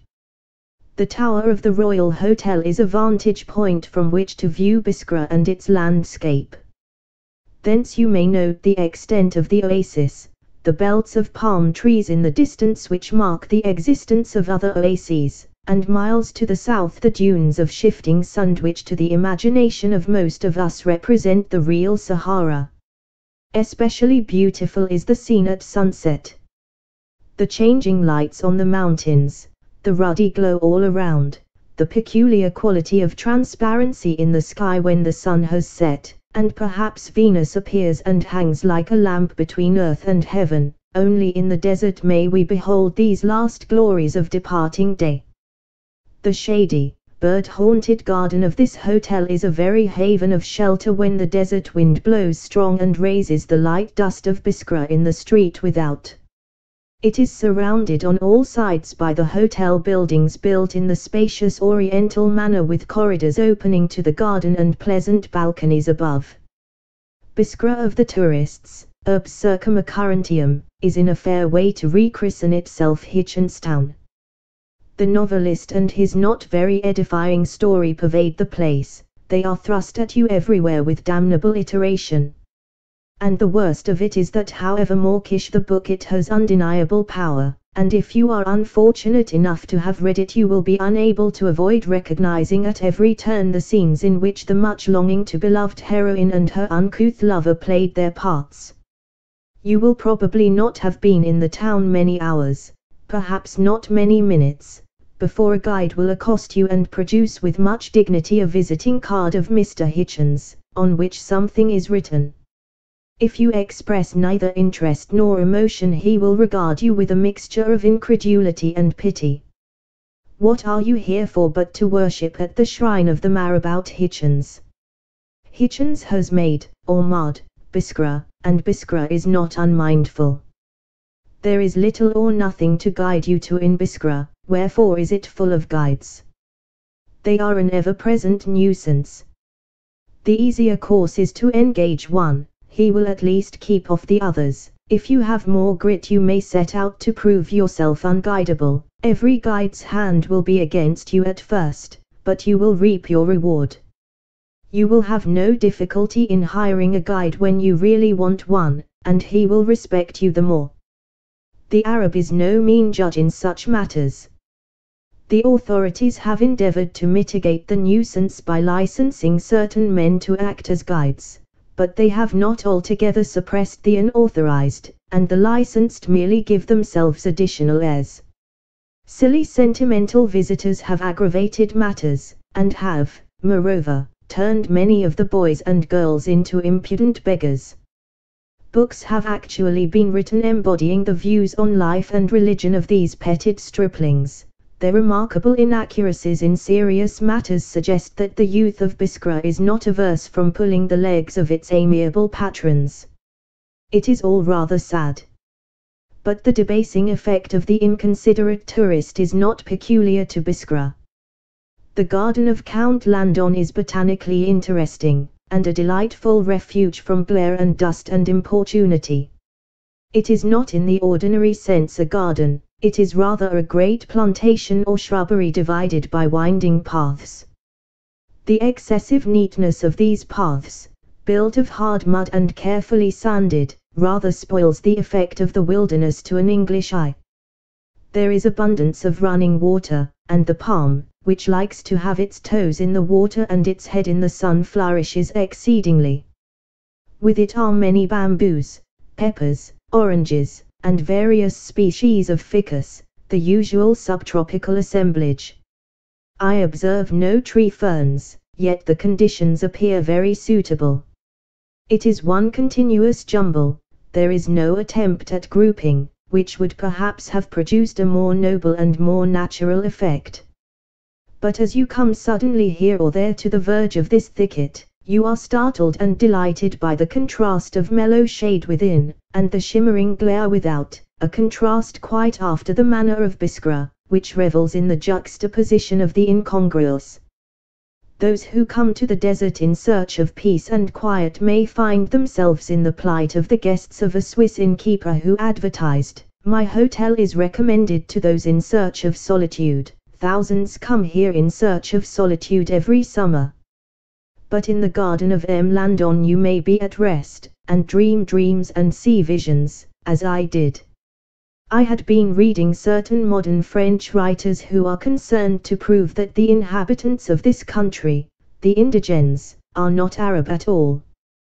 They don't deny the Arab conquest, but hold that the claim to have come in with Okba is as empty a boast as among us is the assertion, "We came over with the conqueror." They are arguing to a case. If the native is not of Semitic origin, there is hope for him. He has been more or less Christian before, so he may be Christianized again, or anti-clerical radical socialized, or whatever is necessary to make him an up-to-date Frenchman. But with all their theorizing nothing is effected. The Arab, or Berber, goes on in his Arabian, or Berberic, way, unmoved by any attraction of French politics and irreligion. How is he to be broken in? A chance remark of an American fellow traveler opened to me the great discovery. History supplies other instances of idle words changing its course. There is today a great civilizing influence at work on cosmopolitan lines such as the world has never seen before. It has already profoundly affected some of the greatest of human interests, religion, commerce, and clothes. It will ultimately bring about the abolition of war, because no one will have time to fight. It is permeating the most unlikely quarters. If I mistake not, my German neighbors this evening at dinner were continually alluding to it, and what Germany thinks today, Europe will think tomorrow. The Arab, or Berber, must be brought into the movement. He must play golf. My American friend informed me that golf has changed the habits of the American businessman. It appears that since Columbus arrived, this individual has never taken any exercise. He has sat in his office glued to his desk from dewy morn till long after sunset. All that is over, and in a moment. At 3 p.m. he now furtively affixes to his office door a notice, "Back in 10 minutes," and is off to the American sandwich. Saturday is a whole, not a half, holiday, and Sunday has become a day of especial unrest. If in the twinkling of an eye such a slave of ingrained habits may find salvation, need we despair of the poor Arab, or worry ourselves about his pedigree? To all appearance he is usually short of a job. His posture of seemingly permanent repose is explained to me as one of waiting till his dates are ripe. Golf will alter his whole attitude of mind as of body. Local conditions are most favorable. The Sahara contains the finest sand bunkers in the world. The creation of greens is merely a matter of sinking artesian wells, a laudable process on which the French government is already embarked, but with no full appreciation of its real significance. Temporary club houses of galvanized iron would meet all requirements for the present. At once the Arabs, I must continue to call him the Arab, in spite of my French author's distinctive dress would go. No one who has not put it on can realize in what a cuirass, in what folds, he is involved. As he is, he could never hope to drive a decent ball. Array him in a Norfolk jacket and knickerbockers and puttees. I observe that his French conquerors are greatly affecting puttees, and his aloofness disappears. At a stroke he enters the world movement. Colonel Bogey will oust the Lord Okba, and when Haji Ben Mohammed Ben Yaqub comes over to represent the Biskra and North Sahara Golf Club at St. Andrews, may I be there to see him win. Old Biskra. A little way further south than the garden of Count Landon, on the Tugot Road lie the scattered native hamlets known to the French as La Ville Biskra, the crumbling houses of a ragged population. Here is the very ne plus ultra of Arab untidiness. But the play of sunbeams through the palm trees' grateful shade turns squalor into beauty. Arab villages are often half in ruins. Their irregular construction of blocks of dried mud gives them the aspect of the homes of animals rather than of men, the creation perhaps of some gigantic ant. When it rains they not infrequently fall down. And the labor of rebuilding is not lightly undertaken. Biskra is soon to lose its present distinction as the end of the railway line. The rails are being rapidly laid towards Tugat, 212 kilometers to the south, a desert town where splendid gardens flourish beneath the shade of 200,000 palm trees. The irrepressible motorcar has already stirred its dust. The prudent Michelin guide describes the road thither as piste carrossable mais imprudent a suivre par mauvais temps. You are advised to take mats to lay down in the softer places for the car to run over. But what happens in the event of a serious breakdown is not explained. When the rail is finished, the enterprising tourist may pass by Biskra as a mere wayside station and continue to the end. But he may be only going farther to fare worse. It does not appear that the distant towns of the Sahara present any special points of interest beyond their existence. Yet perhaps there are some to whom the desert calls as to others the veldt. But they will stick to their camels and their mules, and merely use the railway extension as a jumping board for further explorations. Biskra, statue of Cardinal Lavigerie. To him who strives to peer beneath the obvious surface, nothing in Biskra is more significant than the statue of Cardinal Lavigerie. It stands in the main street close to the luxurious Royal Hotel, hard by the quarter of the Arab cafes and the street of the old nail-dancing girls, a symbol of the eternal amidst the evanescent, a protest for God against the devil and the world. And it looks south. Thousands of miles away, across the vast expanse of the continent, another statue looks north. Rhodes and Lavigerie, two types of our civilization, further apart in intention and in ideals of human conduct than are their statues, look forth over Africa from their separate standpoints, the Africa for which each spent his strength. Both worked to bring to the dark continent the accumulated wealth of light to which Europe is heir. They drew perhaps on different departments in the great storehouse, they directed the illumination to different points, but to evolve order from chaos, to substitute freedom for tyranny, to impose peace even, if need were, by the sword, these were the objects which both pursued. The neighborhood of Biskra is rich in memories of Sidi Okba, the barber of the Prophet, and the first of the Arab conquerors. It was he who pushed westward from Cairo and through Barbary to the Atlantic, having defeated the Berbers under Kasila and other chieftains. Arrived at the shore of the ocean, he raised the standard of the Prophet crowned with the crescent, and indicating with it the course of the sun from its rising to its setting, dashed forward and breasted the waves with his horse, crying, "God of Mahomet, were I not stopped by the waves of this sea, I would go to the ends of the earth to carry the glory of thy name, to fight for thy religion and to destroy those who will not believe on thee." On his return journey he was attacked by a force of Berbers under Kasila near Biskra and killed with 300 of his followers. He was buried in the oasis which bears his name, and his tomb is an object of pilgrimage and veneration.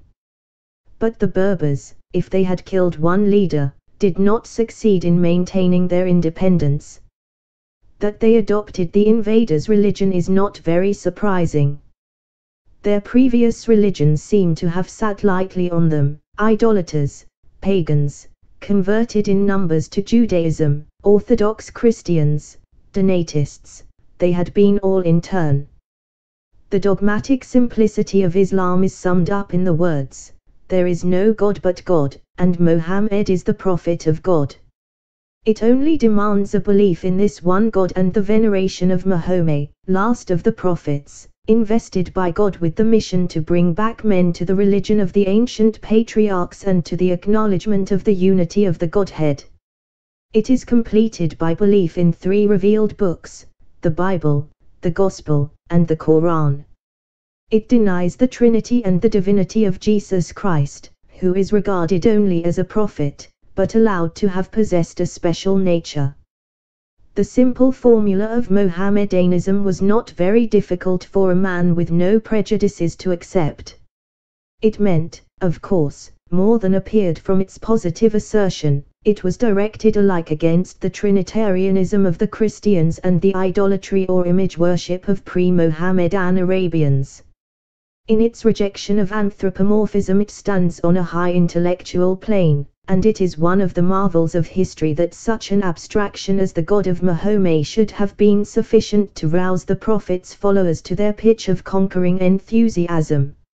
Races beaten in battle no doubt easily accepted its primary proposition.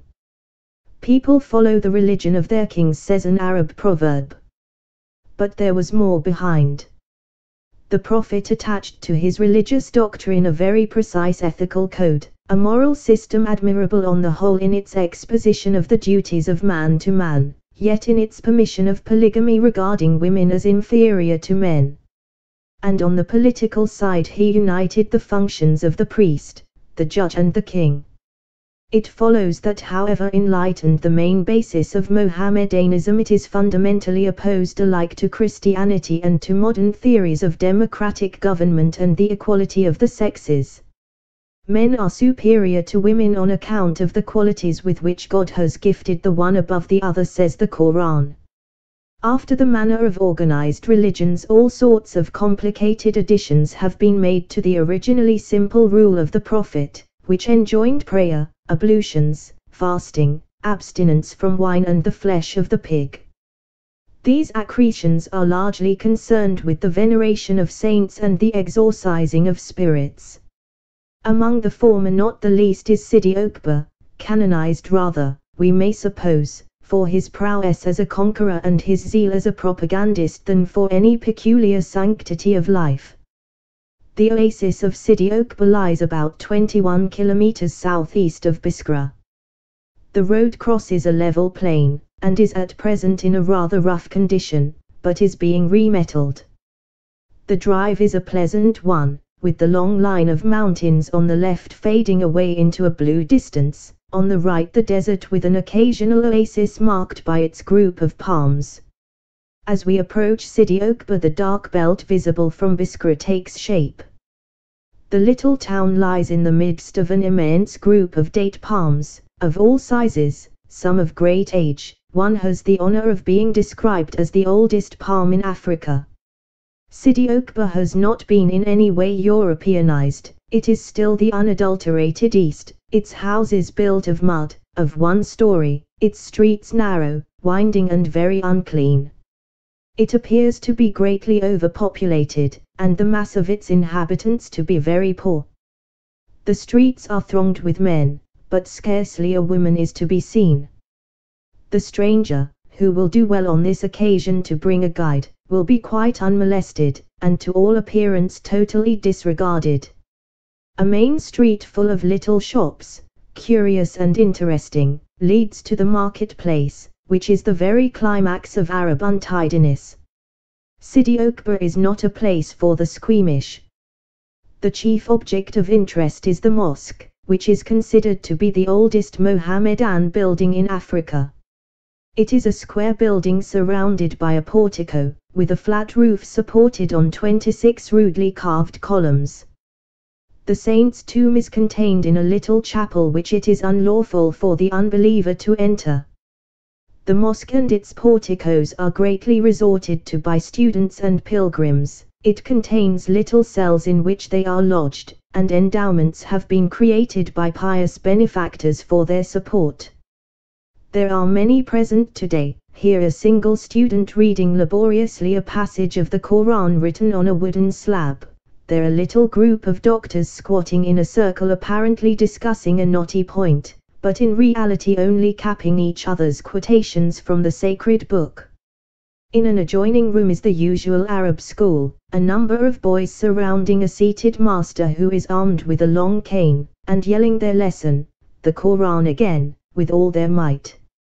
It is all very far apart from the workaday Western world. Yet even into this very shrine of esoteric Islam has the West edged its way. On the walls of the mosque hang highly colored prints of the holy cities of Arabia, Mecca and Medina. My guide pointed them out to me as objects of interest. In the corner of the view of Medina I noticed the words, "All rights reserved." The Cairo Punch. Sidi Okba, a street. On one of the pillars is engraved in early Kufic characters the grandly simple inscription, "This is the tomb of Okba, son of Naf. May God have mercy on him." The wooden door of the mosque is very finely carved in a curious design. It is said to have been brought from Tobna, in the high plateau of the Hodna, and to have been formerly covered with precious metals and jewels, which were sold for the benefit of the mosque, but this may be doubted. To obtain a view of the township and the oasis you may ascend the minaret. Here your guide will not accompany you. Arabs object to any prying eye surveying their roofs, which are the resort of their women. They have perhaps grown accustomed to the irrepressible European, who will always go to the highest point at all hazards. He is also beneath their contempt, and in any case will depart and be no more seen. With one of their own countrymen it is different. He may be the European's servant, but he is a fellow religionist and not a mere animal like his employer. So the European is tolerated with a shrug. For the office of muezzin, the custodian of the mosque, whose business it is to ascend the minaret and call the faithful to prayer, a blind man with a brazen voice is in much request. If not actually, the muezzin is conventionally blind. So he will light a candle to guide you up the dark staircase, and accompany you to the top. The town lies below you and all around, a curious collection of square mud boxes. On many of the roofs are basketwork erections, which are explained to you as the framework of tents, in which the inhabitants sleep during the great summer heats. Over the heads of countless palm trees your eye ranges to the desert, bounded on the north by the cliffs of Barbary, limitless to the south. And southwards you will gaze till you grow weary of immensity. Perhaps nowhere more than at Sidi Okba, under the shadow of the great conqueror's tomb, may you feel the haughty disdain of the Arab. He stalks past you apparently in utter unconsciousness of your presence. You belong to a civilization which for the moment has conquered his in war. Allah has willed it. But you represent with your anthropomorphic religion, your abominable demeanor and social arrangements, especially your own lack of dignity and the license you allow to your women, all that he holds most accursed. You attach undue importance to human life in this world, and this leads you into a ridiculous state of worry about trumpery matters of sanitation and so forth, which are quite beneath the notice of a man concerned with the higher mysteries of the universe and considerations of eternity. Your groveling disregard of the really great things gives you leisure to devote yourself to such trifles as trade and transport, and so you grow rich, which is rather to your discredit than the reverse. Wherefore the Arab expresses his contempt for you by the supremest indifference, striving only to preserve the hem of his robe from contact with the unclean. The ordinary traveler will perhaps leave Biskra with no great regret, however much he may have found of interest in his visit. But to those rare spirits among us who endeavor to repair the mischief caused by our first parents, Biskra presents very special opportunities. There is very little to see, and nothing whatever to do. It is a capital place for sitting in the shade with a brilliant sky above. The Garden of Eden is an Oriental ideal. These Arabs who exist in contemplation of their palm trees are striving to live up to it. It is not at all an English ideal. The primeval curse lies heavy on the Englishman. He has made the best of it and has come to regard work as a virtue. Not only by the sweat of his brow must he earn his living, by the sweat of his brow must he achieve his pleasure. A paradise in which he could not knock a ball about or kill the other animals were no paradise to him. Yet even among our strenuous people there are emancipated individuals, to whose simple needs a sunny climate and regular meals at a comfortable hotel suffice. Here with a loaf of bread beneath the bough, a flask of wine, a book of verse, such will find a congenial resting place. 9. The Sahara. The desert in imagination and reality, underground water, artesian wells, Mozabites, Tuaregs, the camel, recent developments, railway projects, the Army of Africa. I've in the desert with these eyes beheld the hurrying pilgrim to the slow-stepped yield. The rapid courser in the rear remains, while the slow camel still its step maintains. The Gulistan. Everyone, it has been said, has his own Sahara. For many of us perhaps the geography lessons of childhood left an impression of an ocean of shifting sand, sometimes separated from the sea by a narrow strip of cultivated land, sometimes extending to the very shore, from which majestic lions, appropriate lords of the inhospitable desert, gaze pensively at the setting sun. If we had the misfortune to be born half a century or more ago, the maps of Africa of the period, with their vast interior emptiness, suggested to our youthful imagination that this unpleasant region extended over the greater part of the continent, the elephant taking the place of the lion in the more southern portions. The outskirts of the Sahara. So geographers, in Afric maps, with savage pictures fill their gaps, and o'er unhabitable downs place elephants for want of towns. The last generation has seen these medieval ideas considerably modified.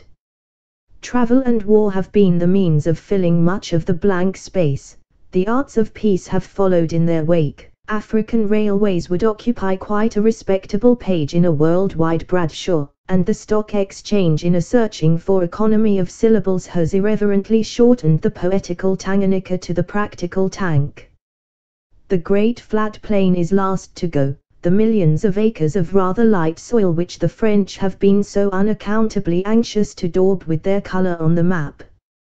We have given up the lions. We know that such carnivorous beasts can only live in a fairly fertile country which supplies sufficient food to their prey.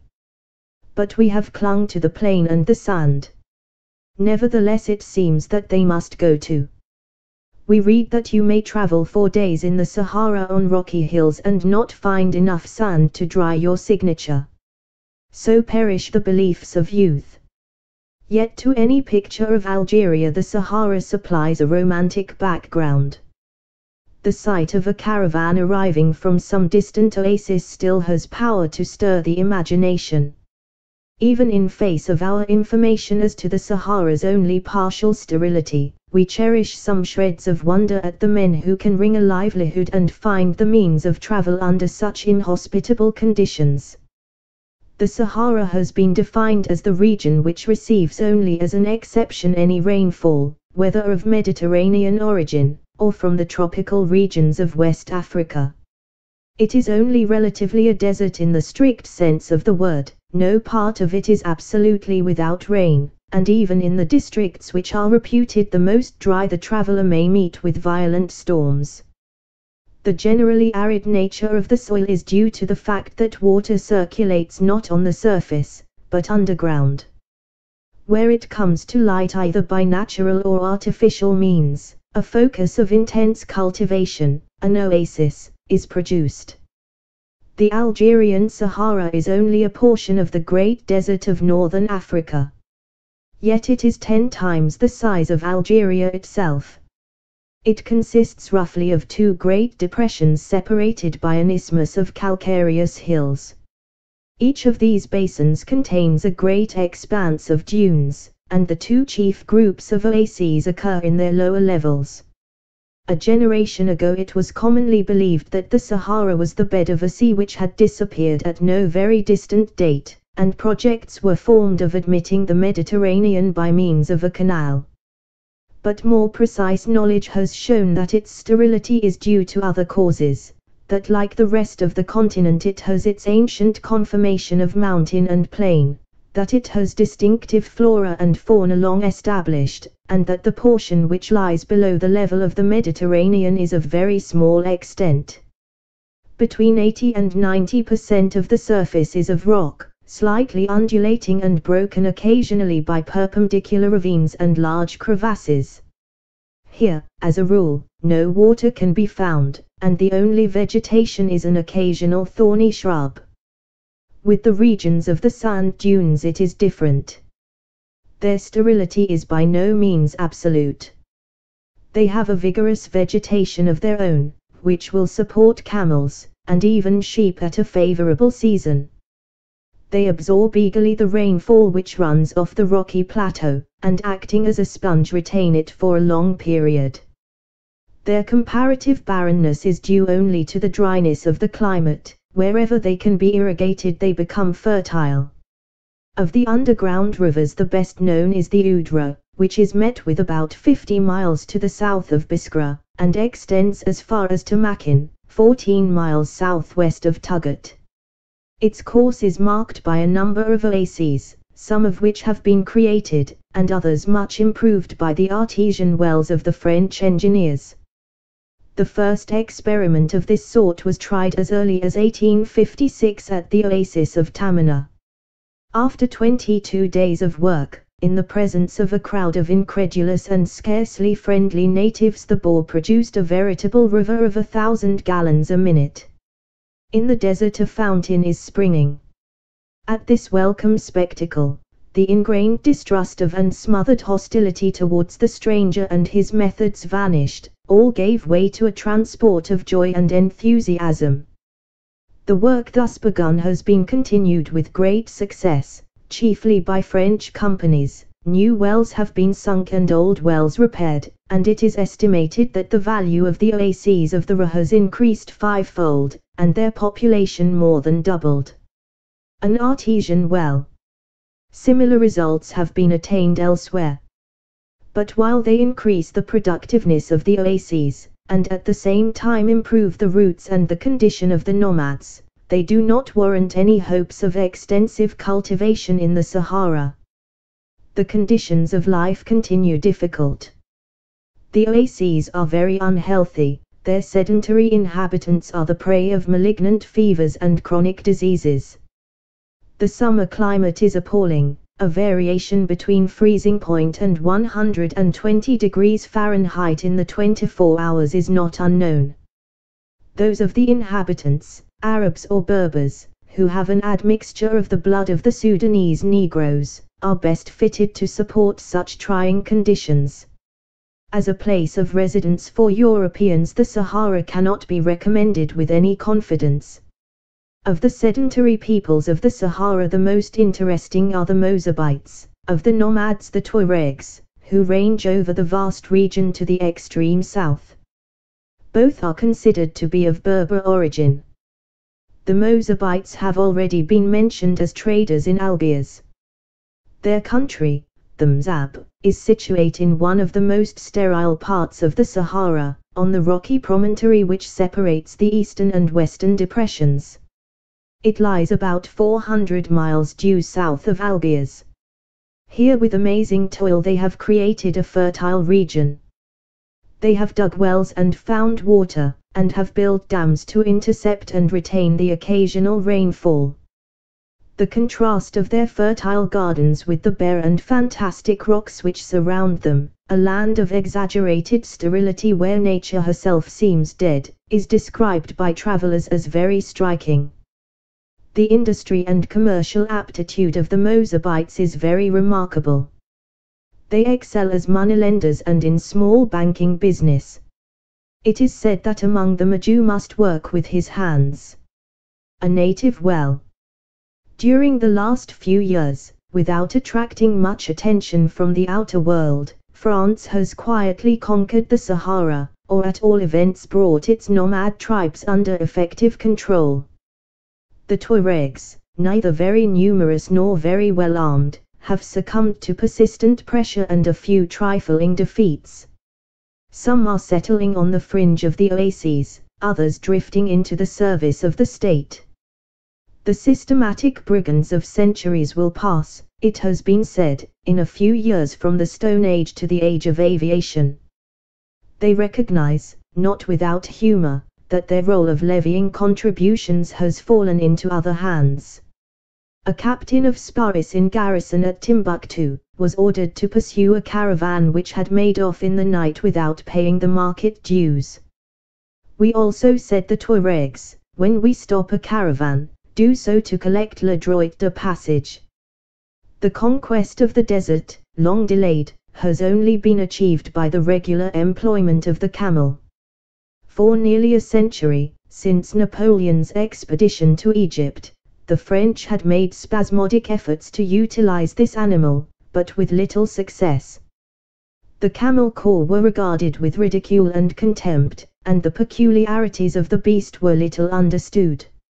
A common belief in fabulous stories of its powers of speed and endurance, its capacity for doing without food and water, occasioned much suffering and immense loss. In fact, it requires, year in year out, as much sustenance as other herbivorous beasts of its bulk. Where it differs from others is in its power to support extreme irregularity in its meals. This quality, and especially its ability to take in at one drink enough water for several days, render it of unequaled value for desert journeyings. The camel can work for 6 months in the year on the meager diet which the sparse vegetation of the Sahara affords. It is necessary for his existence that he should spend the remaining 6 in complete rest at pasture, where he feeds voraciously from morning to night without losing a minute. But it must not be believed, says M. Gautier, that the camel on active service does not eat. He feeds when he has the opportunity, and the opportunities must not be rare. For a caravan of camels traversing the desert, the stomach of the beasts is the sovereign lord of marches and halts, the director of the daily program, day and night. The fatigue and hunger and sleep of the men do not enter into the account. Everything is subordinated to the single necessity of nourishment for the herd. Whenever a little edible vegetation is met with, at whatever point of the itinerary, a halt is made for several hours or several days, in the intervals, even as happens sometimes, of 200 or 300 kilometers or of 5 or 6 days, progress, slow and regular, is made without truce, almost without sleep, beneath sun and stars alike. One can only stop at a pasturage. A voyage in the Sahara is a hunt for a blade of grass. God, says the proverb, having made the desert, repaired the mischief by creating the camel. Considered absolutely, it is an inferior beast of burden to the horse and mule. Considered relatively to the conditions of the Sahara, it is invaluable. But it must be treated according to its necessities. In the mines of Algeria, for props in the galleries, pine is preferred to oak. Oak breaks suddenly when the limit of its strength is reached. Pine on the contrary cracks and creaks, it gives warning. The camel is as the oak, he gives no warning. Exhausted, he stops abruptly like a motor car which has run short of petrol. He crouches and dies, with plenty of dignity and with an air of thinking of something else. So have ended countless camels in the service of France. But since 1902 camel corps have been raised on a scientific basis, the animal used being almost invariably the mehari, a species of dromedary. A body of natives of the tribe of the Kamba has been organized, each of whom in return for a definite sum of money supplies 2 or 3 camels, which are his own property, to exchange, to sell, to traffic with as he pleases. He is, in fact, a contractor. For a further sum he provides his own food, clothing and equipment. This system seems to be a reversion to an ancient custom, which the very word soldier recalls. The effect has been magical. Almost without a blow the Tuareg has recognized his master. The Kamba patrol the desert and enforce French conceptions of law and order. Communications have been opened in all directions. The tremendous journey between Algeria and the West African possessions of France is now frequently made without danger and without exciting remark.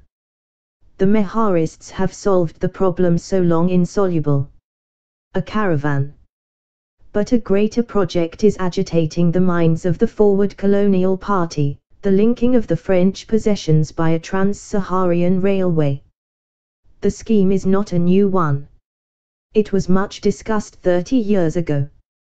The French government appointed a scientific commission to study the matter, and the French public, ever ready to support a vast engineering scheme, was eager to subscribe the necessary capital. The murder by Tuaregs of the Flatters mission administered a cold douche, and for the time being the subject dropped. It has been revived of late by M. Leroy Beaulieu and other writers. 2 lines are projected, one to Lake Chad, the other to Timbuktu. The distance to be covered is enormous, in each case about 2,700 miles, of which 2,000 is desert. The engineering difficulties are not great, but the commercial prospects of such a line seem very poor. A train or 2 a year would deal with all the existing traffic, and there appears little scope for development. It is suggested that the Upper Niger may become another Nile, but even then its trade would seek an outlet rather to the Atlantic than to the Mediterranean and across the Great Sahara. The post route to South America might be shortened a little, but at what cost and inconvenience? The best hope for the would-be railway builders lies in the discovery of minerals. A mining industry would develop the Sahara as it has developed the bare uplands of the Transvaal and the icy wastes of Klondike. But of this there is no present indication. Meantime, in the extreme west, on the borders of Morocco, the railway has been extended as far as Kalumbacha, a distance of 728 kilometers to the southwest of Iran. This is a strategic line. It is in the direction of Morocco that the eyes of the Army of Africa are now turned. French writers are never tired of repeating that Barbary is one, and should be undivided, that the masters of Tunis and Algeria must be lords of Morocco too. The safety of Algeria itself is said to depend on the French control of Morocco. Such is ever the language of him who would go forward. We have said it ourselves often enough, and to fix the limits of empire is sometimes more difficult than to advance them. It may be worthwhile to note what is the present military force of France in North Africa. According to the project for the budget of 1911, the force in Algeria consists of 2,134 officers and 52,927 men, in Tunisia of 698 officers and 17,007 men. The cavalry numbers in all 440 officers and 9,074 men. The number of native troops is singularly small, about 15,000 infantry and 1,800 sparris. Judging by our experience in India, it would be possible to make a far larger use of native military talent, to the great advantage of the population, and to the consolidation of the French hold on the country. The native troops employed in the late Morocco campaign, especially the Tunisians, bore themselves with the greatest credit. In the Sahara special companies have been recently raised. They contain a certain admixture of French troops, 24 officers and 123 men to 817 men. It would seem a special field for the raising of a force of natural cavalry and camel men. Timgid. The Roman frontier, Lambisa, the empire ruined by bad finance, African emperors, the plan of Timgid, buildings, inscriptions, and mosaics, prosperity of Roman Africa, local patriotism, the Roman tradition. ******. as in those realms where Caesars once bore sway.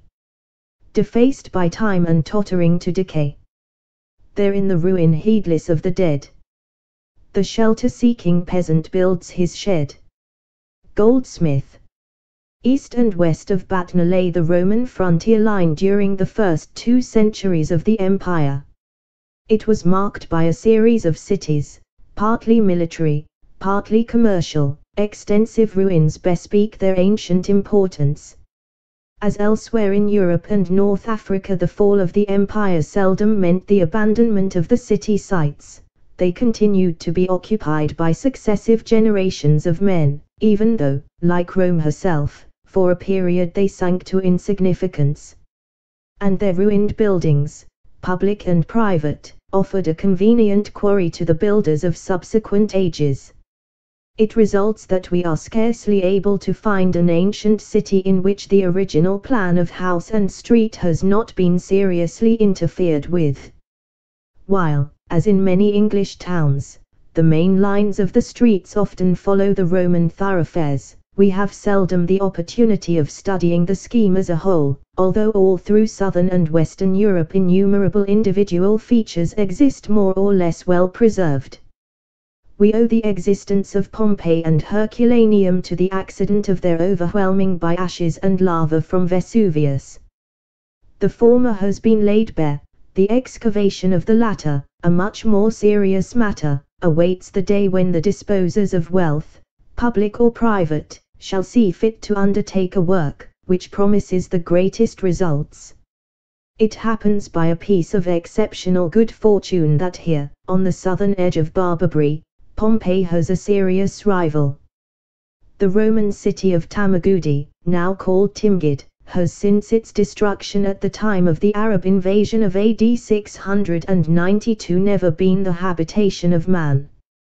To this cause alone may its present condition be attributed. It has passed 12 centuries in a great silence. Its ruined temples and baths have been the haunt of the panther and the jackal.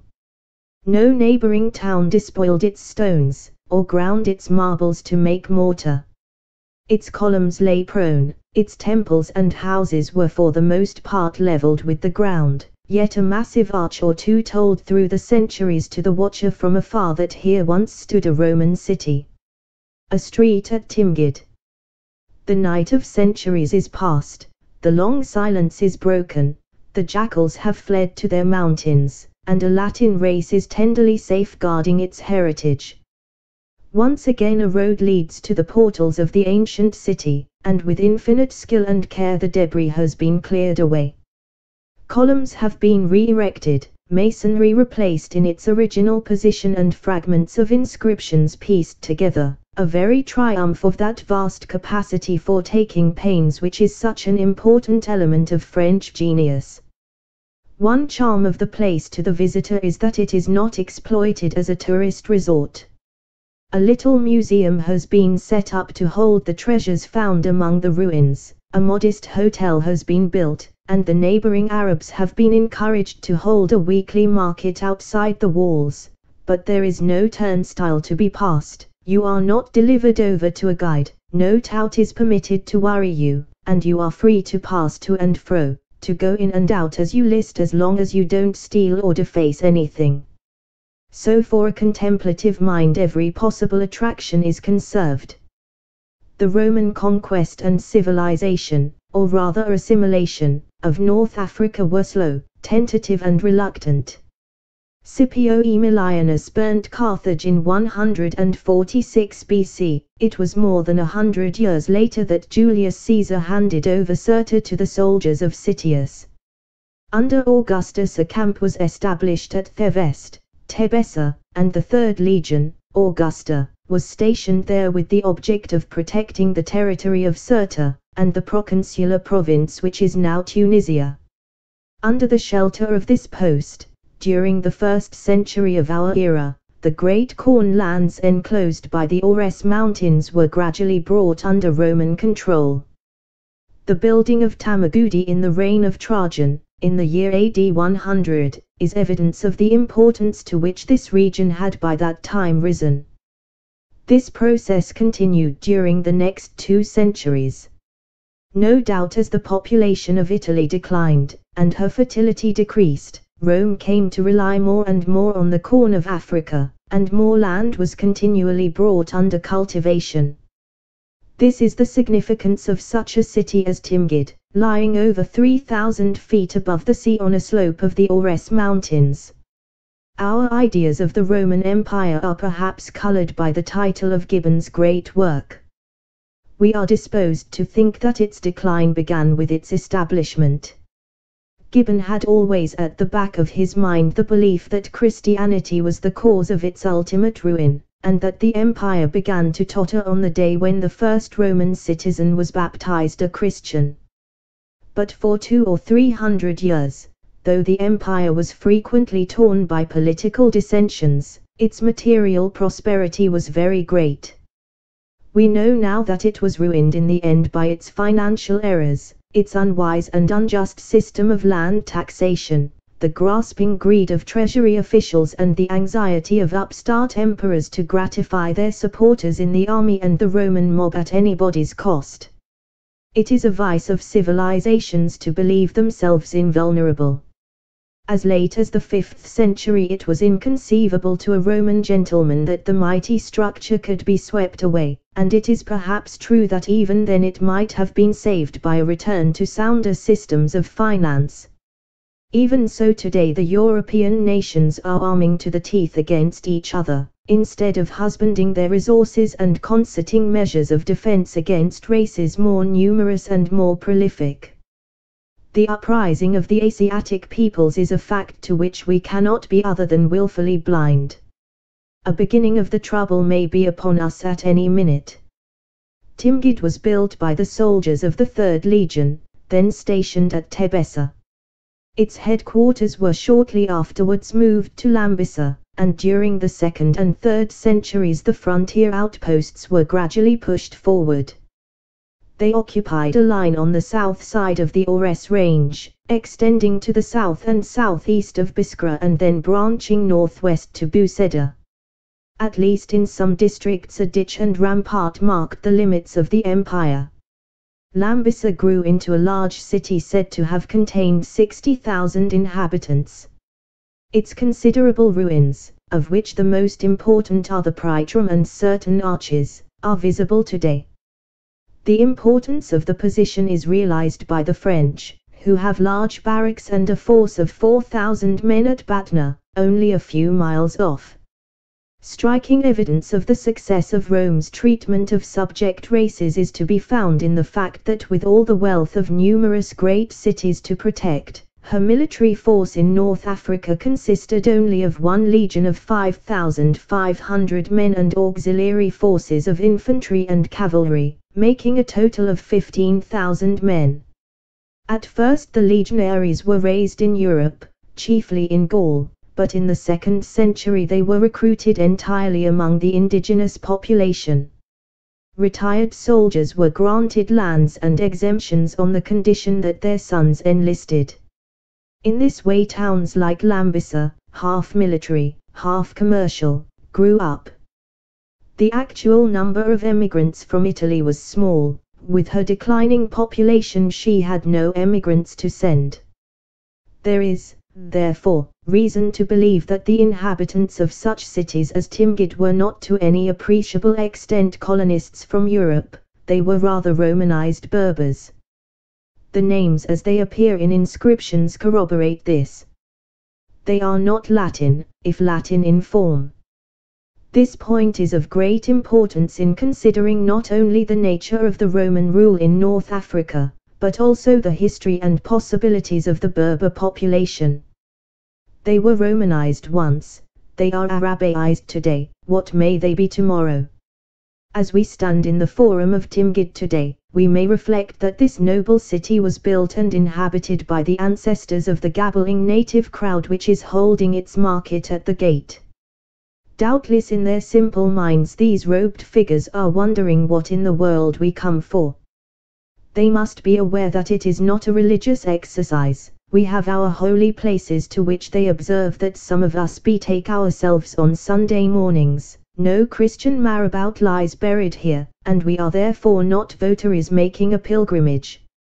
Yet is our conduct not mere levity, we wander about with little books in our hands and are very earnest and sometimes vociferous to our companions. Perhaps the most enlightened native opinion inclines to the belief that we are working a spell or enchantment, it may be for the benefit of our motor cars, which we bring with us to the gate. Rome, the Great Mother, welcomed all to her bosom, and it seems that all were glad to come. Little by little the African townships became Latin or Roman municipalities. Roman citizenship became the ambition and the pride of their inhabitants. No higher honor could be inscribed on a tombstone than Civitatem Romanam Consecutus. And the Roman religion helped the process of consolidation. Olympus was no close borough. There was always room for another deity. We know, in fact, that the Romans were ever ready to welcome a fresh cult.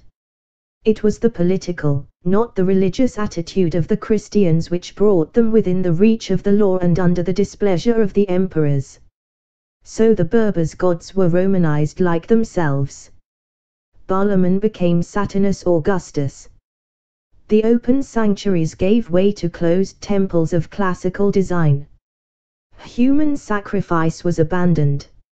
And the Berbers learned to raise shrines to the Roman allegorical deities, concord, fortune, peace, and victory, above all to worship the existing order in the divine person of the emperor.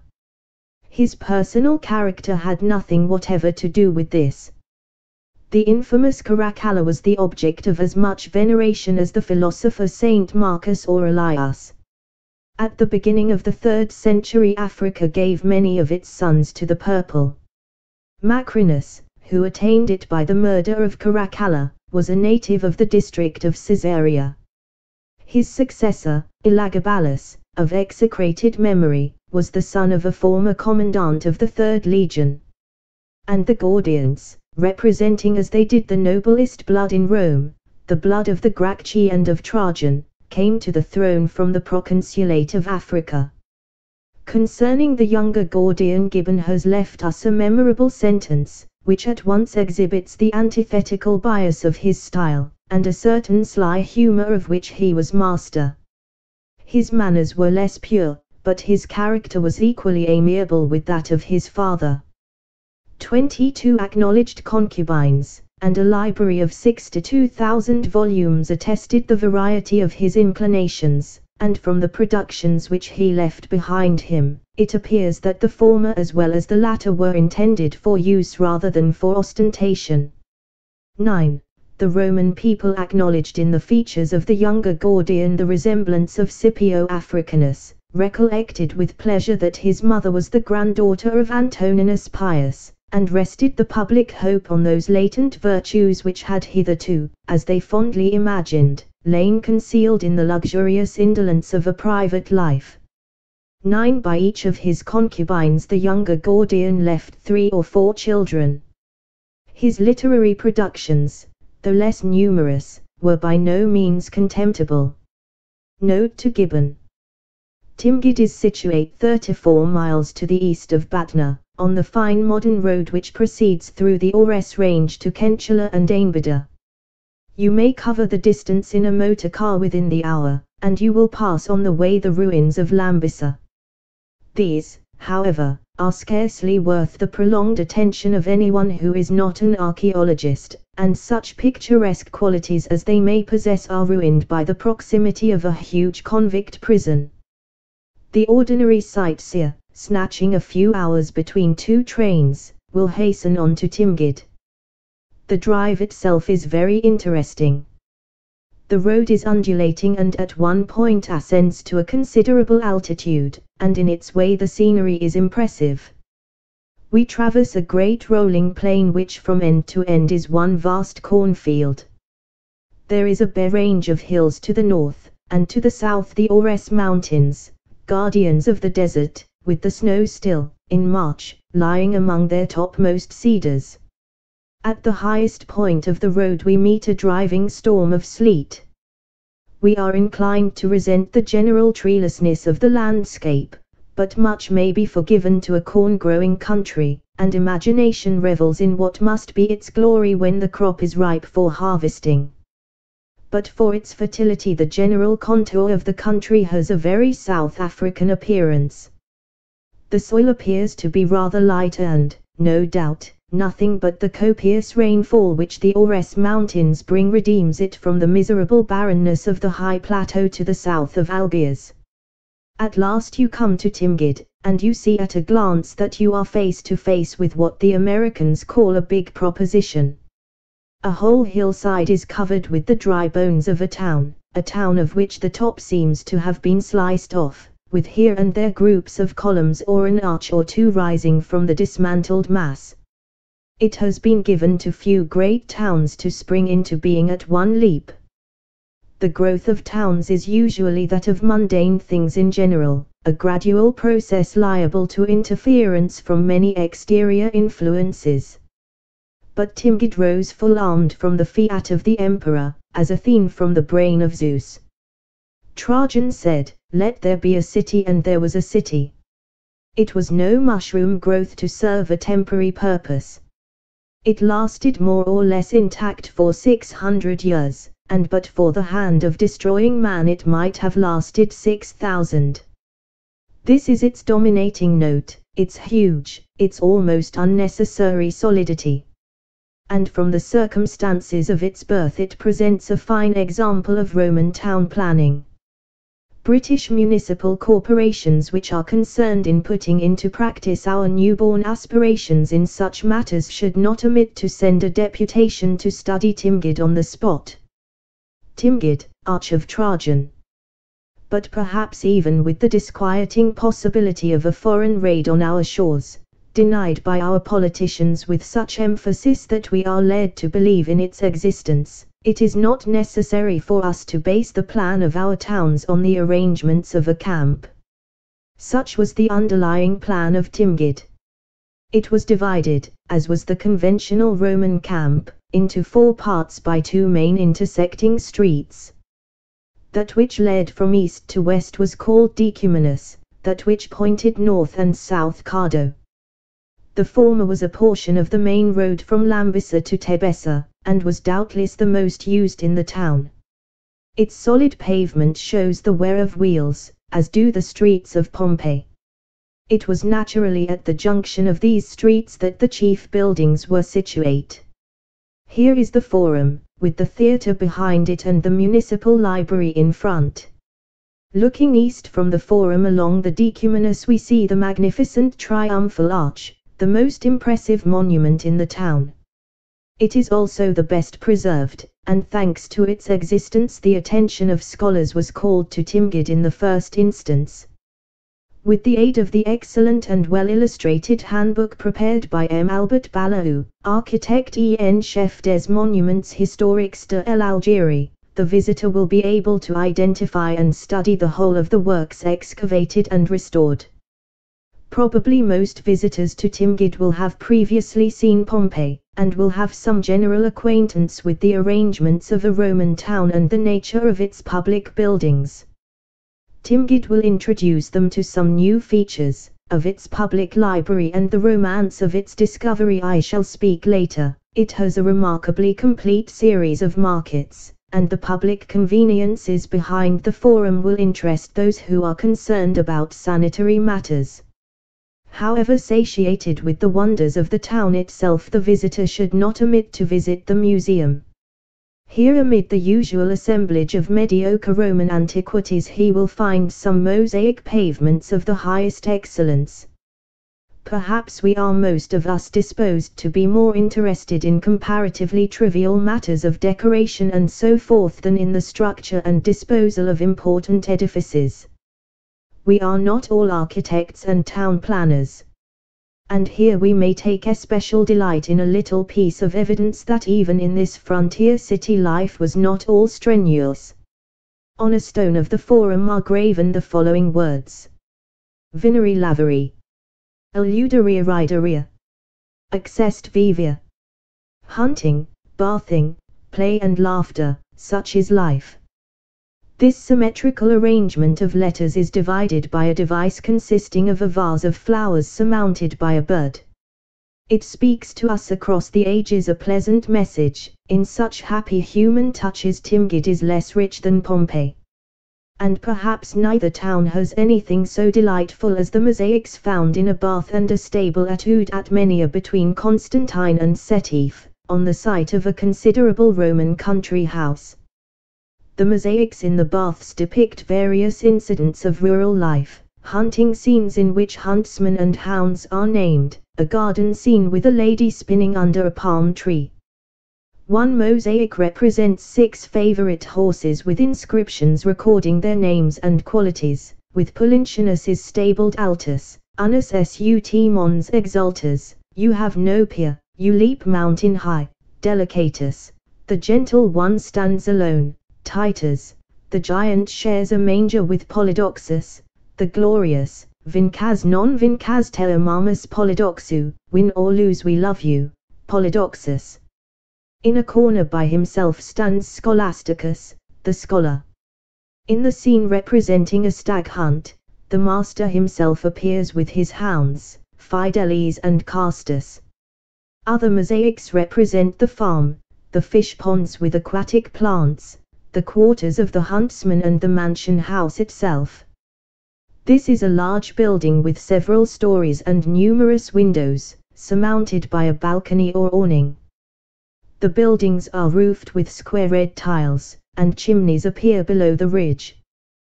This remarkable series of mosaics gives some insight into Roman life and customs in North Africa at the close of the 4th century, and bears striking testimony to the peaceful condition of the country in the declining years of the empire.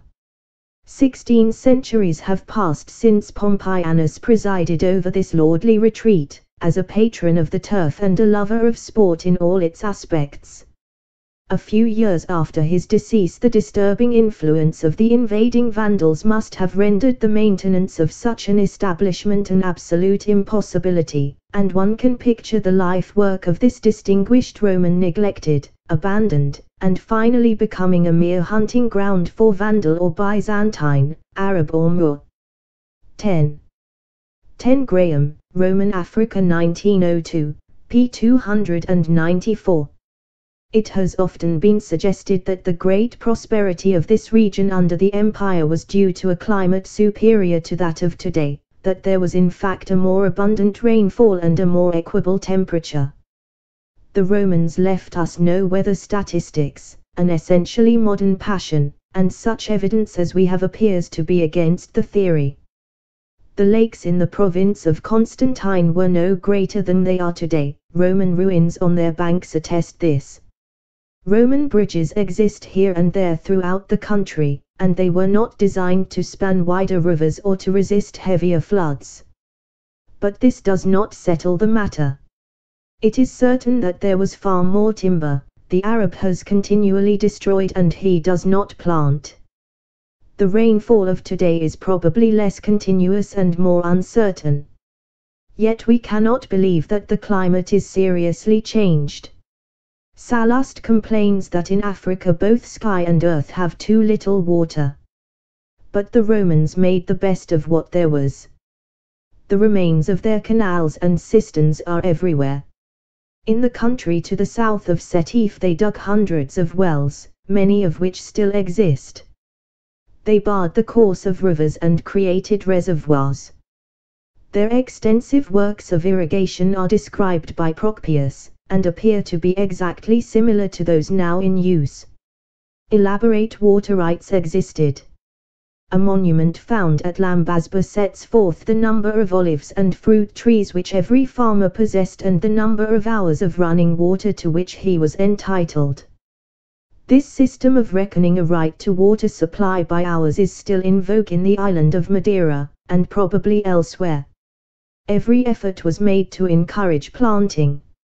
Exemptions from taxation for a certain number of years were granted to cultivators who planted vines or olives, or grafted the wild olive.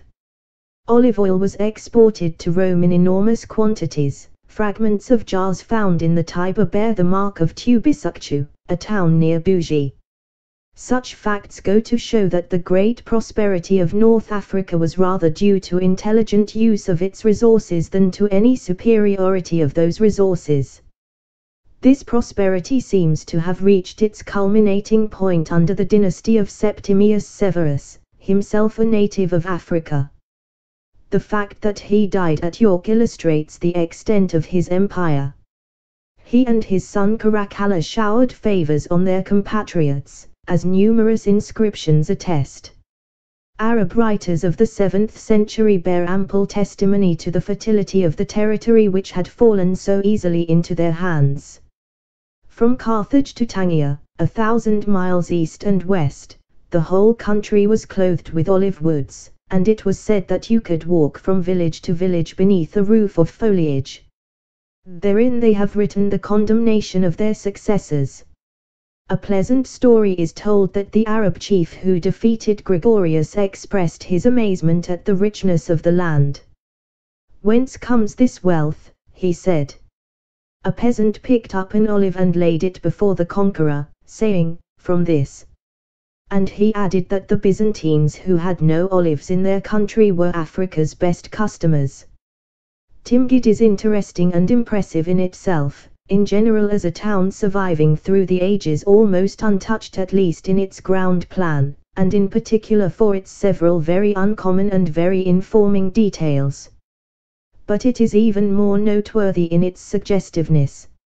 It flashes to us across a yawning chasm a message from a distant past, a message from a civilization not essentially different from our own, a civilization based on ordered liberty and individual effort, on public spirit and service, on private wealth amassed in agricultural and commercial enterprise, anticipating in its municipal buildings and in the dwellings of its citizens, rich and poor, with sufficient resemblance the conditions of our own life, public and domestic, yet reckoned in the lapse of centuries and the generations of men of an almost incredible remoteness, a remoteness emphasized, as everything is emphasized in this land of staring contrasts, by the hopeless barbarism and neglect which have filled the intervening gulf. Yet there are differences. The city stood on the very frontier of the empire, but it was not built as men build in such situations today. Its solidity and magnificence suggest great local pride, the pride of wealthy citizens, who preferred to adorn their own city to spending their money as strangers in the smart world of Italy, who chose rather to rule in Africa than to serve in Rome, and they are evidence of provincial prosperity and contentment during that great 2nd century which Gibbon regarded as the happiest period mankind had known. And we cannot suppress our surprise that the very existence of such a town is scarcely known to us from historical sources. If it were not for its ruins, very few among scholars would have heard the mean of Tamagudi. In any endeavor to picture to ourselves the empire as a whole, such a fact is of great significance. And with such throbbing life at its extremities, it is difficult to regard the heart as unsound. The contemplation of such a town as Timgad helps us to realize the compelling force of Rome's unequaled genius. On this remote frontier of her empire we may trace today the same motives in building, all that meets the eye, which were dominant in the mother city. In every branch of art, whether in sculpture, painting as displayed in the decorative forms of mosaic, or in architectural design, the same monumental remains await our coming: the basilica, the amphitheater, the triumphal arch, the aqueduct and the fountain, the bridge, the temple and the tomb. They stand before us as examples of dignity of conception, unerringness of line, justness of proportion, fitness of purpose and soundness of construction.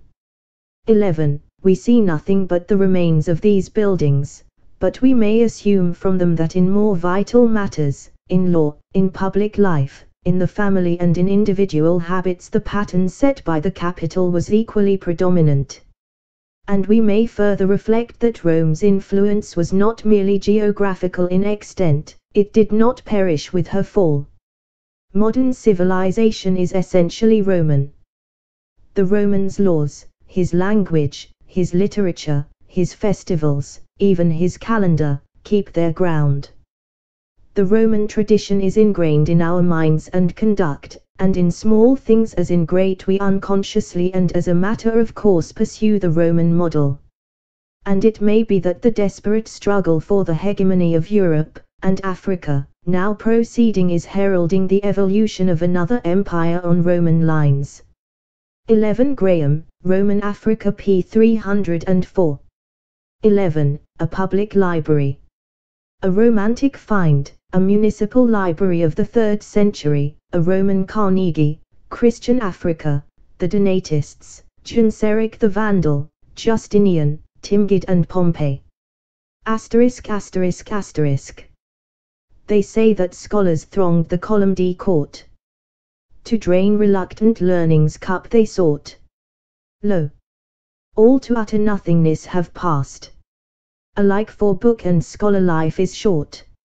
Among the buildings unearthed at Timgid there is one which, from its nature and the fact that it is unique, or almost unique, is especially interesting, and merits particular attention. The learned world has long been aware that the public library, which is a comparatively recent addition to most of our own towns, was a Roman institution. The allusions of Latin authors tell us so much. There were 28 public libraries at Rome in the 4th century, and we gather from inscriptions that there is nothing original about Mr. Carnegie, except the extent of his munificence. The public libraries of provincial cities were often due to the liberality of wealthy citizens, and once established they were frequently enriched by the gifts and bequests of others. By a succession of fortunate accidents, which happily illustrate the romantic side of excavation, the public library of Timgid has been found and identified beyond question. This fact in itself gives a very special distinction to the ruins. In 1901, in clearing a block of buildings in the Cardo, not far from the principal gate of the Forum, the nature of which was unknown, the excavators found a broken portion of an inscription. It seemed to refer to the dedication of the building as a public institution, but threw no light on its nature. It was vaguely considered to be a school or salle de reunion. The mutilated inscription was as follows: Vinciani Flavio. Mento sua Republici. Sium Patrii sua ilo. Exis CCCC mil. Num. Ctomist. This merely indicated that the building had been erected at a cost of 400,000 sesterces, or about £4,000, as a result of a legacy of 1 qfro. In 1904, in the course of some digging in a neighboring house, a little to the north, a second fragment of this inscription was found. It fitted exactly to the left-hand side of the former fragment, and read as follows: Tel Q. Ad Testa. Vgaden. Uthasi. Upeth.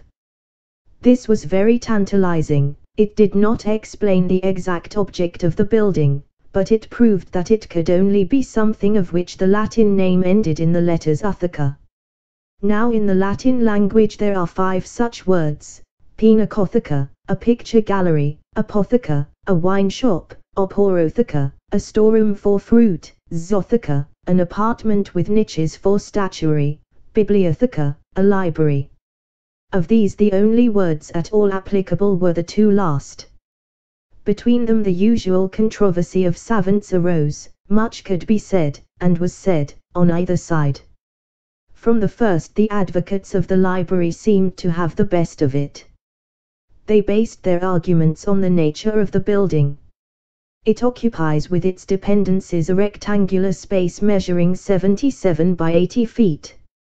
Its principal front, facing east, is composed of a portico in the form of a letter U sustained by 12 columns of white calcareous stone, framing a court which opens onto the street. On each side of the portico was an entrance to 2 partially open chambers, bounded by 2 side streets leading to the Cardo. Behind these was a great central hall with a room on either side of it, each having a niche at the further end. The termination of the hall was of semicircular form. On each side of it were 6 detached columns of white marble, corresponding to the same number of pilasters in the wall, between each side pair of which was a square recess. In the middle of the semicircle was a larger and deeper recess, which doubtless contained a statue. The advocates of the Zothica theory urged that the main purpose of the building was to be the shrine of an important statue, bequeathed by Quintianus Flavius Rho, to his mother city. The case for a library seemed stronger and more attractive. It was suggested that the rectangular recesses were receptacles for volumes or rolls of papyrus, and that benches or steps which led up to them from the center of the building were intended to serve as seats for readers. The detached columns were considered to have supported 2 upper galleries containing a second set of bookcases, while the great niche at the end was an architectural feature, doubtless containing a statue of Minerva. The head of such a statue was found in the neighborhood. The 2 side rooms were held to be further storerooms for books, one of them, having a door into the street, perhaps reserved for the use of the librarian. There are indications of recesses in their walls also. The Great Hall, it was observed, was exceptionally well lighted by a skylight in the vaulted roof of its semicircular portion, and therefore very suitable for reading. Timgad, the public library. The question was settled in 1906, on the 17th of March, at 5 p.m., as M. Balaou records with exulting precision. In making an experimental hole beside the cardo, a workman drove his pick against a fragment of inscribed stone, which proved to be the missing piece containing the first portion of the inscription. The supporters of the library theory were right.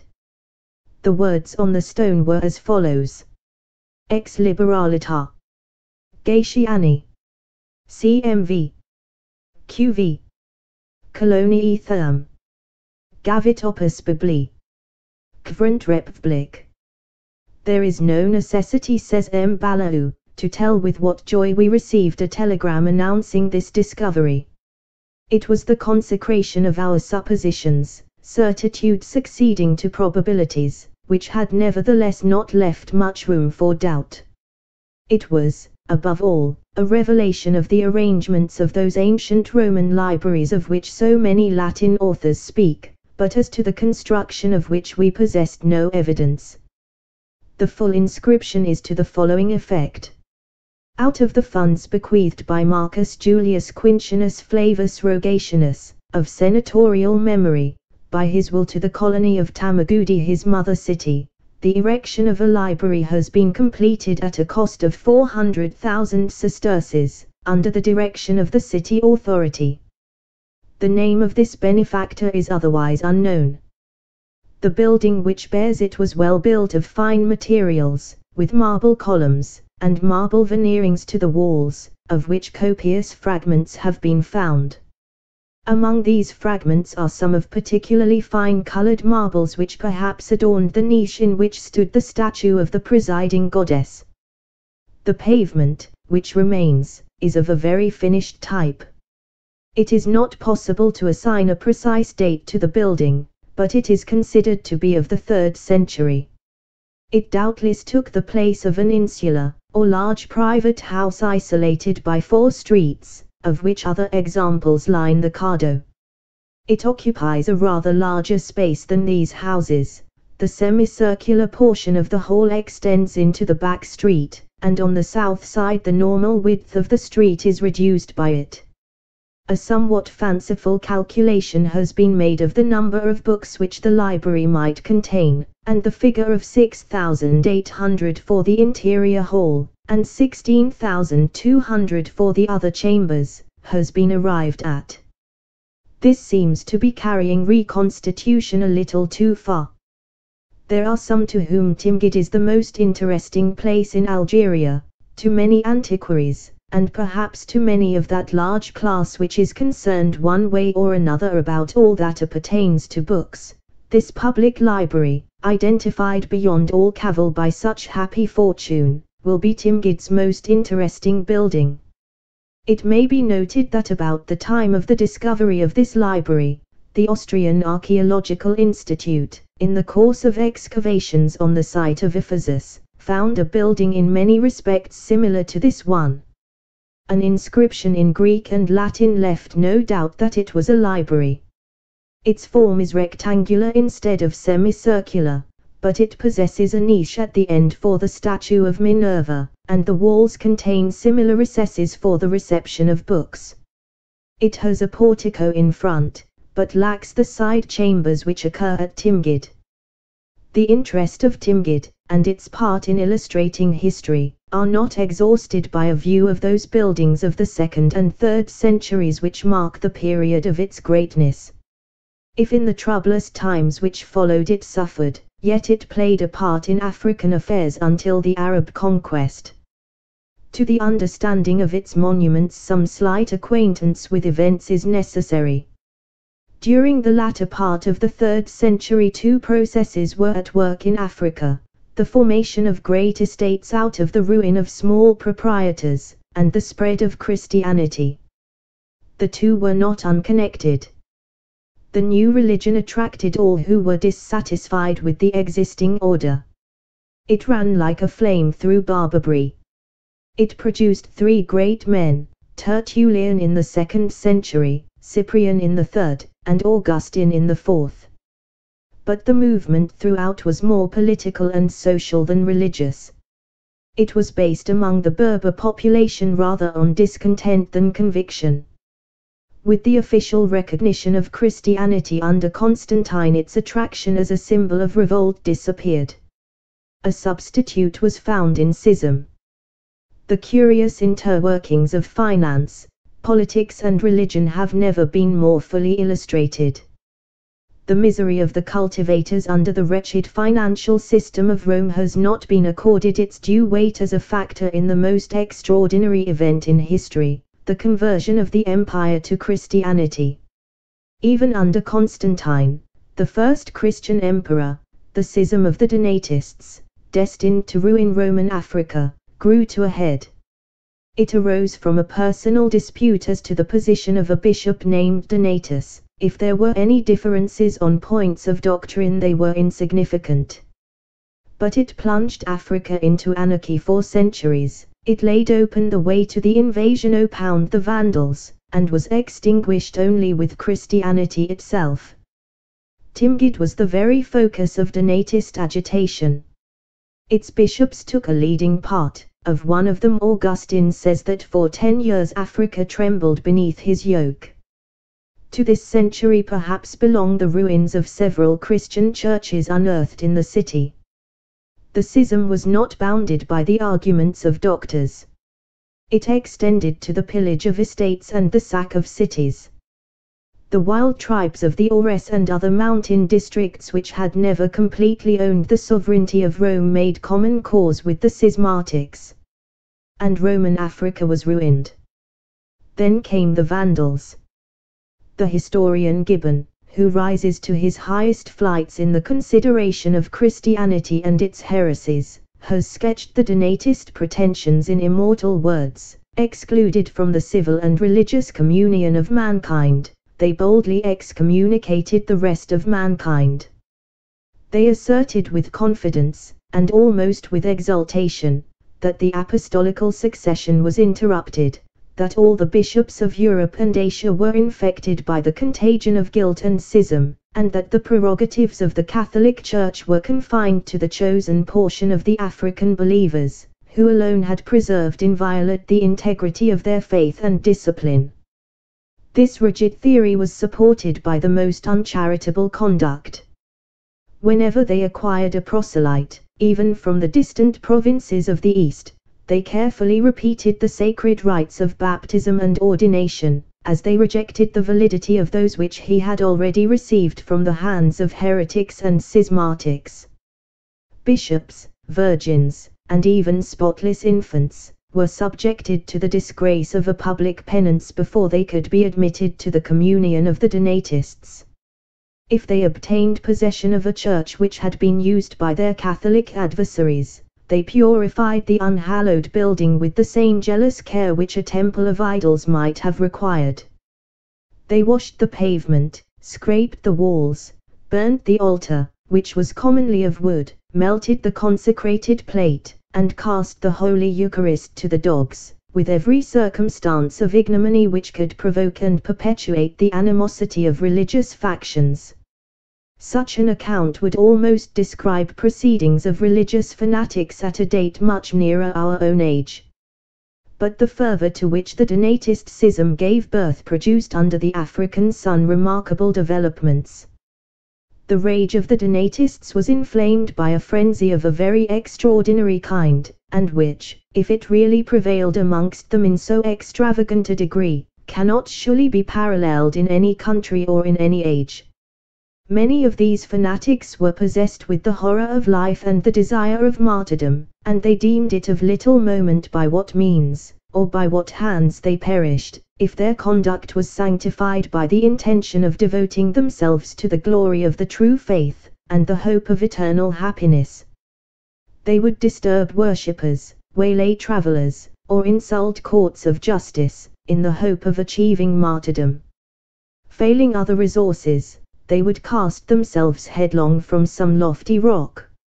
In the actions of these desperate enthusiasts, who were admired by one party as the martyrs of God, and abhorred by the other as the victims of Satan, an impartial philosopher may discover the influence, and the last abuse, of that inflexible spirit which was originally derived from the character and principles of the Jewish nation.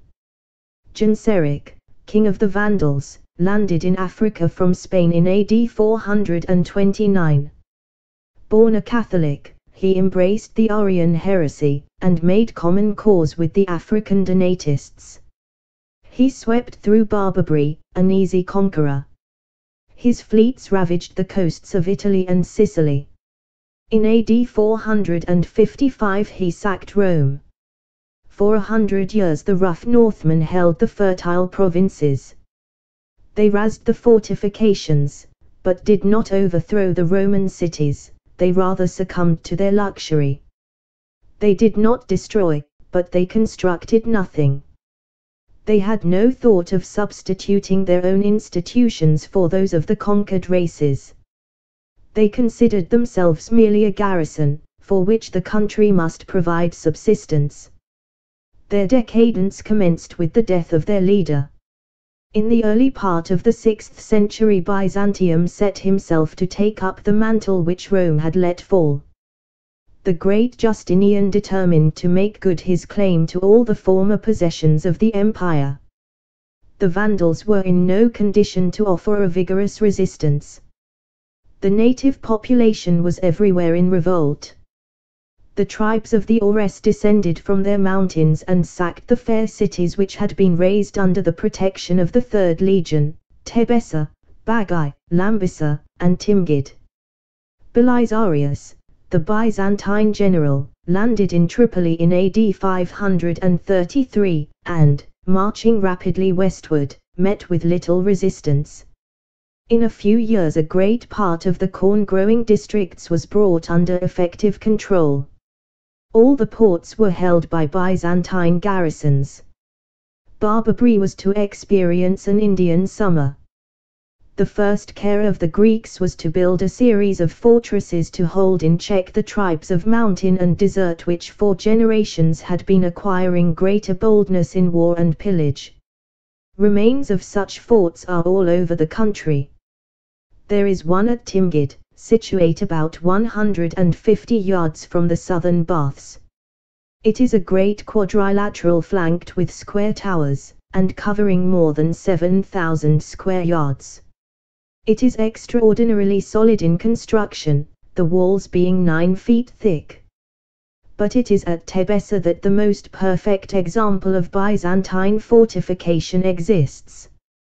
The enceinte encloses the Arab town, and to put it into a state of defense the French have only had to execute a few repairs.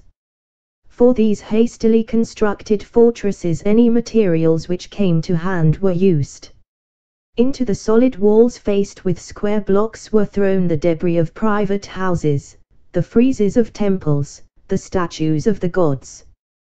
What the Vandal had spared, the Berber and the Byzantine between them made an end of. Under the shelter of these fortified places a neo-Roman civilization budded again. The great proprietors and the wealthy financiers of the later empire had disappeared. Their place was taken by the church. The bishops occupied themselves with business of every description, political, financial, administrative, and even military. Vast sums were spent in the construction of great basilicas and monasteries, the ruins of which may be seen at Timgad and Tebessa today. To this period doubtless belongs the huge building, basilica and monastery, to the west of Timgad. It covers a space of not less than 20,000 square yards. The basilica is 200 feet long and 70 feet wide, and is preceded by a courtyard of the same size as itself. It is built chiefly of stones taken from the neighboring pagan temples, which must have been already in ruin at the time of its erection. If, as some suppose, these great churches were built originally during the 4th and 5th centuries, before the Vandal invasion, there can be little doubt that they were rebuilt with modifications and enlargements during the Byzantine period. The domination of the church did not make for the prosperity or security of the people. The great dreams of Justinian were never realized. His enterprise from the very beginning had in it the seeds of decay. The rapacity of the ecclesiastics at least equaled that of the former treasury officials. The husbandmen were plunged in a condition of abject poverty, the persecution of schismatics decimated the population. Native insurrections, mutinies of troops, sullen detestation of the people prepared the way for the easy fall of the Byzantine administration before the invading Arabs of the next century. It is natural to compare Timgad with Pompeii, and the comparison has often been made. But beyond the fact that both were towns of the Roman Empire, and that the ruins of both have been preserved to an extent unparalleled elsewhere, they have no great resemblance. It happened to me, as probably it has happened to few, 2 or 3 weeks after leaving Timgad, while the memory of it was fresh, to stand once again in the Forum of Pompeii. I recalled their different conditions. They were not contemporary. Pompeii was destroyed before Timgad was built. Pompeii, rather Greek than Roman in origin, was a pleasure town of the 1st century, which, after damage by an earthquake at the zenith of its prosperity, was overwhelmed by ashes from Vesuvius. Timgad was a military and commercial town of the 2nd and 3rd centuries, ruined first by religious faction and financial breakdown, and finally overthrown of set purpose by a horde of mountaineers. To compare them is like comparing the Tunbridge Wells of the 18th century with the Pretoria of the 20th. The contrasts their ruins present are those we should expect. Timgad is more solid and more serious, its public buildings are finer, its main streets are more important, and there is nothing at Pompeii to compare with the magnificent Arch of Trajan. But Pompeii is richer in minor matters. In all the illuminating incidents of private life, its chief interest lies in its wonderful houses, and in the almost miraculous preservation of much of their interior decoration. And their situations accord with their peculiarities. Timgad lies on a bare hillside, far from the habitations of man, Pompeii hard by the lovely Bay of Sorrento, in one of the fairest landscapes of Italy. The cities are not rivals. They supplement each other, and those of us to whom a study of what was before is one of the chief interests of life may be grateful that we have so much of both. 12. The road through Kabylia. Sétif, the Chebet Pass, a fishless river, a lovely coast, Bougie, Kabylia, Greek types, Fort National. ******. A rough laborious people, there. Not only give the dreadful Alps to smile, and press their culture on retiring snows, but, to firm order trained and patient war, they likewise know, beyond the nerve remiss, of mercenary force, how to defend the tasteful little their hard toil has earned. Thomson. He who returns by motor car from Biskra to Algiers may avoid the detour via Constantine by taking the new direct road from Batna to Sétif, a distance of 132 kilometers. It ascends to an altitude of over 5,000 feet, and in winter is sometimes blocked by snow. But this is not likely to be a frequent trouble. Whichever way he comes, direct or roundabout, by road or rail, the traveler must make Sétif his point. If he omits to take the road from Sétif to Bougie, through the Chebet Pass, a distance of 113 kilometers, he will have no idea of what Algeria is capable of in the way of mountain scenery. There is a distinct tendency among Englishmen today to revolt against the domination of the guidebook. With our ancient constitution in the melting pot, and our most cherished national convictions openly contested, it is hardly surprising that even the revered name of Murray has failed to maintain its authority. There are abandoned men who openly flout it, who want to see nothing of the things that ought to be seen, to know none of the things that ought to be known. The reaction was inevitable. Murray and Baedeker and the like set poor human weakness an impossible ideal. They direct us as if we were an army of invasion, they map out our operations day by day and hour by hour with a ruthless precision. Has anyone ever carried through the program of how to spend 10 days in Rome, and survived to boast of it? Wherefore in our iconoclastic age there are men to whom the guidebook's double star is but a danger signal. Let me implore them to waive their prejudices as far at least as the Chebet Pass is concerned. If much be praised, it is still quite hackneyed, and it is magnificent. And they may steal a march on the enemy. The guidebooks, as far as Algeria is concerned, have not discovered the motor car. They direct you to hire a carriage at Sétif, to sleep at a roadside inn, and to lumber into Bougie at the close of the second day. We have changed all that. We take a car at Sétif after déjeuner, and loitering by the way we yet reach Bougie in time to stroll round the town before dinner. So we have a day in hand. But let us haste to do it before a revised edition comes out. The plateau of which Sétif may be considered the centre lies at a high altitude, and as the sea is no great distance off, we may perceive from a glance at the map that there must be a more or less rapid landfall towards it. Such conditions commonly produce a picturesque coastline. Here we have more than this. The plain is supported by a very abrupt range of mountains rising to twice its height, the peaks to 6,000 and 7,000 feet. Such a range must either be crossed by a high pass, or it may be that we may find an outlet where a mountain stream, taking advantage perhaps of a rift caused by a natural convulsion, has worn for itself a passage. Such a passage is the gorge of Chebet el Akhira. From Sétif, most hideous of modern French towns, the road leads northward for some distance through an uninteresting corn-growing country. After a few miles the surface becomes more broken, Kabul villages begin to appear on neighboring hilltops, and Kabul gardens are rich in apricot blossom. We cross a chain of hills running east and west, from the summit of which we obtain a splendid view of the mountain range which we are about to penetrate. We descend rapidly to the stream which is to be our companion, and at a distance of 53 kilometers from Sétif reach Karata, at the mouth of the pass.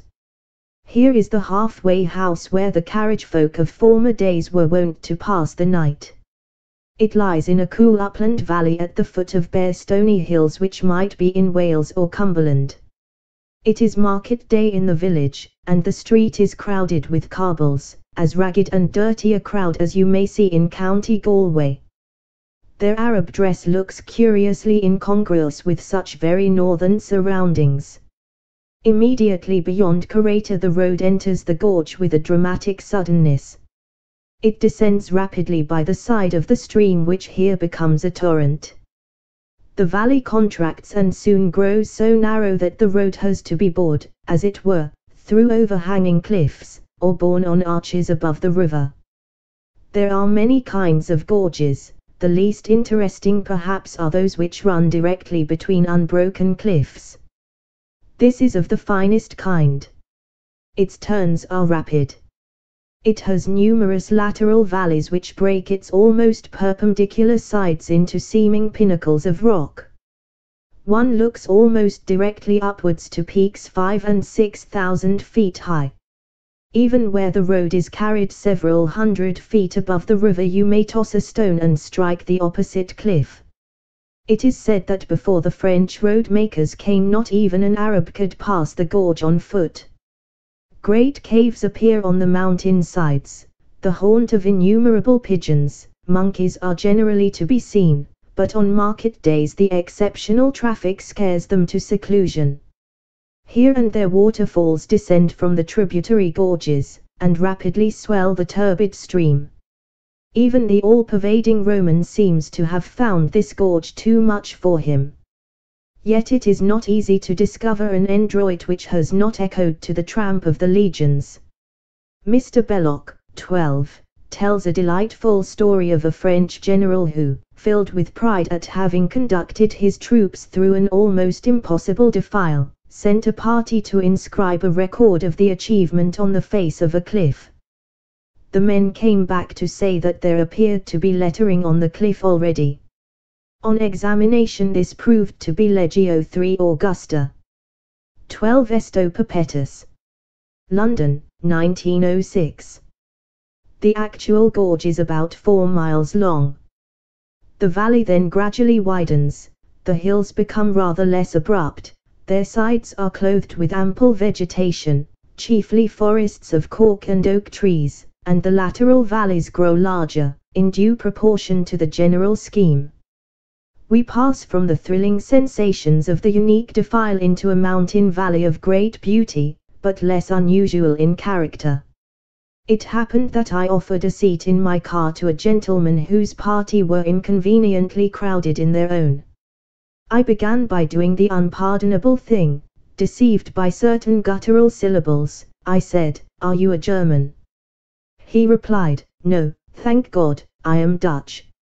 And my heart was glad within me, for the Dutchman is our brother, and our friend, perhaps because we have fought him over and over again, and sometimes we have beaten him, and sometimes he us. We have had, as far as I am aware, no such pleasant relations with the German. Perhaps if we had fought him for a century or two we should appreciate his good qualities. In spite of this inauspicious beginning, I soon found points in common with my chance companion. We both knew many lands, especially we both knew the same places and the same men in Norway. My Dutchman loved Norway as I love it, and knew it better. Our points of view were different. His to range far and wide, to sip as a bee winging from flower to flower the varied beauties of fjord and fell, of fond and brae, mine to mark the rise and fall of one much-studied river, chained as a galley slave to my angle. So we played the pretty and seductive game of resemblances. Here in this fierce African landscape we contrived to see Bratlandstall, here Sundal, here the smoothened rock faces of Noordalsozen. Lower down where a vast amphitheatre of hills guarded the meeting of two waters we saw the Pyrenees.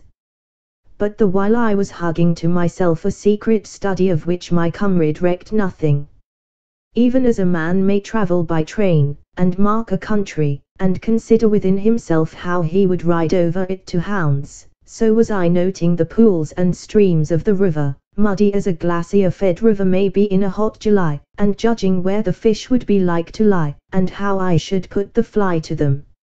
A very pretty pastime, but clouded by the knowledge that no fish that is a fish, not even a wee trout, may live in these waters. They contain calcareous salts, or something unpleasant, which no fish of the royal race will stand. There are hopes of acclimatizing Tench, but who can wax warm at the prospect? Yet was this to look upon a real river, the finest river, with all respect to the Nile and the Zambesi, I speak as an angler, that I have seen in Africa, a fair succession of pool and stream, of pools running swiftly beneath steep banks and shelving shores, of streams just steep enough to make the pools holding.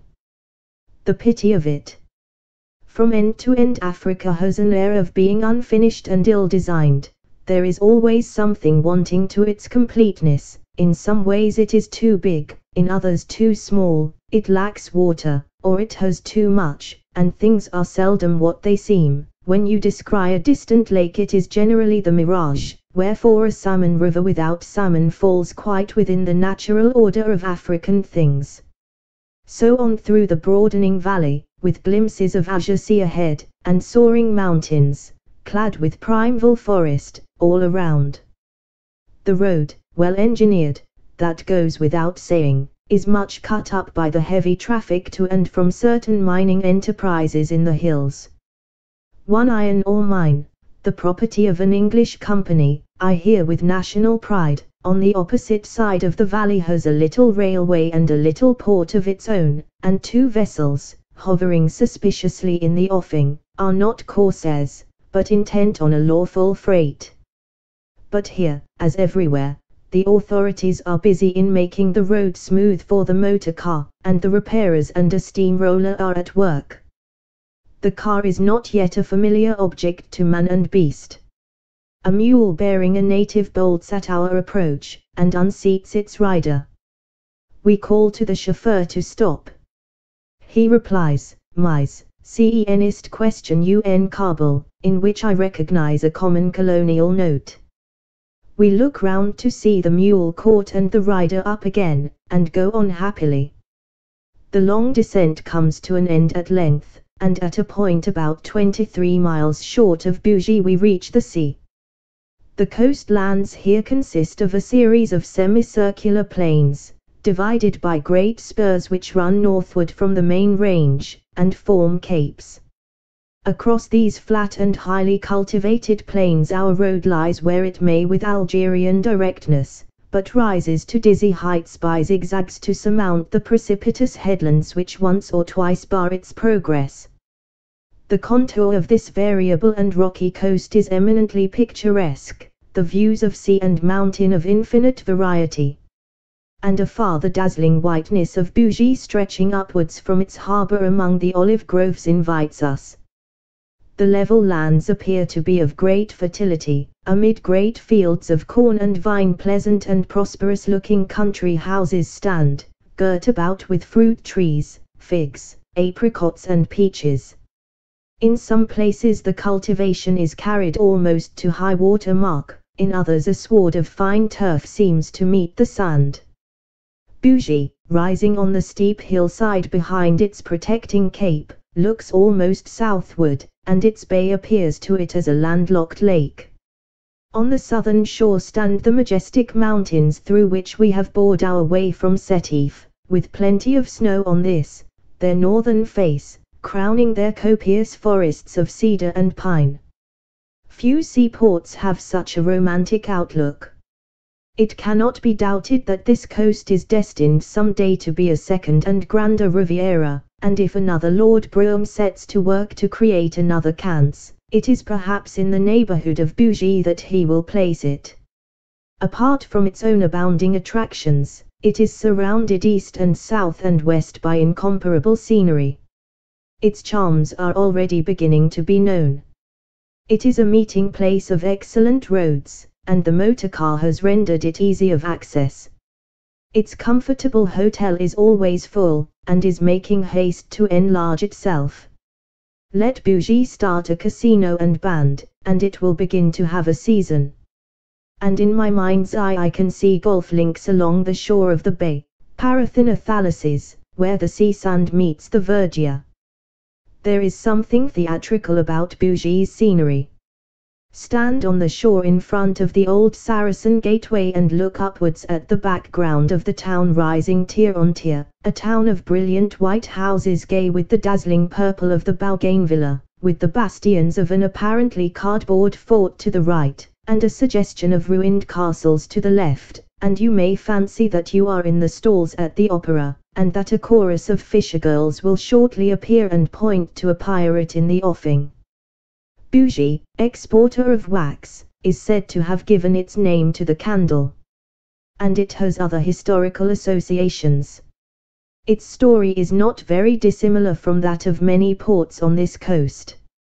Phoenician traders, Roman colonists, Vandal invaders, Byzantines, Berbers, Arabs, Spaniards and Turks, all have had their day, and many of them have left their impress. Traces of the Roman wall exist, the Saracenic enceinte, enclosing a space 7 times the size of that which lies within the present fortifications, is still marked by ruined towers which rise picturesquely among the olive trees. In the matter of piracy, Bougie followed the example set by Algiers with great zeal and success. So troublesome were its corsairs to Spain that in 1508 Ferdinand V was goaded to action, and sent a fleet of 14 ships under Don Pedro Navarro to take possession of it, and the Spaniards held it for nearly 40 years. But the failure of the expedition of Charles V against Algiers in 1545 put great courage into the Algerians. They attacked the castle on the harbour and the citadel on the heights with an overwhelming force. The governor, Don Alonso de Peralta, seeing resistance hopeless, and anxious to save the lives of his garrison and its women and children, surrendered the town on condition that all the Spaniards within the walls should be allowed to depart, and that ships should be furnished to carry them to Spain. The emperor, doubtless still smarting under his defeat, did not take this fresh reverse in good part and condemned the unfortunate governor to lose his head. Thenceforth until the French invasion, Bougie was held by a small Turkish garrison, and the town, which is said to have contained in its palmy days a population of 100,000, fell into decay. It is now once again on the upgrade of prosperity. From Bougie it is possible to proceed to Algiers by steamer, or by train, but the traveller who has reached it by motor car from Sétif should on no account miss the opportunity to drive through Kabylia, the beautiful and interesting mountain district which lies between the snowy Jejera and the sea. The distance via Fort National to Tizi Ouzou, on the western side of the upland country, whence Algiers may be reached by train in 3 hours, is about 150 miles. A magnificent new road breasts the mountain wall which confines the valley above Bougie, and leads with interminable curves and zigzags through forest and cultivated land, through heath and downland turf, to a chilly height of nearly 5,000 feet. The configuration of this country, the foothills of the Jejera, is peculiar. A series of slopes confines a wealth of valleys great and small, into which project knife edges, commonly crowned at their termination with castle-like rocks. The Jejera range protects these valleys from the hot and drying winds of the desert, and its snows supply copious torrents and a moist atmosphere. The country affords a very striking contrast to the typical arid upland of Algeria. In such conditions we naturally find a very luxuriant vegetation. Cedars, oaks, olives, figs and vines flourish exceedingly, and beneath them the sward suggests a more northern land. Africa maintains its character as the continent of surprises. On every vantage point which offers possibilities of defense, especially on the narrow ridges near their final crests, stand Kabul villages, commanding both slopes. In such a situation there is seldom water to be found, and it is the perpetual task of the women, who are unveiled, to carry it to their homes from the cascades on the neighboring hills. The villages are composed of small stone houses densely crowded together, roofed with tiles, the lines of the roofs being generally parallel, which gives them a curiously symmetrical appearance. Their dirt and squalor is indescribable.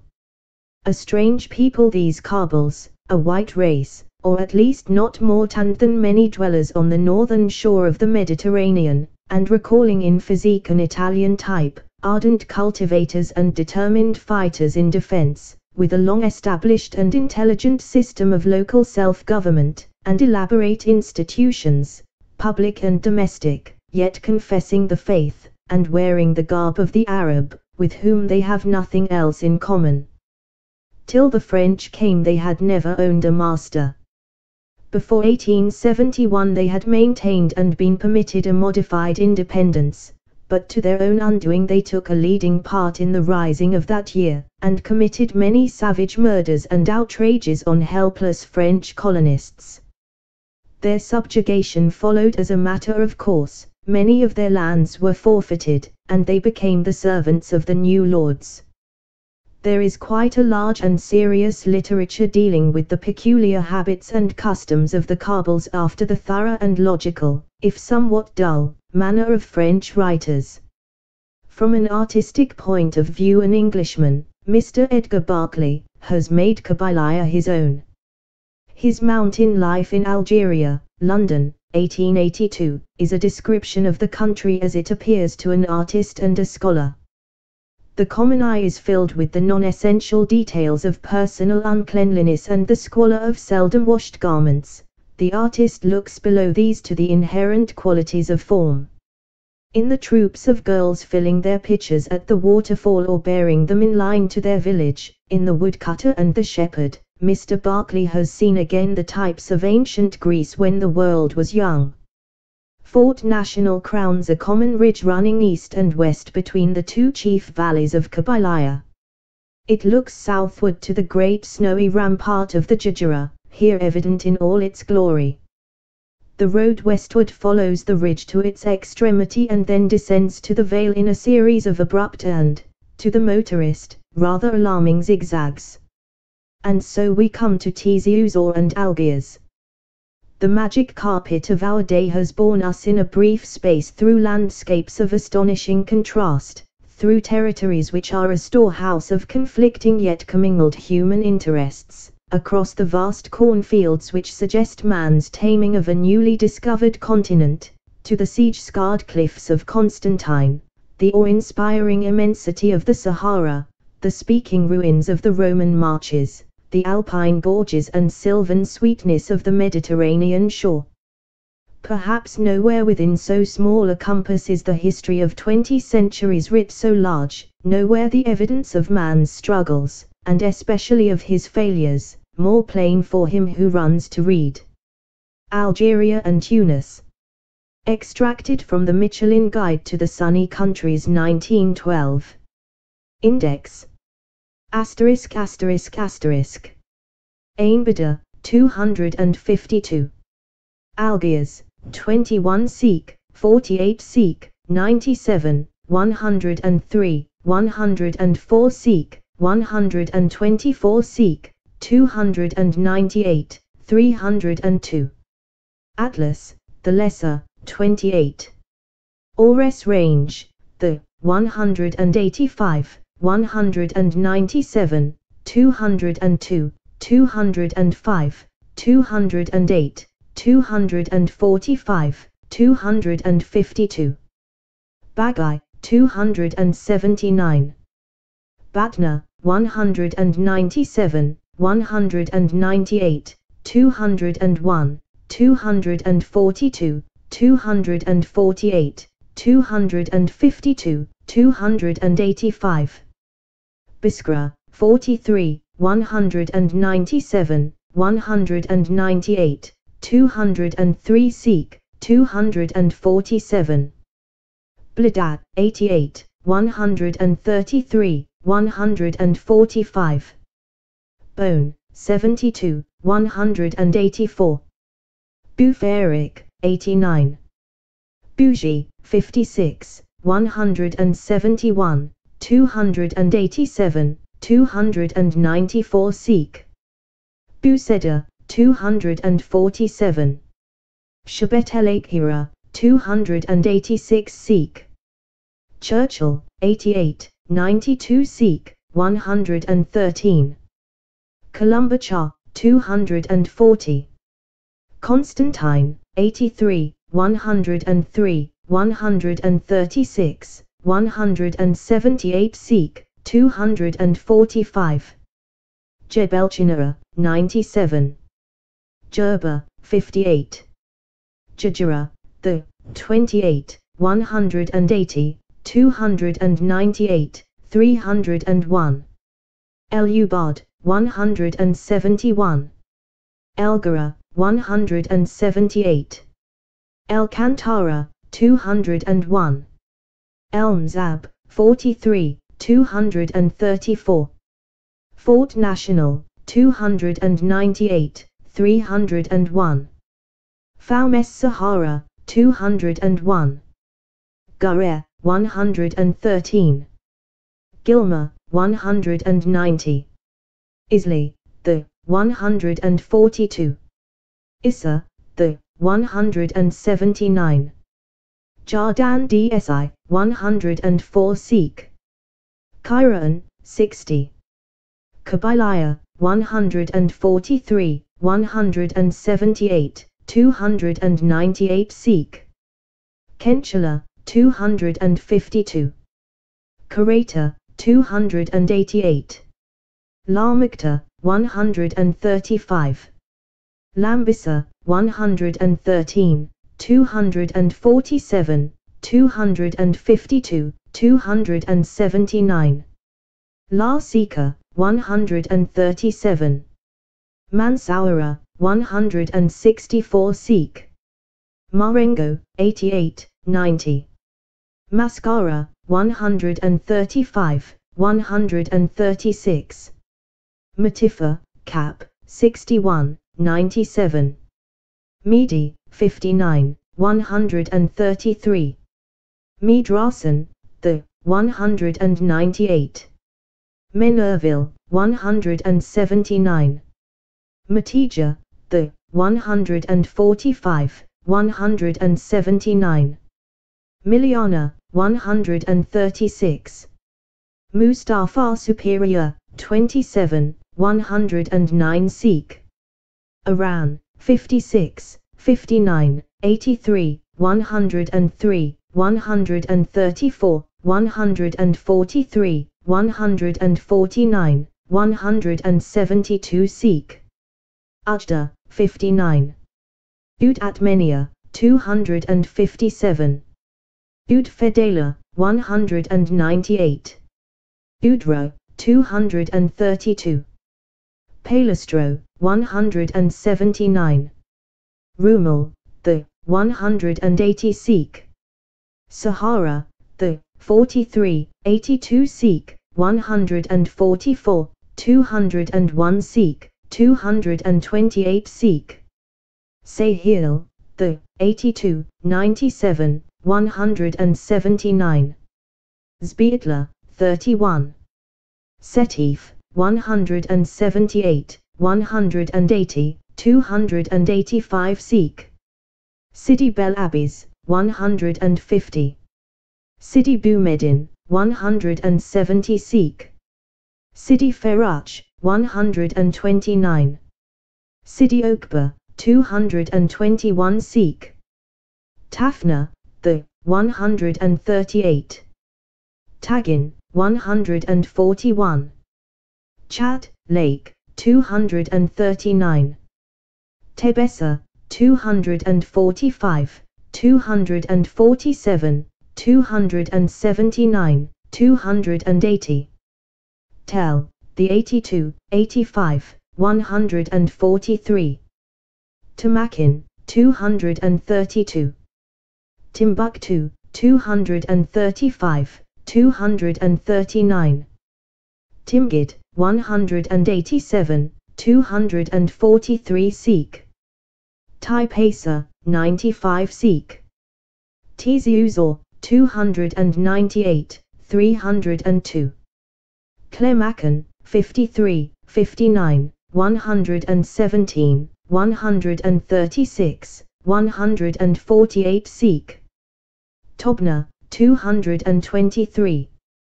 Tumio de la Chrétienne, 89, 198. Tugut, 216, 232. Tubisukchu, 261. Transcriber's note. Errors deemed most likely to be the printers have been corrected, and are noted here. The references are to the page and line in the original. The following issues should be noted, along with the resolutions. 14.13 Timgid, arch, at / of, Trajan replaced. 143.8 and, raised, the whole province of Iran raised. 221.14 As we approach Sidio, BK / KB, a transposed. 279.3 They, razed, the fortifications razed. End of Project Gutenberg's About Algeria, by Charles Thomas-Stanford. End of this Project Gutenberg ebook about Algeria.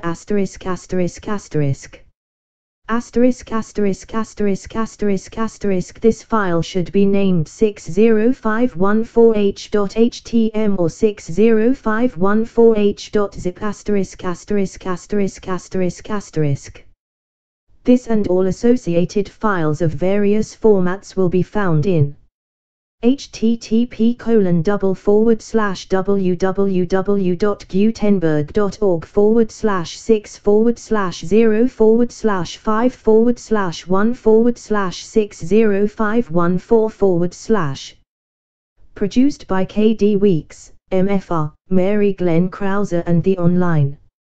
Distributed proofreading team at http://www.pgdp.net. This file was produced from images generously made available by the Internet Archive. Updated editions will replace the previous one. The old editions will be renamed. Creating the works from print editions not protected by U.S. copyright law means that no one owns a United States copyright in these works. So the Foundation, and you, can copy and distribute it in the United States without permission and without paying copyright royalties. Special rules, set forth in the General Terms of Use part of this license, apply to copying and distributing Project Gutenberg TM electronic works. To protect the Project Gutenberg TM concept and trademark. Project Gutenberg is a registered trademark and may not be used if you charge for the ebooks, unless you receive specific permission. If you do not charge anything for copies of this ebook, complying with the rules is very easy. You may use this ebook for nearly any purpose, such as creation of derivative works, reports, performances and research. They may be modified and printed and given away. You may do practically anything in the United States with ebooks not protected by U.S. copyright law. Redistribution is subject to the trademark license, especially commercial redistribution. Start. Full license. The full Project Gutenberg license. Please read this before you distribute or use this work.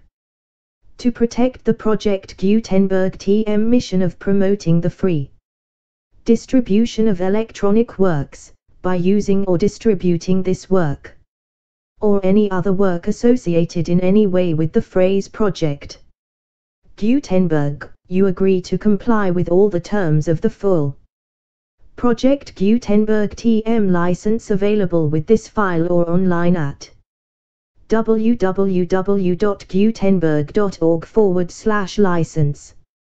Section 1. General Terms of Use and Redistributing Project Gutenberg TM electronic works. 1.0. By reading or using any part of this Project Gutenberg TM electronic work, you indicate that you have read, understand, agree to, and accept all the terms of this license and intellectual property, trademark / copyright agreement. If you do not agree to abide by all the terms of this agreement, you must cease using and return or destroy all copies of Project Gutenberg TM electronic works in your Possession. If you paid a fee for obtaining a copy of or access to a Project Gutenberg TM electronic work and you do not agree to be bound by the terms of this agreement, you may obtain a refund from the person or entity to whom you paid the fee as set forth in paragraph 1.e.8. 1.b. Project Gutenberg is a registered trademark. It may only be used on or associated in any way with an electronic work by people who agree to be bound by the terms of this agreement. There are a few things that you can do with most Project Gutenberg TM electronic works, even without complying with the full terms of this agreement. See paragraph 1.c below. There are a lot of things you can do with Project Gutenberg TM electronic works if you follow the terms of this agreement and help preserve free future access to Project Gutenberg TM electronic works. See paragraph 1.e below. 1.c. The Project Gutenberg Literary Archive Foundation, the Foundation or PGLAF, owns a compilation copyright in the collection of Project Gutenberg TM electronic works. Nearly all the individual works in the collection are in the public domain in the United States. If an individual work is unprotected by copyright law in the United States and you are located in the United States, we do not claim a right to prevent you from copying, distributing, performing, displaying or creating derivative works based on the work as long as all references to Project Gutenberg are removed. Of course, we hope that you will support the Project Gutenberg TM mission of promoting free access to electronic works by freely sharing Project Gutenberg TM works in compliance with the terms of this agreement for keeping the Project Gutenberg TM name associated with the work.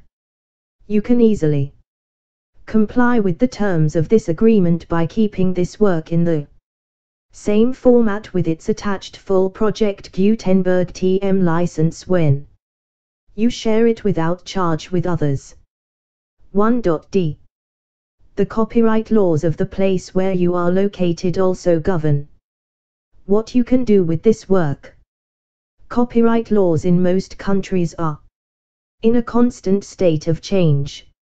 If you are outside the United States, check the laws of your country in addition to the terms of this agreement before downloading, copying, displaying, performing, distributing or creating derivative works based on this work or any other Project Gutenberg TM work. The Foundation makes no representations concerning the copyright status of any work in any country outside the United States. 1.e. Unless you have removed all references to Project Gutenberg. 1.e.1. The following sentence, with active links to, or other immediate access to, the full Project Gutenberg TM license must appear prominently whenever any copy of a Project Gutenberg TM work, any work on which the phrase Project Gutenberg appears, or with which the phrase Project Gutenberg is associated, is accessed, displayed, performed, viewed, copied or distributed. This ebook is for the use of anyone anywhere in the United States and most other parts of the world at no cost and with almost no restrictions whatsoever. You may copy it, give it away or reuse it under the terms of the Project Gutenberg license included with this ebook or online at www.gutenberg.org. If you are not located in the United States, you will have to check the laws of the country where you are located before using this ebook. 1.e.2. If an individual project Gutenberg TM electronic work is derived from texts not protected by U.S. copyright law, does not contain a notice indicating that it is posted with permission of the copyright holder, the work can be copied and distributed to anyone in the United States without paying any fees or charges. If you are redistributing or providing access to a work with the phrase project Gutenberg associated with or appearing on the work, you must comply either with the requirements of paragraphs 1.e.1 through 1.e.7 or obtain permission for the use of the work and the project Gutenberg TM trademark as set forth in paragraphs 1.e.8 or 1.e.9. 1.e.3. If an individual project Gutenberg TM electronic work is posted with the permission of the copyright holder, your use and distribution must comply with both paragraphs 1.e.1 through 1.e.7 and any additional terms imposed by the copyright holder. Additional terms will be linked to the project Gutenberg TM license for all works posted with the permission of the copyright holder found at the beginning of this work. 1.e.4. Do not unlink or detach or remove the full project Gutenberg TM license terms from this work, or any files containing a part of this work or any other work associated with project Gutenberg TM. 1.e.5. Do not copy, display, perform, distribute or redistribute this electronic work, or any part of this electronic work, without prominently displaying the sentence set forth in paragraph 1.e.1 with active links or immediate access to the full terms of the project Gutenberg TM license. 1.e.6.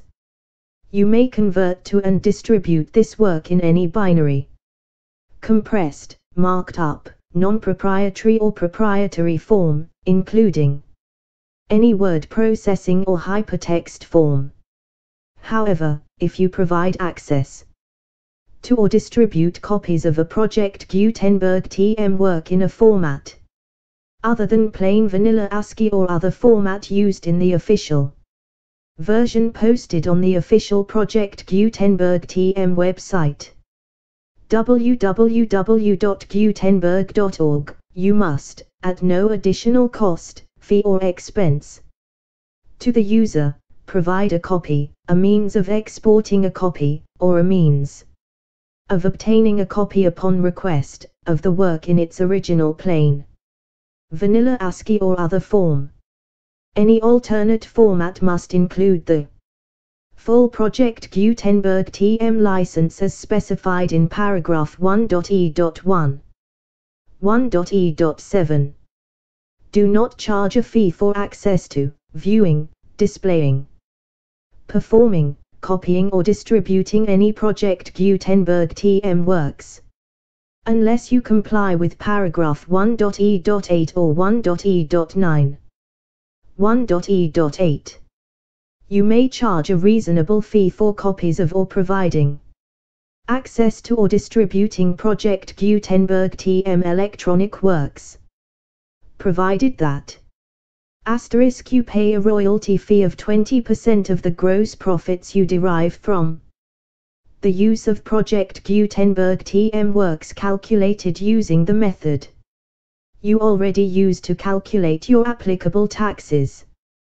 The fee is owed to the owner of the project Gutenberg TM trademark, but he has agreed to donate royalties under this paragraph to the project Gutenberg Literary Archive Foundation.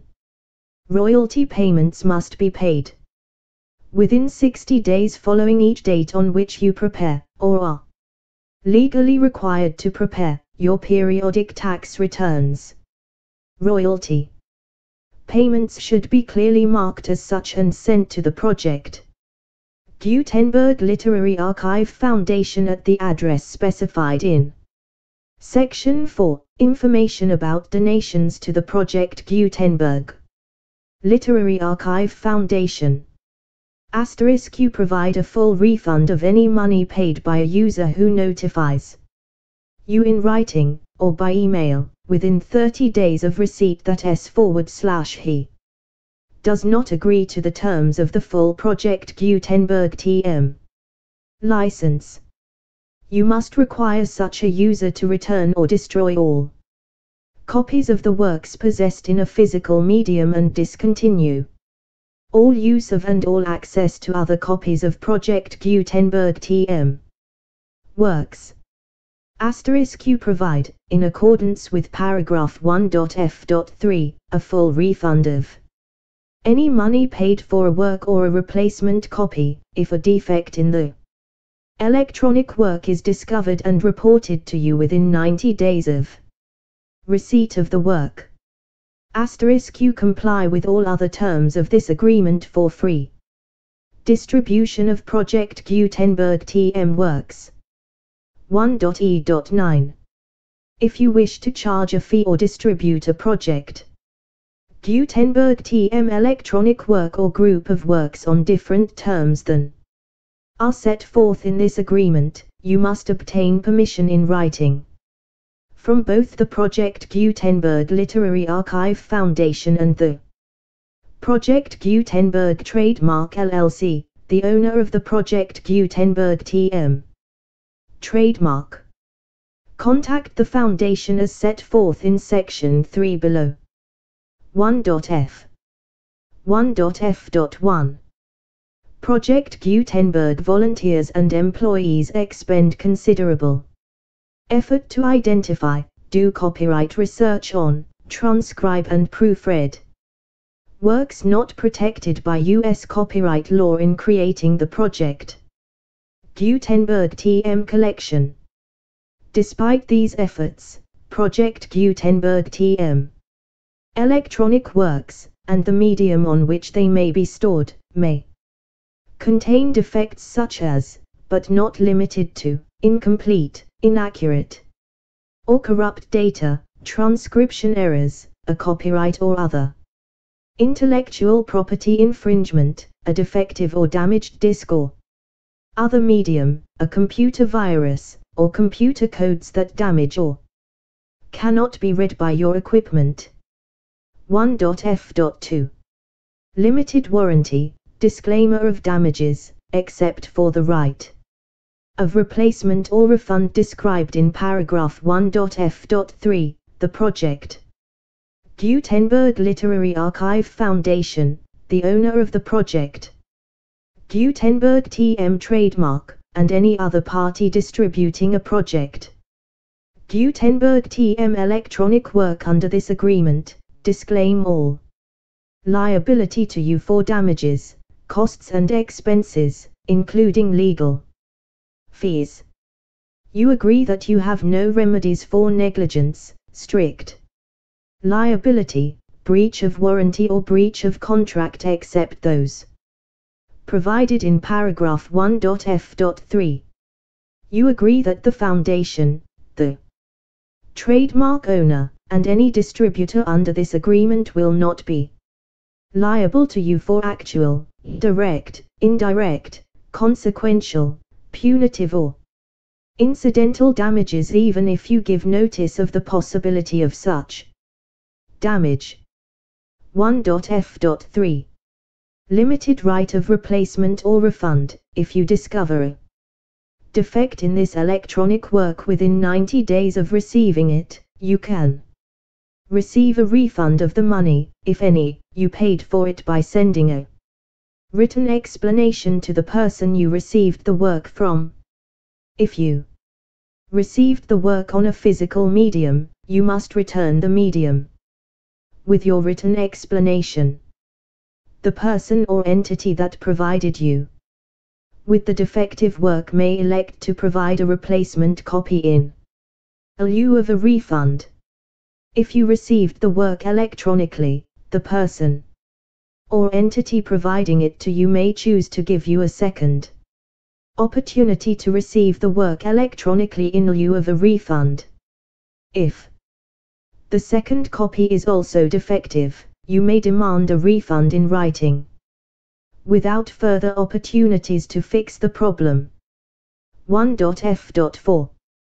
Except for the limited right of replacement or refund set forth in paragraph 1.f.3, this work is provided to you as is, with no other warranties of any kind, express or implied, including but not limited to warranties of merchantability or fitness for any purpose. 1.f.5. Some states do not allow disclaimers of certain implied warranties or the exclusion or limitation of certain types of damages.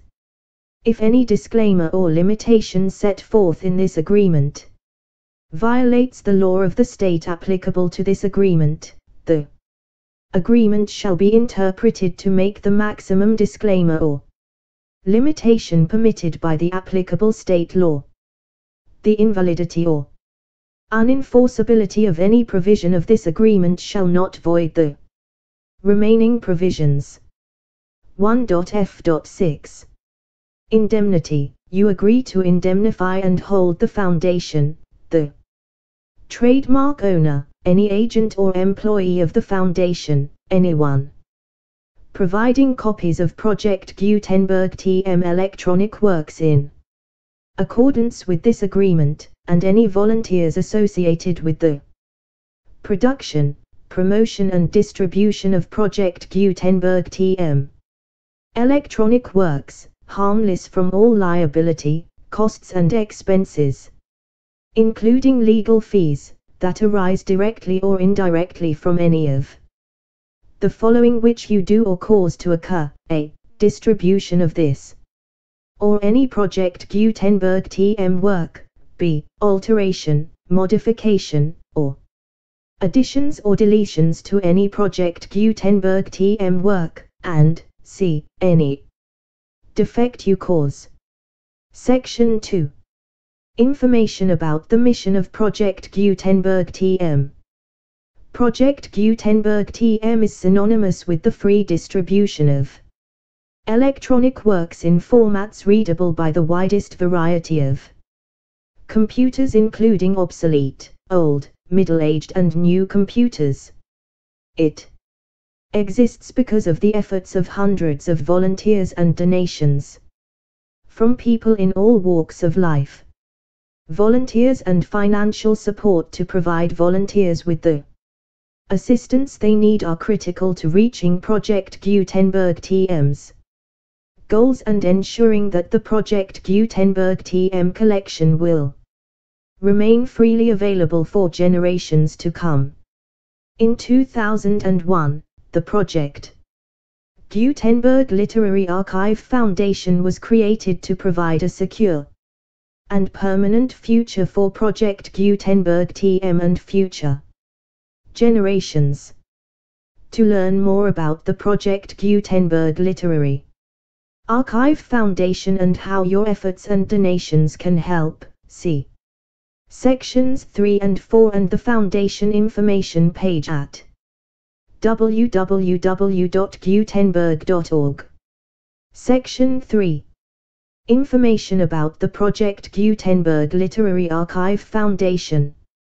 The Project Gutenberg Literary Archive Foundation is a non-profit 501(c)(3) educational corporation organized under the laws of the State of Mississippi and granted tax-exempt status by the Internal Revenue Service. The Foundation's IN or Federal Tax Identification number is 64-6221541. Contributions to the Project Gutenberg Literary Archive Foundation are tax-deductible to the full extent permitted by U.S. federal laws and your state's laws.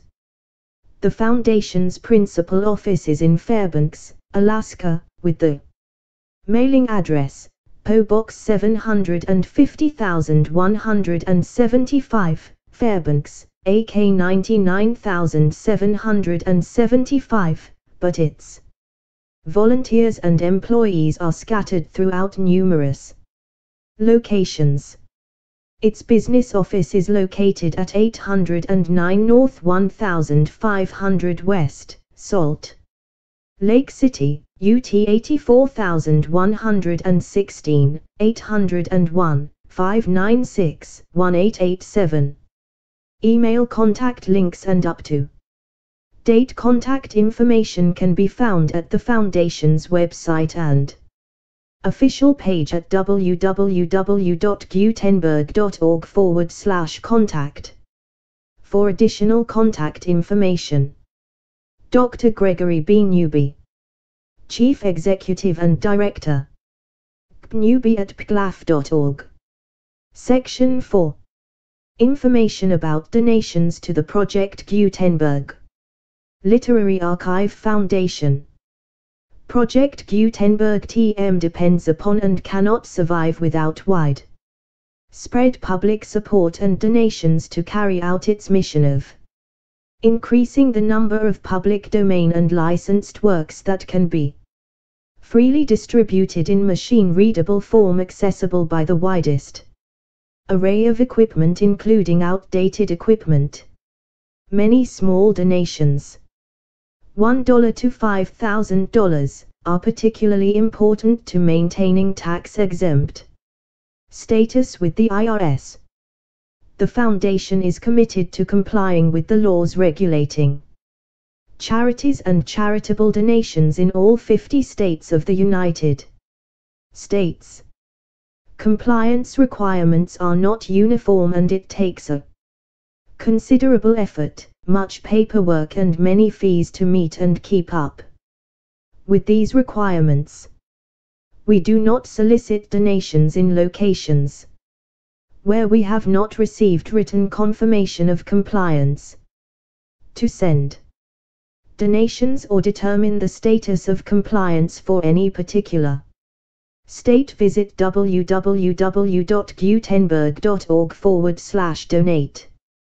While we cannot and do not solicit contributions from states where we have not met the solicitation requirements, we know of no prohibition against accepting unsolicited donations from donors in such states who approach us with offers to donate. International donations are gratefully accepted, but we cannot make any statements concerning tax treatment of donations received from outside the United States. U.S. laws alone swamp our small staff. Please check the Project Gutenberg web pages for current donation methods and addresses.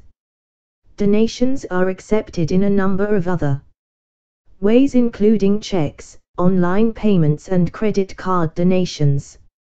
To donate, please visit www.gutenberg.org/donate. Section 5. General information about Project Gutenberg TM electronic works.